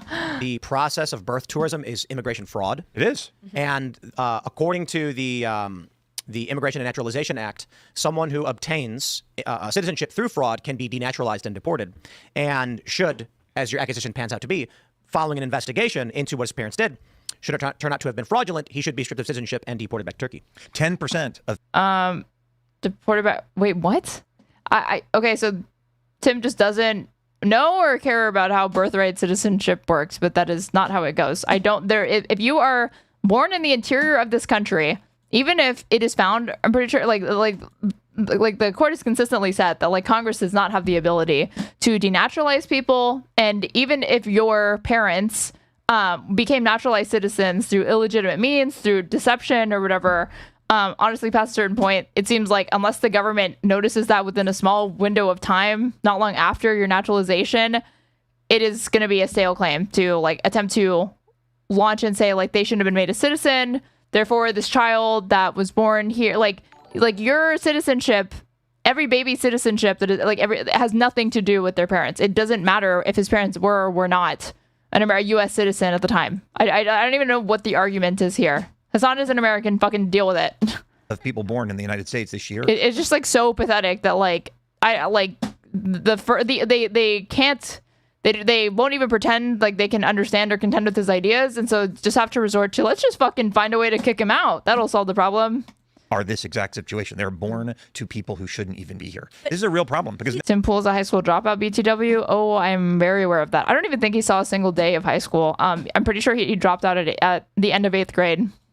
So literally only has the education of an 8th grader. Now they're just shocker. Crazy, I know, but as you and I. I'd be hard to believe. Yeah, I mean, but he said he doesn't have an ounce of patriotism. There's no love. Why would he? For this country? What I truly don't understand is why. Okay, so just racism. Got it. Do all of these people who hate us, who hate our values, who hate the American project, who hate the history? Why do they all come? And we saw this. They get to all of their kids are here. Are you familiar with the Trojan horse? Yeah. Why did the soldiers go inside and try and get into the enemy's fortress? Well, they wanted to kill everybody.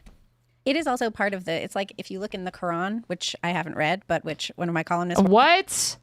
This person's about to, if you look in the Quran, you know, a book I haven't read, but if you look in it here, okay.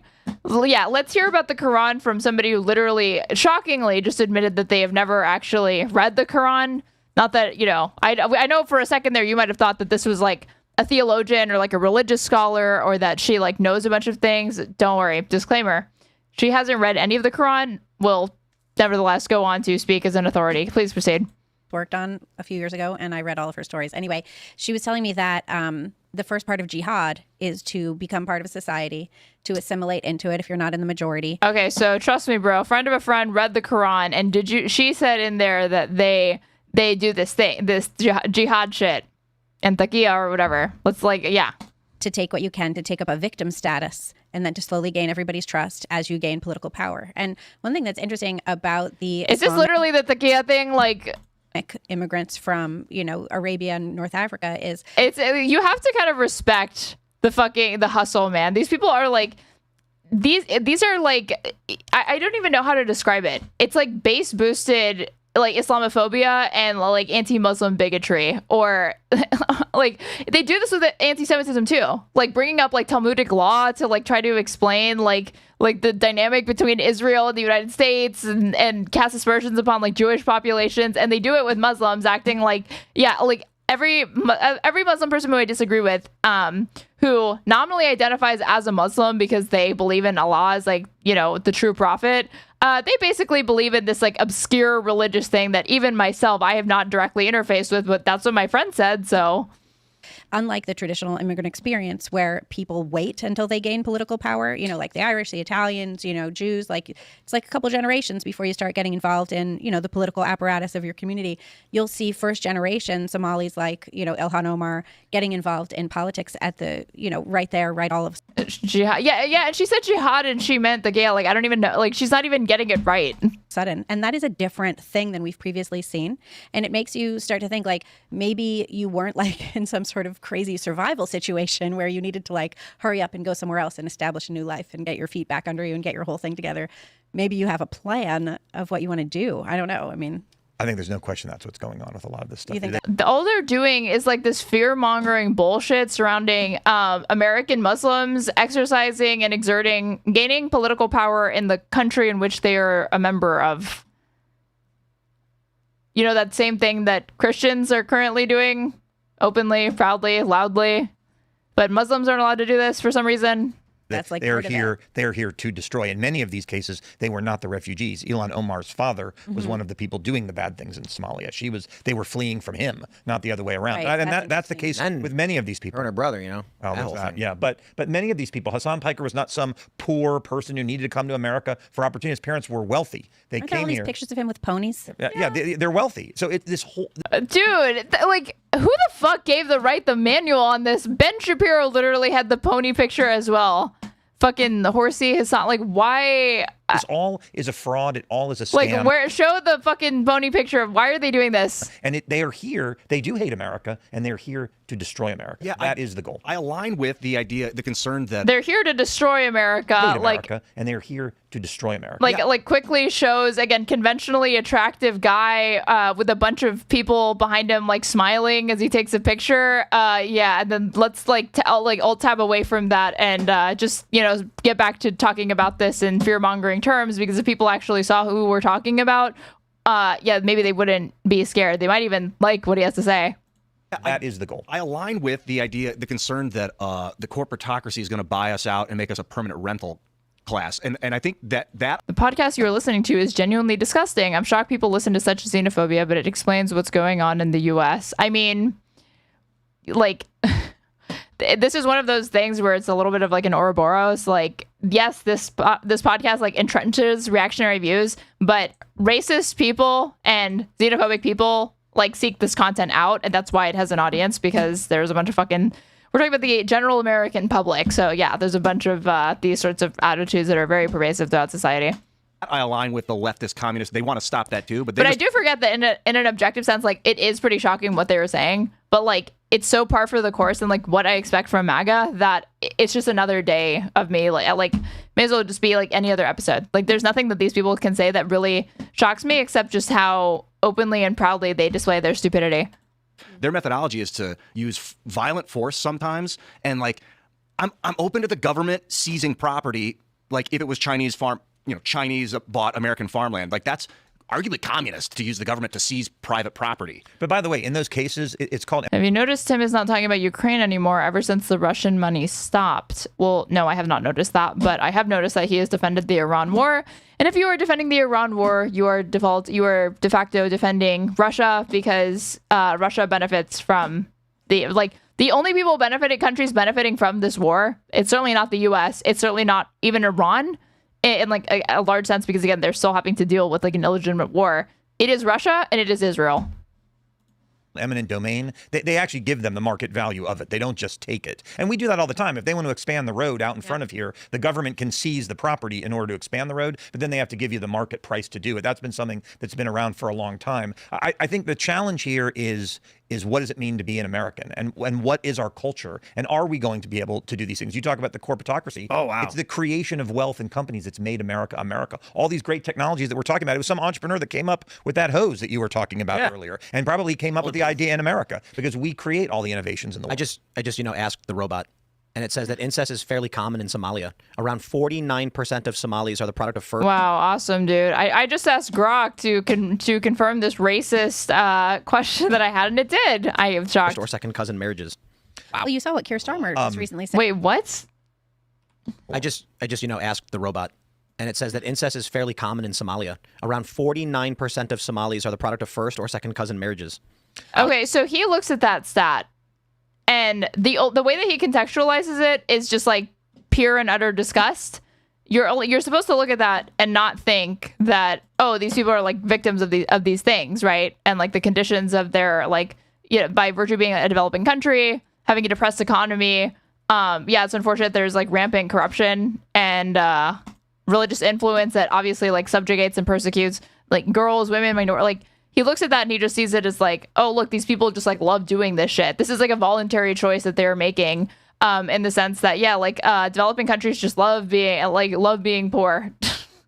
And they love, you know, and they would rather like, you know, fuck their cousins and marry their brothers and sisters than have money. Well, you saw what Keir Starmer just recently said in the UK. He married his cousin? No, but he did say that They've been debating it. Remove the bias against first cousin marriage. You know, So in West Virginia, when you try to get married, because my wife and we got married, and they go, are you related to each other? And we were like, what? No, do you ask everyone that? And they're like, we have to. Yes, they do. And I was like, is that common in West Virginia? They're like, no, it's not actually. And It's the difference in a family tree and a helix. Yeah, where it goes exactly. back like that. I mean, I remember in Boston when my dad and his second wife got married, they had to take blood tests, and that was part of it. It used to be very, very common that they would make sure that you're not related. And if you look at actually the history of your Okay, so what was the point of the Somali thing again? We're shitting on Somalia for having like even if I grant it, I don't even know if it's true. I have no reason to fucking take Tim Pool or Grok at its fucking word or whatever. I have no idea what he even asked it. But like the prevalency of incest or whatever. One, there are states in this country where child marriage is still legal and legally permissible. For one, they're red states, and there have been attempts of these few states that still have these sorts of laws that allow for this. Every single time they've attempted to update it, it is always religious Republicans that prevent it. It's probably because if like the argument is usually like at best, oh, teen marriages, you don't want them to be able to like not get married right away. So we can't reform child marriage laws, sorry, but you're literally saying that like, yeah, even in a developed country, you don't really have to look that too far into the past to see that, yeah, there was like cousin fucking and incest going on here too. Europe, it is the removal of interest. Ain't no way there is a state that child marriage is a thing. I wish that were the case, or like that weren't the case, but it is true. Yes. Familial marriage that made there be more diversity in Europe. You know, it was not better only for that, everybody's brains and chins also. And interestingly, with all of the incest-driven marriages, it makes the kids dumber. That happens, yeah. It makes you less intelligent. Yep. It creates more defects. And yeah, this is two different things to like corroborate this claim. Ending child marriage state by state. 13 states plus the District of Columbia have banned this insidious form of child abuse. In 37 states, predators remain in power. At age 13, Vilas was forced to marry a man twice her age. No one asked me. No one stopped it, she said. Instead of homework and band practice, her teenage years were filled with psychological and sexual violence. She escaped, quote unquote, into homelessness. I survived by trading my body for shelter and food. After all, it seemed to carry no other value, she said. Today, Vilas is a leader in the movement to end child marriage in the U.S. Child marriage is not a romantic relic from a bygone era. It is child abuse. Here are the facts about child marriage in the United States in 2025. So this is recent data. 10 years ago, child marriage was legal in all 50 states. Since launching the national movement to end child enforced marriage in 2016, this Justice Center has worked with survivor advocates to ban or limit this form of child abuse in numerous states. Here's how the states stack up today. Child marriage banned in 13 plus states plus DC. So Connecticut, Delaware, District of Columbia, Massachusetts, Michigan, Minnesota, Minnesota, but that's where all the Somalis are. The Somalis who just love marrying and their brothers and sisters and fucking their cousins. What's going on here? New Hampshire, New Jersey, New York, Pennsylvania, Rhode Island, Vermont, Virginia, Washington have all banned it. Child marriage is legal in these states: Alabama, Alaska, Arizona, Arkansas, California, Colorado, Florida, Georgia, Hawaii, Idaho, Illinois, Indiana, Iowa, Kansas, Kentucky, Louisiana, Maine, Maryland, Mississippi, Missouri, Montana, Nebraska, Nevada, New Mexico, North Carolina, North Dakota, Ohio, Oklahoma, Oregon, South Carolina, South Dakota, Tennessee, Texas, Utah, West Virginia. Wait, where Tim Pool is? It's legal there? No way. Wisconsin, Wyoming. States' laws on when children can be married vary. Only a total ban on marriage under the age of majority will fully protect children. So, yeah, pretty prevalent. Interestingly, it creates more violent tendencies when you do these things. So that is why the average IQ in many of these countries is so much lower. It's not that inherently people are smarter or less smart. It is because when you marry your cousins, it turns out it's a bad idea, and that's part of what the left has embraced. It's a bad idea. Yeah, it's a bad idea. It's a bad idea to first, but they're debating that in. And this is actually crazy because I'm looking at this other source. So the U.S. State Department calls marriage before 18 a human rights abuse that arises from and often perpetuates gender inequality and produces devastating repercussions for a girl's life, effectively ending her childhood. Despite this, it still allows laws and practices and laws and policies to flourish within the U.S. that promote, enable, and allow child marriage. Yeah, like over 30 states. But maybe this is like a holdover from did Elon Musk miss a spot or something? Maybe the State Department has gone woke or something. Parliament in the UK now about and people are saying if you don't allow cousin marriage, you're Islamophobic. Well, no. I mean, if that's what we can say, part of our problem in our society today is we have stopped saying some cultures are better than others. There used to be a time there were cultures that said it was okay to eat people, and we said nope, not okay. There were cultures that said child sacrifice was okay, and we said nope, that's not okay. But somehow we have forgotten that, and it is okay for us to say the American culture is the best culture that's ever existed. Well, and we should say it. We should. And we if you don't, how do I get my state to change this law? You would need to contact your representative, your state representative or state senator, and see if you could get someone to sponsor or co-sponsor a bill, and introduce it into their state legislature, and it would probably pass because you could probably. The reason why these laws aren't on the books is because I think people assume the person in this chat did, and even I did until a few years ago when I saw a YouTube video on it or something. Explaining this to be the case that wait, that's not already illegal in this country. People don't understand that it is still legal. Don't like it, get out. That used to be a thing that was common. That people would say America's the best country. But now we're up against the internet, so you really have to prove it. Words aren't enough. We got to show the world that we can lead this thing. I think we've been doing that. And, a good example is in terms of Americans, there's not a lot of cousin marriage. Everybody marries somebody totally different from their background. I want to jump to, hit your point before I jump to the next story. No, I was just going to say, with Hasan Piker, we kind of started this by saying, isn't this disastrous for Democrats? I don't know that that's true because they seem to be embracing him and sort of glossing him. Obviously, he's on the New York Times. Who is they? Again, the citation for the claim, Democrats have been embracing Hasan Piker. Here's the warm embrace of Hasan Piker. Bernie Sanders has gone on his stream. They've spoken to each other. AOC and Ilhan Omar played Among Us with him in 2020. Ro Khanna has defended Hasan on Twitter.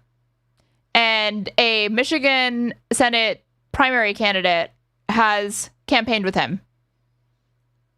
This is these are the Democrats, people. I don't even know what she means. Yeah, and Ro Khanna went on stream. That's the Democrats embracing Hasan. This podcast, he's getting platformed. He's invited to Yale to speak. At the same time that, for instance, at UCLA, a woman who survived the 10/7 attacks was faced with protests because it was offensive to students that somebody who had survived that kind of violence should speak. Wait, what are you talking about, lady? He's getting platformed. He's invited to Yale to College speak. campus anti-Semitism, an issue very close to my heart, the most important issue of our time. At the same time that, for instance, at UCLA, a woman who survived the 10/7 attacks was faced with protests because it was. Let's see if there's any what the UCLA woman. Let's see how like honest her representation of this. Who survived 10/7, protested. Let's see.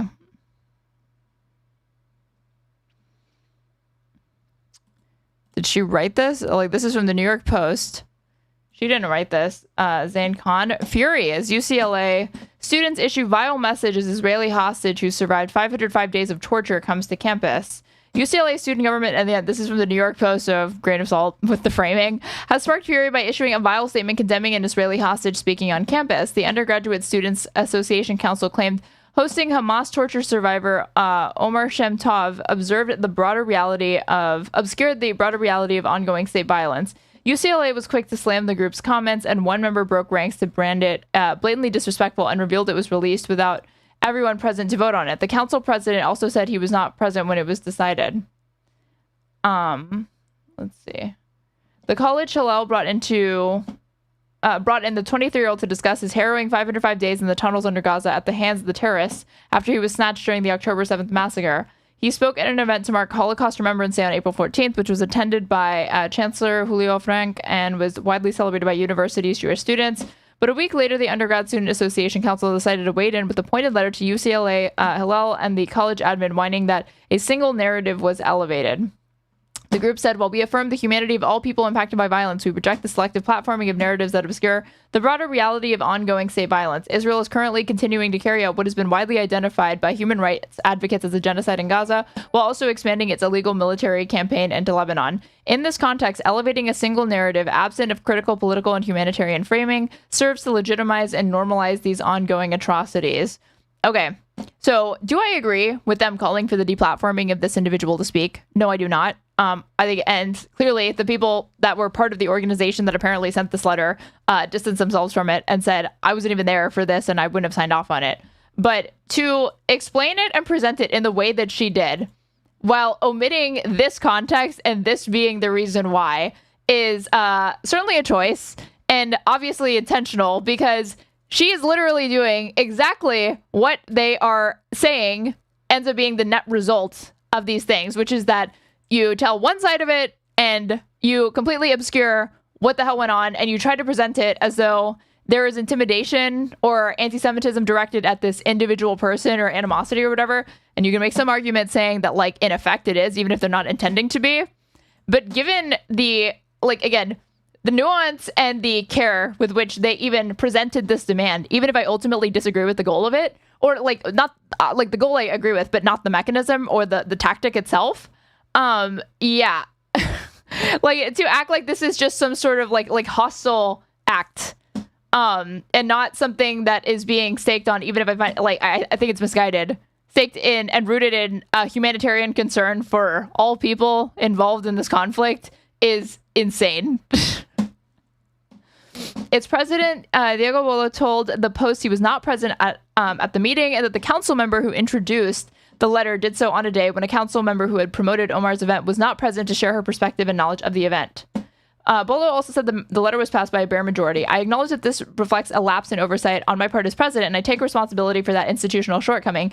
To address this issue, I am initiating a review immediately of our internal processes for drafting and releasing public statements, he told the Post. I deeply value free speech and free expression on our campus. I have worked throughout my term to ensure that the university supports all student groups in hosting speakers and a wide range of programming. Free speech is a principle I do not compromise on, regardless of the nature or subject of any given event. Okay, so not only this, I only have like a higher opinion of the student group because it did not pass with flying colors. The president themselves completely owned up to, they like took responsibility for it, even though like they weren't even present for it. So they're just doing it because they're in the authority for this thing, and is saying that like they remain committed to free speech, and they're tacitly acknowledging that, yes, by asking that somebody not be platformed or whatever, even if it's for a righteous cause, is still anti-free speech. The letter has sparked fury across the college, and Jewish Californians, with one member quickly breaking ranks and saying she had no part in it. Talia Davud, who is Jewish on the council, said, "What left me particularly speechless was the decision to bring this forward on the night of Yom HaShoah, a day dedicated to mourning the 6 million Jews murdered in the Holocaust. Condemning Omar Shem Tov for his lived experience is not only inappropriate but blatantly disrespectful. She noted that while the decision to condemn the event passed unanimously among those present, not all council members were in attendance. She added, I want to recognize that not all officers present tonight were at the meeting last week. I also want to make it clear that my office condemns doxing of any kind. Like, this is so insane. You would, like...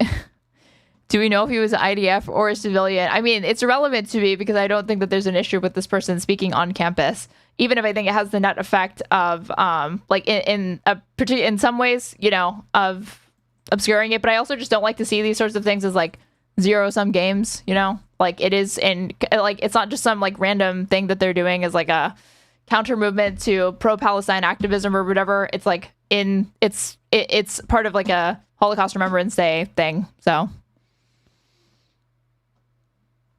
Wait, did it pass unanimously or did it pass barely with a majority? I'm confused. So the president claimed that it passed with a majority, but then another person claimed that it passed unanimously, but then she also said not everybody was present. So I'm not sure how to like square this. I noticed that as well. I don't know. Seems like an issue that was immediately rectified both internally and was condemned immediately, and reminds me of the fucking discourse. It's the type of thing where like the outreach generated from this thing that was already marginal to begin with is like more like that in and of itself is bigger discourse, like the backlash to it, than the actual outrage or like than the actual like any harm that could have occurred from it. You know, there was like one time there was something like trending on Twitter years ago. I don't know if anybody else remembers this toxic ass discourse of asking if Anne Frank had white privilege or something like that. But it was not. It was like the tweet went viral because people were dunking on it, not because people were agreeing with it. It's that kind of thing. Offensive to students that somebody who had survived that kind of violence should speak because they were pro. None of it makes any sense. But it's interesting. We're also saying, you know, Obama spending time with Zohran Mamdani. So there is just an eagerness, and you even saw it in the facial expression of the woman who was interviewing him. There's so much eagerness to latch on to what they see as charisma and reaching the youth, and no one in the Democratic Party is willing to call this out. Well, my favorite part of the Yale speech was when Hasan said that the collapse of the Soviet Union was one of the greatest, what do you say, catastrophes of the 20th century. And then he was like, after it ended, you know, people were committing suicide, they lost their jobs, there was a lot of rape and children being murdered. And it's funny because it's like, and all that was happening while the Soviet Union existed too. So, like, your point is bad things the Soviet Union were doing persisted after they ended? Okay. Was he talking about the way it got broken up? Because I think it was like businessmen that kind of... My GF used to work for Hillel. She hated it. Decided how it was going to happen. And that's he why was Russia saying that lost after the before Soviet Union collapsed, there was a lot of suicide, murder, crime, and those bad things emerged from the collapse of the Soviet Union. He's trying to make this point that while the Soviet Union was bad for a lot of reasons, they had some stability, and after they fell, everything was chaotic and destructive. And the problem is, the Soviet Unions went and, like, you know, I don't know, killed like 30 million. They had everybody in 30 million people. Too. There's like so many people in jail. Yeah, Ukrainians starved to death in the 30s, the Holodomor. Yeah. And they had ethnic supremacy movements, and so all of that was really bad. We don't like the Soviet Union at all.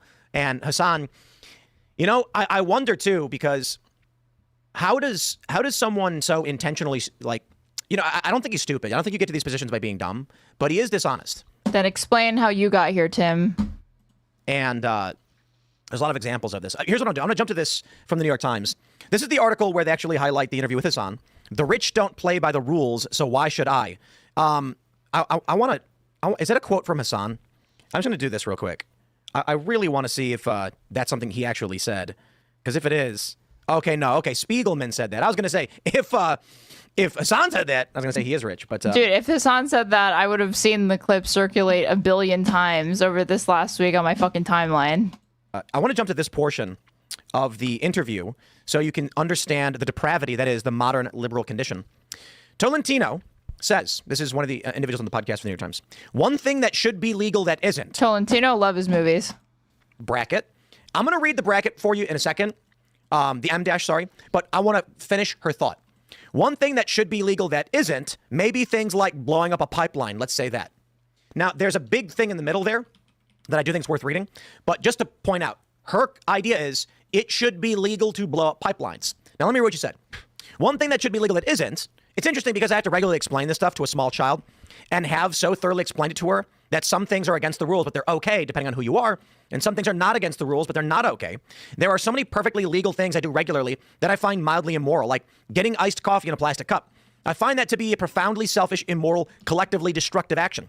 I have taken so many planes for so many pleasure reasons. I have acted in so many selfish ways that are not only legal, but they're sanctioned and they're unbelievably valorized culturally. So maybe things like blowing up a pipeline, let's say that. She literally said it is morally wrong to drink coffee in a plastic cup, but it's okay to blow up a pipeline. The current state of the modern liberal condition is that murder, terrorism, and theft are legal and or should be legal and are acceptable. I bet you. So, like, what does this have to do with Hasan? He also is complaining that gas prices are $1 higher than when the conflict in Iran started. She's not. Didn't you She see doesn't Greta drive it. Thunberg? She doesn't have a car. Did you all see Greta Thunberg? I love this. When Cuba gets sanctioned, she goes, "They are stopping the oil from getting to Cuba," and it's like, lady, 10 years hate ago, oil, you idiot. Why did they just make Greta sound like give her like a fucking like Nazi? ban all oil. What do you think was going to happen? Just give him some solar panels.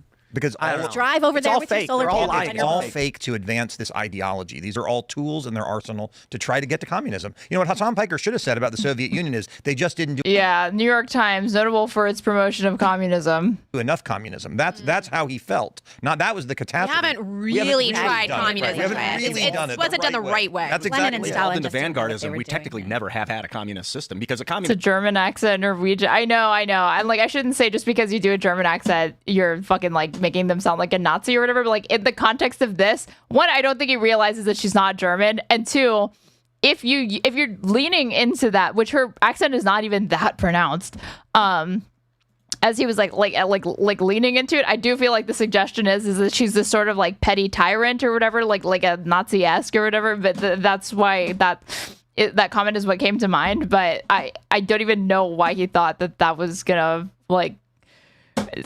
Only to this fucking dumbass audience was it like, wow, that sounds just like her.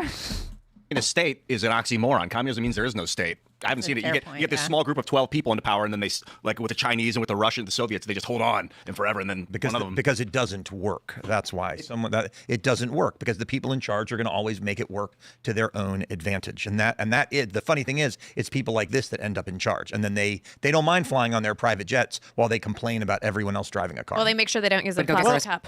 I gotta give him some respect. I mean, conservatives are just the Republican Party.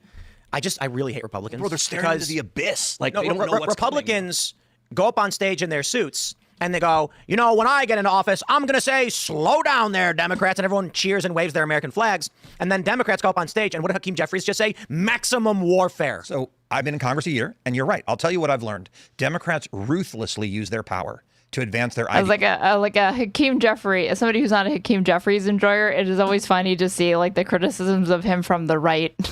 Ideology, which frankly I find evil.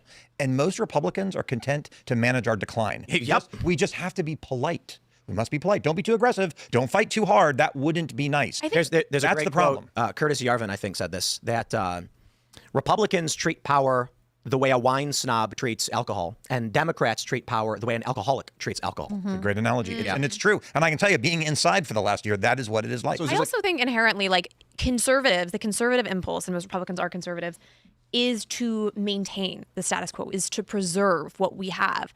And yeah, and so what we have fucking sucks.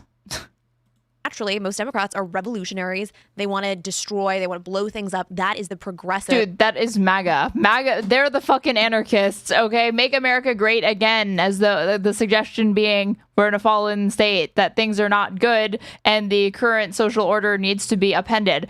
Like, now they want to reify the existing hierarchies, right? But it doesn't mean that they don't long for change, even revolutionary change. As fucking stupid as it sounds, I mean, J6 is an act of ridiculous fucking LARP, but it was actual fucking, like, it was revolutionary direct action, you know? Even if it's, like, fucking not a righteous cause and stupid and absolutely fucking hilarious. But these people, you're talking about a movement that is staked on, like, having total contempt for law, total contempt for the Constitution, pays no mind to anybody that it does not think, basically, like, it should be white, Christian, men, cisgender, heterosexual, add those in there too. At the top, everybody else at the fucking bottom. Revolutionary impulse. You know how I imagine it? There's like high school, you know, it's like maybe like a middle school playground, and there's this kid with like a leather jacket and his hair's all messy, and you know, all the girls are like, oh, he's a bad boy. That's the Democrats. And then there's this like nerdy kid who's like walking, and then the kid in the jacket shoves him to the ground. J6ers demonstrated practice. Like, they want you to think that, like, Democrats are the ones that, like, want to upend the social order, when Democrats are the ones, like, clinging to institutions that Americans broadly hold in contempt and want to be replaced with something, and they're even willing to embrace fascistic tendencies and outright fascism, because Democrats are not willing to offer that same sort of, like, structural change. They want to, like, in a lot of sense, again, like, they're, like, kind of small c conservatives by just wanting to uphold the liberal order. And then all of his friends start laughing, and the nerdy kid gets up. Like strict institutionalists, literally the opposite of what they're talking about. that was really funny of you to do that to me. You're so smart. And he's like, yeah, shut up, get out of here. That's how I view the Democrats and the Republicans. Like, remember when Bowman, like, pulled the sign off the door and then opened it, committing a crime, and then they're just like, like, pulled the sign off. Is he talking about, like, when he pulled the fire alarm or whatever? He did not pull. I don't know about pulling the sign off the door. I don't even know if that was an act of, like, criminality. I'm not going to do anything about it. Maybe it's some sort of, like, civil violation, but...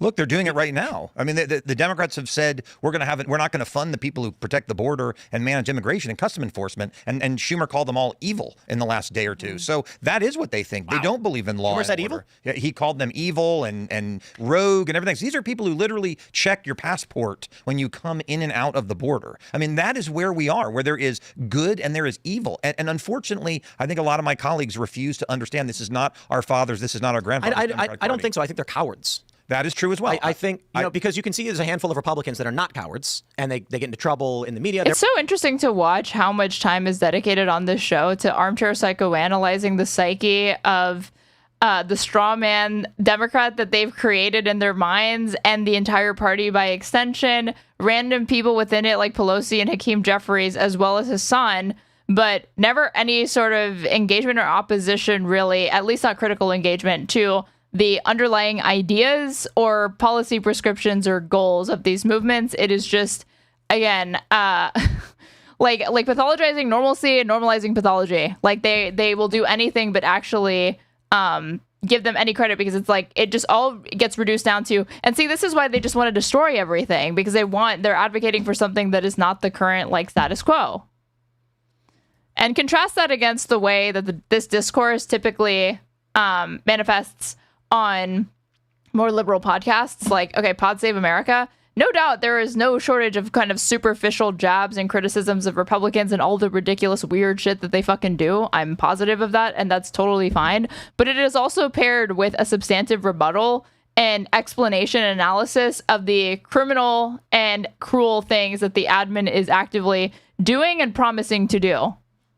And, like, the worst liberal podcast will still be better than this slop. Seriously. They're willing to stand up, speak out. I'm one of them. You know, perhaps, cause fights. But before ICE and DHS, no border. It was just open borders, baby. What a time. Many Republicans just keep their heads down, shut up. Because it's easier to do. Yeah. I'm in the kitchen making dinner while listening to this, and I'm screaming at my screen. I hope you're not holding a knife.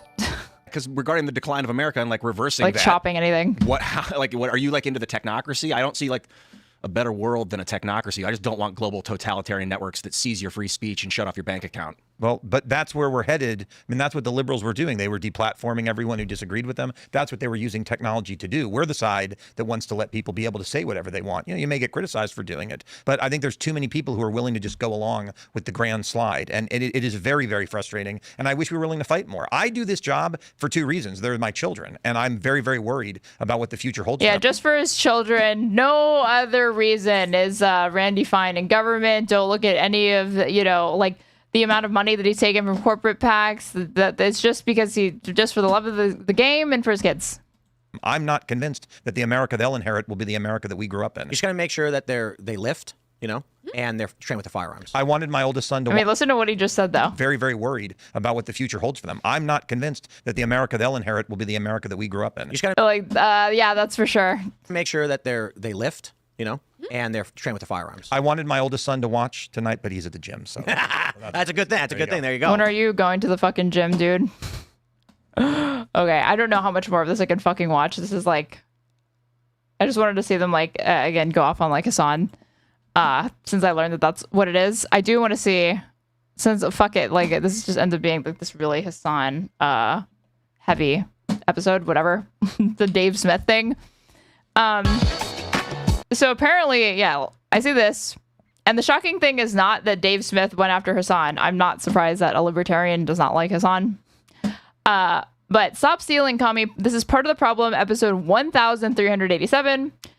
2 days ago, got 97,000 views. And the interesting thing about this is that whatever his responses to Hasan, it's a bunch of his, like, I don't know, like libertarian audience is like going after, getting after him for this.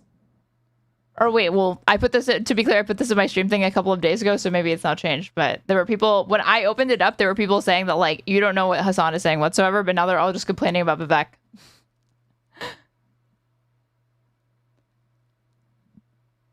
Dave, Hasan is talking about downloading a car as theft, not stealing one. Thanks again, Dave, for keeping it real. Okay, let's do this. Let me hear a libertarian tell me why it's immoral for you to steal from John Galt. What's his intro game like? Let's see. What's up, everybody? Welcome to a brand new episode of Part of the Problem. I am Dave Smith. He is Robbie the Fire Bernstein. What's going on with you, good friend? Nothing much. Just put out some new sketches. Go check it out. Robbie the Fire, all one word on YouTube. If you got a porch for me, thefiretix.com. You live out in New York City. I just added my first headlining gig, a porch tour in Astoria. Nice. And all sorts of stuff coming up. Got dates confirmed. Just got to do the homework. Got to set it up. Not fun.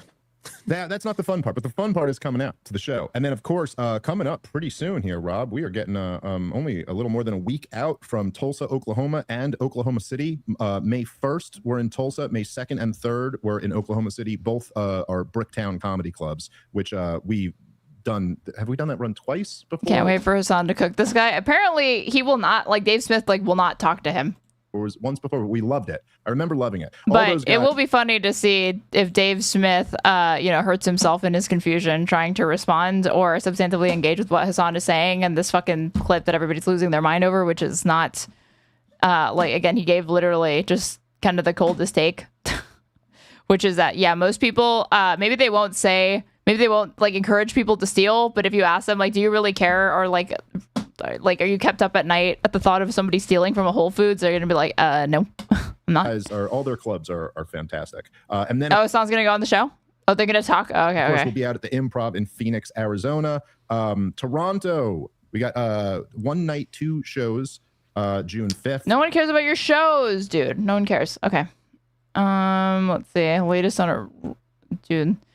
Oh my God, this whole section is them like complaining about Vivek Ramaswamy. What the fuck is Vivek Ramaswamy up to that they have that much to talk about? Expanded. And like he's running in the gubernatorial race in Wisconsin, Missouri. I don't know. So what? Like some Rust Belt state almost. Be an existential threat to America. None of us go, oh my God, how are my kids going to live if the borders of Russia could expand to Germany and it wouldn't be an existential threat to us. In other words, you had a situation in the war in Ukraine where, from Vladimir Putin's perspective, this is an existential threat. This is a must-win. From Zelensky's perspective, this is an existential threat. It is a must-win. From our perspective, we're kind of LARPing. We're kind of pretending that we have that type of dog in the fight. And the same thing is here with Iran. I mean, this is a bit of a straw man because the issue is that if there is no opposition to Russian imperialism, there is one. If he faces no like real military opposition, there's no reason to think, because the illegal invasion of Ukraine already defied logic and real politic. It didn't make any sense that he would have stopped there or been necessarily even deterred from nuclear arsenals. But now that this has played out, he doesn't seem to have waded into areas that have nuclear capabilities. But the bigger issue is that if the United States does not intervene now and he ends up expanding to countries that are part of NATO, then obligations kick in, and the United States actually does have to be formally involved because of the NATO treaties that we're involved in. So it is just trying to prevent that from kicking in. So is it an existential threat? No, but nobody was really saying that it was an existential threat to the United States. I feel like it's a straw man. It's like, no, it's just nip it in the bud now, so we're not having to fulfill NATO obligations if he does this to another country that we're part of. Where Israel views this as an absolute must-win. Iran obviously views this as an existential threat. They're the only ones who are actually correct in this being an existential threat. And America's just kind of like, we don't really like that you enriched up to 60%. We'd rather it be 3%. But it's just no. So even as we try to exit, you got to understand that these guys are playing for keeps. These guys believe that this is absolutely necessary. And that's tricky. That's when you're in that situation, because the two things we really got to do here to end this war are get the Israelis to back down and get. I get a new stream when there's a war in Gaza. This is your first comment in YouTube chat, and everybody is dying laughing. But to seriously address your point, there is no war in Gaza. There's a genocide in Gaza. The Iranians to make a deal. And it's very hard to get one side to back down and the other side to capitulate. And this is not the live stream for you, so I have gone ahead and banned you. Don't worry. Some degree, when they both see it as a matter of survival, which is how they view it. Well, I guess the ceasefire round 2 shall continue. There you go. I want to I wanted to play this clip. In fact, I was thinking about playing it yesterday, but we didn't end up getting to it. But there was there's a clip of Vivek Ramaswamy that was going viral on social media from a Turning Point event, and I thought it was interesting. And it was a question which I guess at this point, which it is kind of interesting for the people who, are still supportive of Israel, or in Vivek's case, maybe like quasi-supportive, kind of trying to walk that line. But it never ceases to amaze me that they now cannot go to a Turning Point event, no matter who they are. They can't go to a Turning Point event and take questions without knowing that this most uncomfortable of questions is coming. And it's just been interesting to see all of them kind of stumble when dealing with it. Now, Vivek Ramaswamy, I just, full disclosure, I haven't talked to Vivek in a while. We became very friendly in 2024, and we spoke quite often. Okay, I'm cheating. I thought I wanted to see his analysis on the fucking Vivek thing, but he just yaps so much, and we have to get to this Hasan thing. Sorry, Dave. I tried. I tried to give you a chance. Even Vivek says, "Oh, taking this position, this is why I got criticized from both sides of this." It's like, yeah, that's right. That's what this will end up doing. Someone like me will end up looking at this and going like, oh, this is so weak. I can't get behind this. And then someone like Ben Shapiro will look at this and go, he's basically Adolf Hitler. I don't know. He's like, so it's just, you're just not winning over anyone with this stuff. That's my feeling. All right, guys, let's take a moment and think. I mean, he's not wrong on that. Like Ben Shapiro, you're going to have to contend with the fact that there is widespread anti-Israel sentiments that are pervasive within the United States now. It is a mainstream position for one of the major political parties, that is the Democratic Party, is now critical of this country and the United States' relationship to them. That is only going to increase as this unpopular war of choice with Iran that Israel helped get us into goes on. So you're going to have to do some more heavy lifting than just say they're like Hitler. You can ignore them. People off the hook on the topic. They are not. Hey, okay, so let's get into the this Hasan Piker Hasan Parker with what's it called? The Opinion, I believe, is the name of the show. I sent a few clips of it, Natalie, and we could just pull whichever one. But so Hasan Piker, who's been he's a lefty streamer who's very popular. He is very dumb, and I don't know. I've dumb. Just always found him to be. That was mean from Dave. Laughably unimpressive. If you remember, Rob, we've done a few episodes over the years where he had segments on us, and we did responses to it. And I challenged him to debate a few times back in the day, which he was never interested in doing. But what the fuck? I just saw this a screenshot of Hasan reaching out to messaging him, and he never replied. I don't know. I don't even know what exactly to say about this guy. But so he's been kind of the center of some controversy lately because, of course, he's a real hardcore lefty. And so he's broadly speaking, I guess, good on being against the wars. But then, of course, because he's like a lefty collectivist, he's always got to overstate in these ridiculous ways. So what his big thing was, he said America deserved 9/11. Rather than being getting it and going oh, American policy by people in power provoked the reaction of 9/11. He just goes, no, we deserved it. What do you mean? Some old lady deserved to die? The thousands of people deserve the tower to fall on you? No, dummy. That's not and he doesn't even realize he's undercutting his own message, because the whole thing you're trying to say is that the kids in Gaza didn't deserve it, right? This is the same mentality as the people saying, oh yeah, you deserve it. So anyway, there'll just be things like that. He just always kind of has these and then he's known for doing this ridiculous thing where they do these 15-hour live streams. Anyway, I don't know what more to say about him than that. But in a kind of almost, I think. Okay, now that we've gotten the well poisoning out of the way, let's get to the actual analysis of the take. You know, I don't know. Maybe I don't have my finger on the pulse that well, but this seemed to me almost kind of like a moment. If you remember, Rob, like when, I don't know. It is the most hilarious thing that Dave Smith handles comic Dave Smith when like literally I've never heard anybody like praise this dude for his comedy. So, oh my God, dude, the fucking Dave quote tweeting Substance.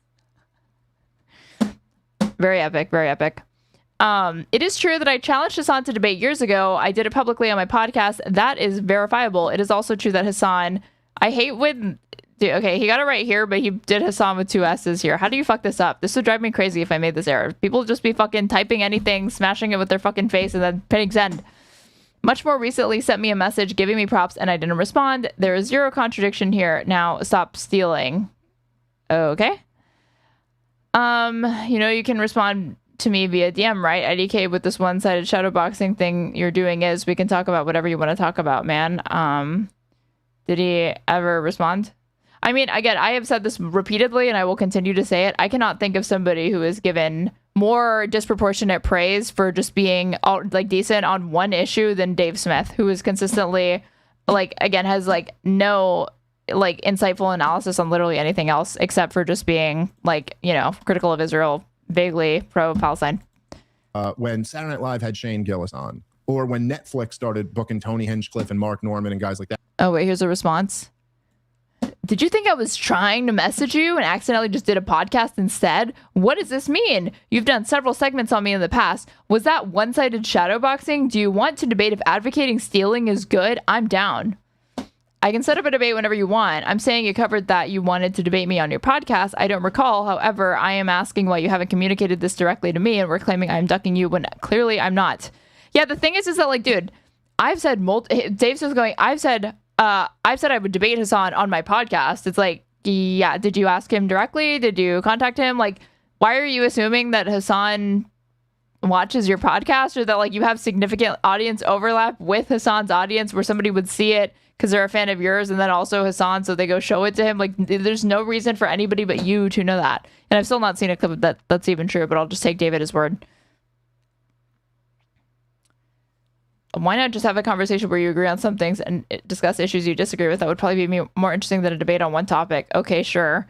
Like, again, he has this like terse, stupid, like curt attitude with this, but this is a guy who literally brought on Fuentes to his podcast and was just trying to be like a fucking pick-me the entire time.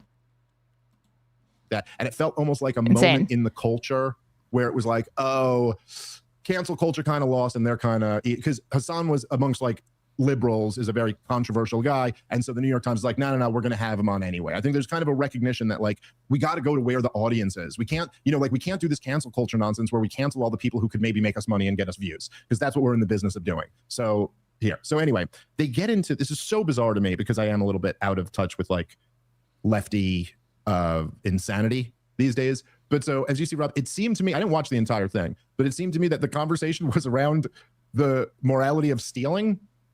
And then they just started. Also, he never said that he stole. He like quite obviously dodged that and gave an answer that amounted to, if other people steal, it's fine. Getting into a like from large corporations, I don't care. About this nuance. So let's pull up one of the clips, Natalie. We'll try to go through all three of these. Let's see what is going on in crazy, like what seems to be like 2 New York Times future wine moms. I don't know, how would you describe these ladies, Rob? There will be cats in their future, undoubtedly. So wine mom is anytime there's 2 white women speaking. Got it. And future wine moms, right? Male model who read a magazine about politics once. Let's watch the conversation. Yeah, no, I'm pro piracy all the way, like across the board. Would you pirate a car? Yes. You know, if you could, if one could pirate. I realize that this is very offensive to the libertarian mind that thinks that you should be able to, again, there should be like no state basically, and that private, like society should be run by plutocrats. I realize it's an anathema to conceive of things like, you know, IPs being just, you know, open source and really not having IP. I realize this like hurts and offends his soul greatly, but, you know, let's chill out a little bit. Or the car. It was just a classic thing back in the day where they'd be like, the government funded anti-piracy initiatives. Would be like, dude, would you steal a car? I'm Oh, like, I yeah, sure. If I could get away with it, if it was as easy as pirating IP, I would do it. Would you dine and dash from your local diner? Never. Tip 35%. Mike's, come on. No, I wouldn't do that. And if I saw somebody doing that, I'd probably pay for their meal. Yeah. Would you steal a book By the way, from the can I library? just stop it already? First, hold on, wait, just pull it back a few seconds because that next question is really going to throw me for a loop here. Okay, hold on. What, is he like really that triggered over the virtue signal comment? What did you expect him to say? Possibly take on the next one. But I first Like, gotta again, take it's on- like seeing this is like so unserious that people think that like Hasan was like, yeah, like have no respect for other people's like personal property and whatever. Like, clear, like again, he carved out one exception, and you could say he shouldn't even carve out that exception, but it is clear it's like not a hot take. on this. Like, by the way, one of Sam the Cedar absolutely destroyed Dave Smith. What I've seen multiple comments like this. When did they debate, and what did they debate over? dynamics here, where all of them are talking about stealing, is that as you can tell from the people, from the backdrop, and just knowing that every person in this conversation is rich. Every person in this conversation is rich. Has literally zero bearing on their argument. They're all in the top 1%. Hasan Piker grew up like in a rich family. He's worth millions and millions of dollars. Lives in like, I forget exactly, but lives in a multi-million-dollar. Yep, but more well poisoning because we're I don't know how many minutes into the segment and we still haven't done enough well poisoning. Home, but like these are rich people. And they're sitting there talking about the morality of stealing and when you would steal. And they throw in little hints there where she goes, hey, I always tip 35% at my local diner. Well, just saying, I'm actually a very generous tipper myself too. I typically do 35 or maybe above that. But you know who does that? People with money. That's who does that. It's not a conversation. Hasan goes, oh, if I saw someone else do that, I'd probably pay for their meal. You know who does that? People with money.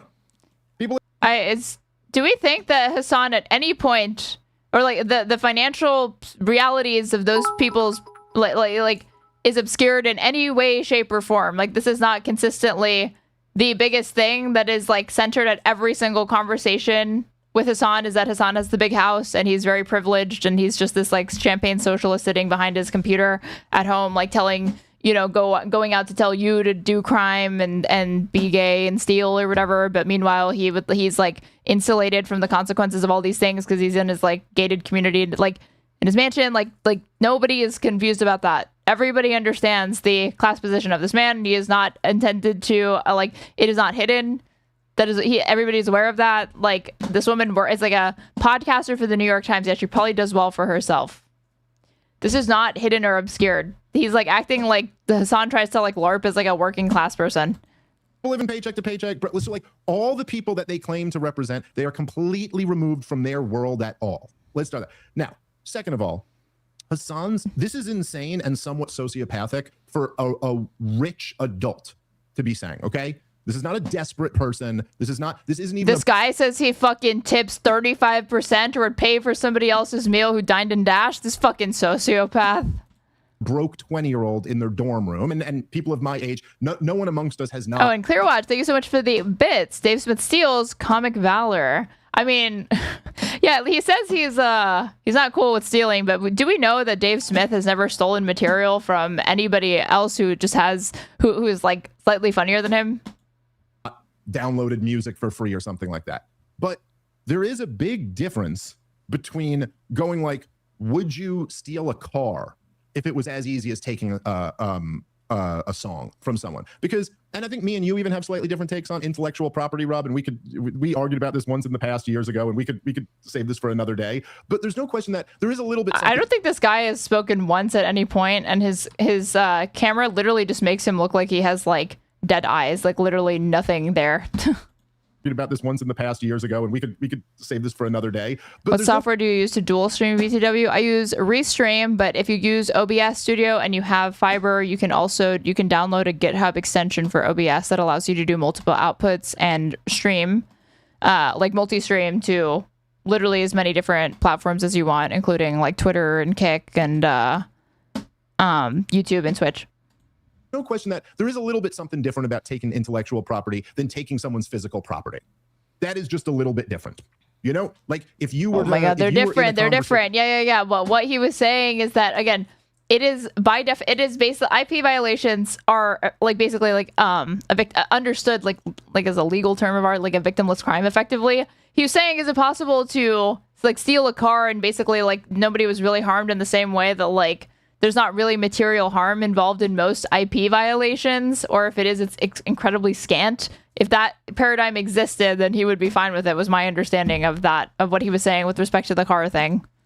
Let's say you were talking to someone and someone said something, which that's is like, really... yeah, under like if we're controlling for these other circumstances, if we're trying to liken, you know, the theft of physical material goods to intellectual property or digital goods, like if there was a way to do it that in that same way, then I would do it, or like not get caught and not have it be an issue, I would do it.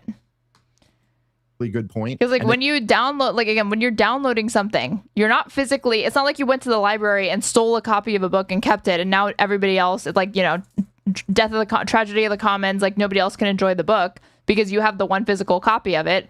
If I make a duplicate of something that is freely accessible through, you know, piracy links and stuff like that, everybody still has access to it. It's not like it's gone and now in my, like, it's not proprietary to me or in my possession.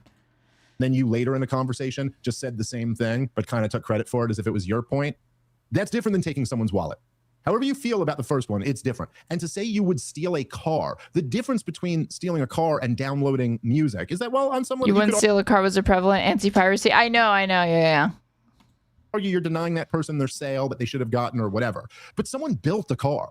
You know, like you're stealing the labor of people. You're stealing a physical, tangible thing. And the idea that you have that you just kind of yeah, but nobody ever talks about the harm of the fucking laborer when we're talking about petty theft. That's not even the counter argument to this. You're hurting a capitalist because the laborer has already been paid for the fucking widget that they created, and they have to the extent that they are going to reap any of the fruits of their labor, it's already been doled out. So it's not them who you're hurting. It's actually the capital owner who is attempting to profit off of their surplus value. That is who is being harmed, not the laborer who made the thing. Laughingly go, no, I have no moral issue with that. It's like, okay, all right. I'm pro-piracy. Everyone should steal everything. Yeah, but what's the result of that if everyone does it? Really bad stuff. He didn't say everybody can steal everything. He specifically said corporations. That you can say that his language is so sloppy that nobody is going to restrict, anybody who's interested in stealing is not going to restrict it merely to corporations. But I don't see how you put that on Hasan. Right? That hurts all of us. So I don't know. This is like already just an insane conversation by people who are clearly virtue signaling and posing as being a member of an economic class that they are not. Any thoughts on any of that, Rob? I don't know. I mean, theft, it's one of the underpinnings of society. It's right up there in the 10 Commandments that if you just want to be able to get along. And really, like, the big issue with IP theft and the, like, inability for people to monetize something that has been, that's like, you know, intellectual property theft. It's like, the issue is not, like, this only exists really under fucking capitalism. Like, yes, people would want credit for things in a post-scarce world, but ideally people want to be able to have their artwork enjoyed and distributed. Like, they want people to consume it, but it's only in our economic paradigm that you have to, again, you need a job to survive. You need money. And so if art is the way that you earn a living and people are getting it for free, then yes, there is a harm incurred, but it's not really like a sort of creative violation at that point. It's the fact that you need to monetize things to be able to succeed under capitalism or to live.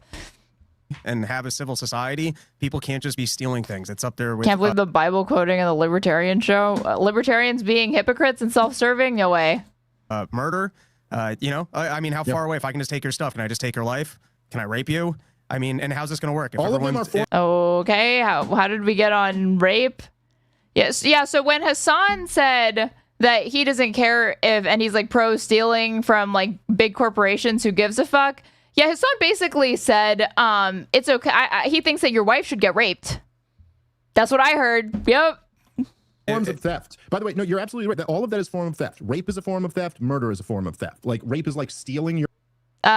Rape is a form of, okay, yeah, if we're reducing people, and obviously in the context of rape, this is a discussion that is going to be highly gendered, women, and reducing them down to property, and your wife is raped, then yeah, your property was stolen.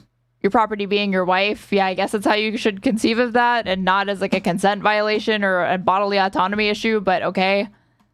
Your body, Like, again, he's not making a point about like your like dignity being stolen. He's saying that like your property is like your wife is being like your property being the property being your wife. Access to your body, murder is stealing your life, or robbing you of something that is rightfully yours. Yes, this is the first thing. I have little kids. This is like what dealing with a 2.5-year-old is like when they're on a play date. 2.5. I have a 4 and a 7-year-old. Neither of them would have this issue today. This is long behind us that I'd ever have to explain to one of my kids. That's not yours. You can't just take that. It's giving me nostalgia thinking about these conversations because I have a 7 and a 4-year-old, and so this is not an issue anymore. And how's this going to work? Yeah, I mean, you guys are 3 rich people sitting in a room. If you're advocating for, I guess, people can just take stuff, is that the life that you want to live? That every time you try and park your car somewhere? I mean, does that mean that you don't blame someone for just taking your... Corporations, not random people. They carved out exceptions. They said he doesn't care about, like, Amazon not making as much money, like a company that's valued at like $1 trillion. He doesn't care if a subsidiary of it like has like shrank. Your car, if you parked your car outside and someone just took your car and you no longer have a car and you're Hasan, do you go, well, my values are for piracy and somebody took my car, so I'm not going to stand by the state and try and regulate this?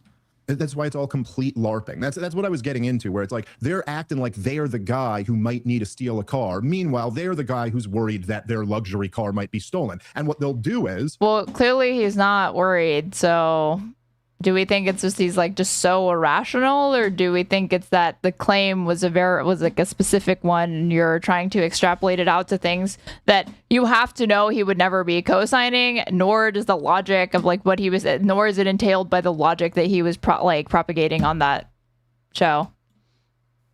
Like this isn't a theoretical. What they'll do is... Man, I used to like Dave. He seemed articulate, and I agreed with him on a lot of issues, except for the whole Rogan sphere bootlicking thing. Or maybe I was just blind because I liked him, but now he's going after Hasan. Come on, you like him, but you draw the line at Hasan. I like that. That's funny. It's not that he's going after Hasan. I don't care if he goes after Hasan, but make better arguments. If this is like the critical engagement that he's capable of, that's an indictment of Dave Smith, because it's just straw man after straw man and stupid extrapolation after stupid extrapolation from what Hasan was saying. It's pearl clutching. It's moralizing. I have no tolerance for it. I don't like the virtue signal. It's boring. It's lame. It's stupid. I don't get this, but like make the criticism of Hasan, but make a good criticism. I don't even agree with what Hasan said. I don't think you should be encouraged, even from corporations. Like you're like you should not be encouraging people to steal, mostly because it's wrong, sure, but like even if you don't care about like the morality of stealing, it's reckless behavior that you're encouraging, and it's all fun and games until you're fucking getting arrested because of petty theft, and it doesn't seem worth it to me. So is move into the richest area in a gated community and you know what I mean? Like they won't be in the middle of all that chaos. That's for sure. Here, let's keep playing because I'm sorry. This next. How is sexual assault even close to privacy? My head hurts. This isn't that smart. Okay, guys, this is a libertarian. We're gonna do libertarianism 101. Give me a second. Libertarian debate. License to drive a car.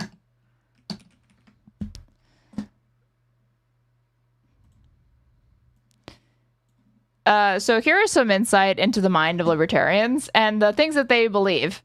This is Gary Johnson booed at the Libertarian debate for supporting driver's licenses. This has 1.7 million views, was posted 8 years ago. This is 22 seconds, and yes, it is edited a bit, but it really is not like exaggerate. Like they have just distilled it down to the essence of the debate. So let's get some insight into what libertarians think and believe in this country. Should someone have to have a government-issued license to drive a car? Hell no.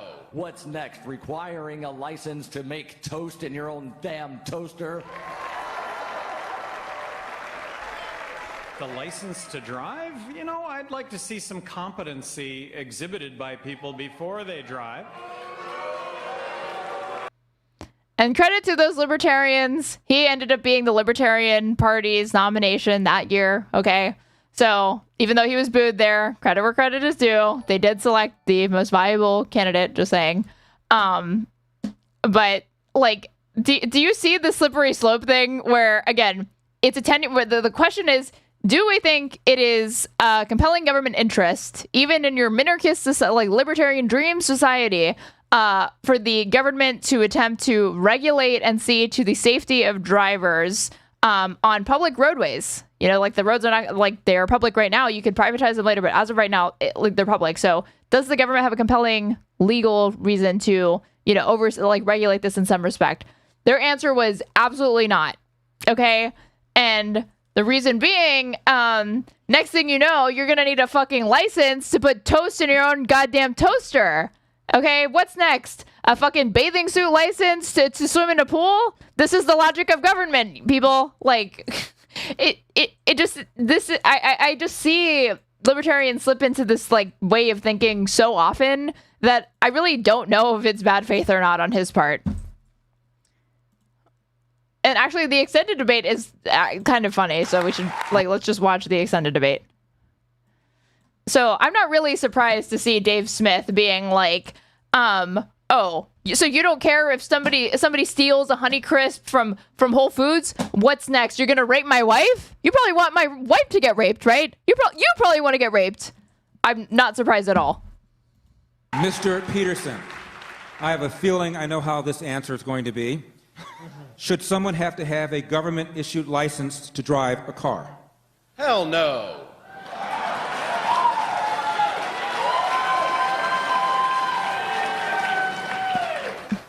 Dr. Feldman.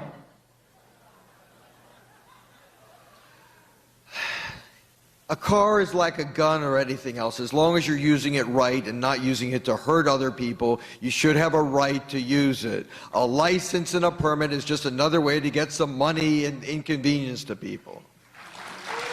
Mr. McAfee. Like let's compare this to gun control. This is easily the best argument I've ever seen for gun control is listening to libertarians discuss government regulations surrounding firearms. You will get if this could just be like broadcast everywhere, you could get public support up for gun control just like through the fucking roofs overnight. I don't think licenses are required. However, if you are under 16 and your parents say you can drive and you haven't done it before, you should put a flashing pink light on. Oh my God, look at this guy, John McAfee. McAfee Associates, the computer software company founder. I just realized that this is like the McAfee or whatever, like antivirus. I didn't realize that's who this was. I'm pretty sure he founded that. This is the company that he's talking about. And isn't that like a virus in and of itself? And your parents say you can drive and you haven't done it before, you should put a flashing pink light on your roof at least so we can get out of your way. But that so you want to tax young drivers. So you support taxation. So you just support everybody being raped and pillaged. Most. Mr. Perry. The government requires licenses for far too many things. The government requires licenses for people to broadcast radio. The government requires licenses to get married. They require a license to drive. What's next? Requiring a license to make toast in your own damn toaster? Absolutely not. The laughing. I mean, you simply must not your cat. You know, how can you not respect somebody who's at least this forthcoming with their ideology? Governor, I think government requires licenses for ears above a certain size. Are you making fun of this man? Are you making fun of this libertarian candidate right now? Are you really doing that in my chat? Why do you think that would be acceptable? We love our libertarian kings and we support their ear sizes here. Okay. Has a I think they should be free from, government intrusion as well as harassment about the size of their ears. Responsibility to protect us against individuals, groups, corporations, foreign governments that would do us harm. In that context, a license to drive, I'd like to see some competency exhibited by people before they drive. Tough crowd. I bet it smells just great in here. As governor of New Mexico. Come on, can we get some tomato? More booze. Not enough booze from my chat. Fuck this guy. Come on, tomato emojis, please, right now. So I vetoed a whole lot of bills. I vetoed the haircutting license. I vetoed all sorts of licensing, but license to drive? I mean, you could, arguably, you could have an insurance requirement, I guess, that then the insurance company would determine. I mean, you got people that are blind that would be on the road, I think, that would actually continue to drive. You have that now with people, like the fact that we don't even have like an age where we cut people off from driving regardless of what competency they may or may not be able to exhibit on any particular day at the DMV. Until they hurt somebody. I think... Gentlemen, we have come to the end of the question and answer portion of the debate. You now have 60 seconds to make a closing argument. Since Mr. McAfee went first, Mr. Perry, you may go first. What do you think the male to female ratio is? I'll just say that, you know, if this were sort of this, like, let's call this convention like Ancapistan, I worry about I worry about the women that would be trapped on Ancapistan Island. And I will say, this is so fucking stupid. Gary Johnson pointed very quickly and like succinctly at the fact that like, you might be able to take comfort in the fact that maybe the government is not going to be able to like, you know, get in our like libertarian dream society. Okay. And I'm one, I realize like, okay, I'm a communist. Okay. So I know what it's like to hold some very esoteric, abstract, like highfalutin ideal, you know, society, like ideas for society. Okay. But on the license thing, you're fine with corporate consolidation of literally everything and plutocracy. So what's going to happen is insurance companies, so they can even determine how much of a risk you are to be able to cover you. The only way that they could do that is by assessing your competency first alongside other demographic like characteristics, like, you know, your age or whatever, how long you've been driving. But to ascertain that, they're going to need a license. So what all you're going to end up doing is creating different standards for different insurance companies. And it's privatized, but it won't go away. They have to be able to do that to even be able to assess how much they're going to charge you for coverage. You're a communist. Communism is good in principle, but terrible. Did I say communist? I meant I'm a conservative. I'm a conservative streamer, you guys. Sean Pierre, thank you so much for the $15 donation. Really, really appreciate that. Chomsky is a libertarian socialist, so that's what I meant. That's what I am. I'm that kind of libertarian. I'm a conservative, you guys. Line just really got me. Would you steal a book from the library? You're a conservative? Yeah, small C. Never. Okay, pause it. Pause it. Pause it. Have any of you been to a library? Do any of you read books? It's free. Books at the library are free. Nobody steals books from the library. Maybe you don't return if you don't return the book, Dave, you have stolen it. them. You forget to return them. But what do you mean? It's a hypothetical. That's what they mean. It's a hypothetical. You steal a book from a library? And what is even is like, that? don't you even need to say it? Like the lack of ability to contend critically with hypotheticals, that is not necessarily, that's indicative of you like lacking critical thinking skills. Dave, think, Dave. But then, see, here's the thing that they're trying to do, Rob, is that they're trying to go, it's not. Did you just get that giant cat plush? Lycan got it for me on Easter as a gift.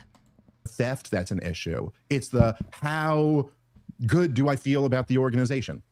That's what matters. So like, it's okay at my whims. If I just don't feel like this, then it's just. Yeah, remember, rape is a form of theft. So basically, why would you rape a book? Justified. But it's, library. That's like a nice thing where people read books and it's for the community. So you can't steal from them. But you could Dude, you're supposed to understand the tragedy of the comments saying you're a libertarian. You're supposed to propagate the myth that the public can't be handled, like trusted with any public good because they just fucking destroy it. Hello? So psychotic about this. So let's go. If a rich guy has a private library, can I steal from that? How do you steal an ebook? You don't. You can't. And they might go, yes. And you actually think that that's less degrading to society? What do you think the ramifications are for promoting that you can just go onto someone's private property and take their stuff? You're looking at a more violent world. And guess what? The elites are better at using violence. Yes. So you're looking at the suppression of the lower classes. Because so this isn't really about the morality of it. This is about the fact that you just gave the game away, that why this is actually scary is because it threatens the bottom line of wealthy people, and kind of circles back to my argument, which is that it's reckless to encourage this because, yes, they will always have the ability to enforce their property rights over you, a stupid prole that doesn't have any money. and resources and has stolen a paltry amount from them, or maybe even a felony amount. Either way, definitely a risky thing that you should not be doing because they have the ability to impose their will over you, legally speaking. Yeah, that's why you shouldn't do that. So, but then it's not about the morality. It's just might makes right at that point. So he's saying the might makes right of the wealthy and the corporations, that's okay, and that's legitimate. But might makes right when it's coming from the bottom up, that's morally wrong. That's when we're going to be pearl clutching. Decided to engage in violence. That's what you're advocating for. Just think a couple steps ahead on how this plays out. And what? It's based off of the morality that there's no such thing as having. Honestly, this is also confusing and reminds me how easily propagandized I am. Great nuance and debunking. It's don't give me too much credit. It's like fucking Dave Smith. Okay, this is like you know, this you're like being like, oh my god, I've never had food this fucking delicious, and it's like I just gave you like Kraft mac and cheese. Success in life and accumulating capital, which by the way is the underpinning of capitalism, and it's very important. Well, look, it's already. The libertarians believe in free markets. That is basically all they believe in, actually. And for the $3, thank you so much to Ben Riley, 1962. I really appreciate it. I mean, you go far left enough, you get your guns back, and more. I mean, I don't even disagree with this. So true. You already get into a thing where, like as you said, and look, we can talk about this a bit more in some of the other clips too, where like what the results of this stuff actually are. But you're absolutely right, Rob, when you go, you have a more violent society that way. I mean, look, like again, this is like all of this is just based off commie whims. And so this is like what happened under actual communism, is that they'd write about the kulaks or whatever and how they're and eventually you run out of other people's money off all the people. And then, in practice, what that ended up becoming was a peasant farmer who hadn't turned all of his grain over to the authorities, who was hiding a little bit of grain so that his kids didn't starve. Then they'd kill that guy. So look, I don't know. I'm not a giant corporation, but I am in the 1%. I have a house that's way bigger than the amount of room that my family needs. You know what I'm saying? And so I'm just saying, if you could very easily see them throwing me into a category where like, it's okay to come take my stuff. It's okay. But if you come take my stuff, you're taking it away from my kids. And if you're going to come try to steal stuff that belongs to my kids, I'm going to try to stop you with violence. Now, I'm a peaceful person, but you're making me violent right now, just in this thought experiment. Cool. Good thing Hasan would have no issue with you doing that, because he was not co-signing or greenlighting that people steal from random families or other people. Again, you can try to argue that the natural, the logical extension and conclusion of what he's saying, leads to a state of war in which this is the case because it's so permissive.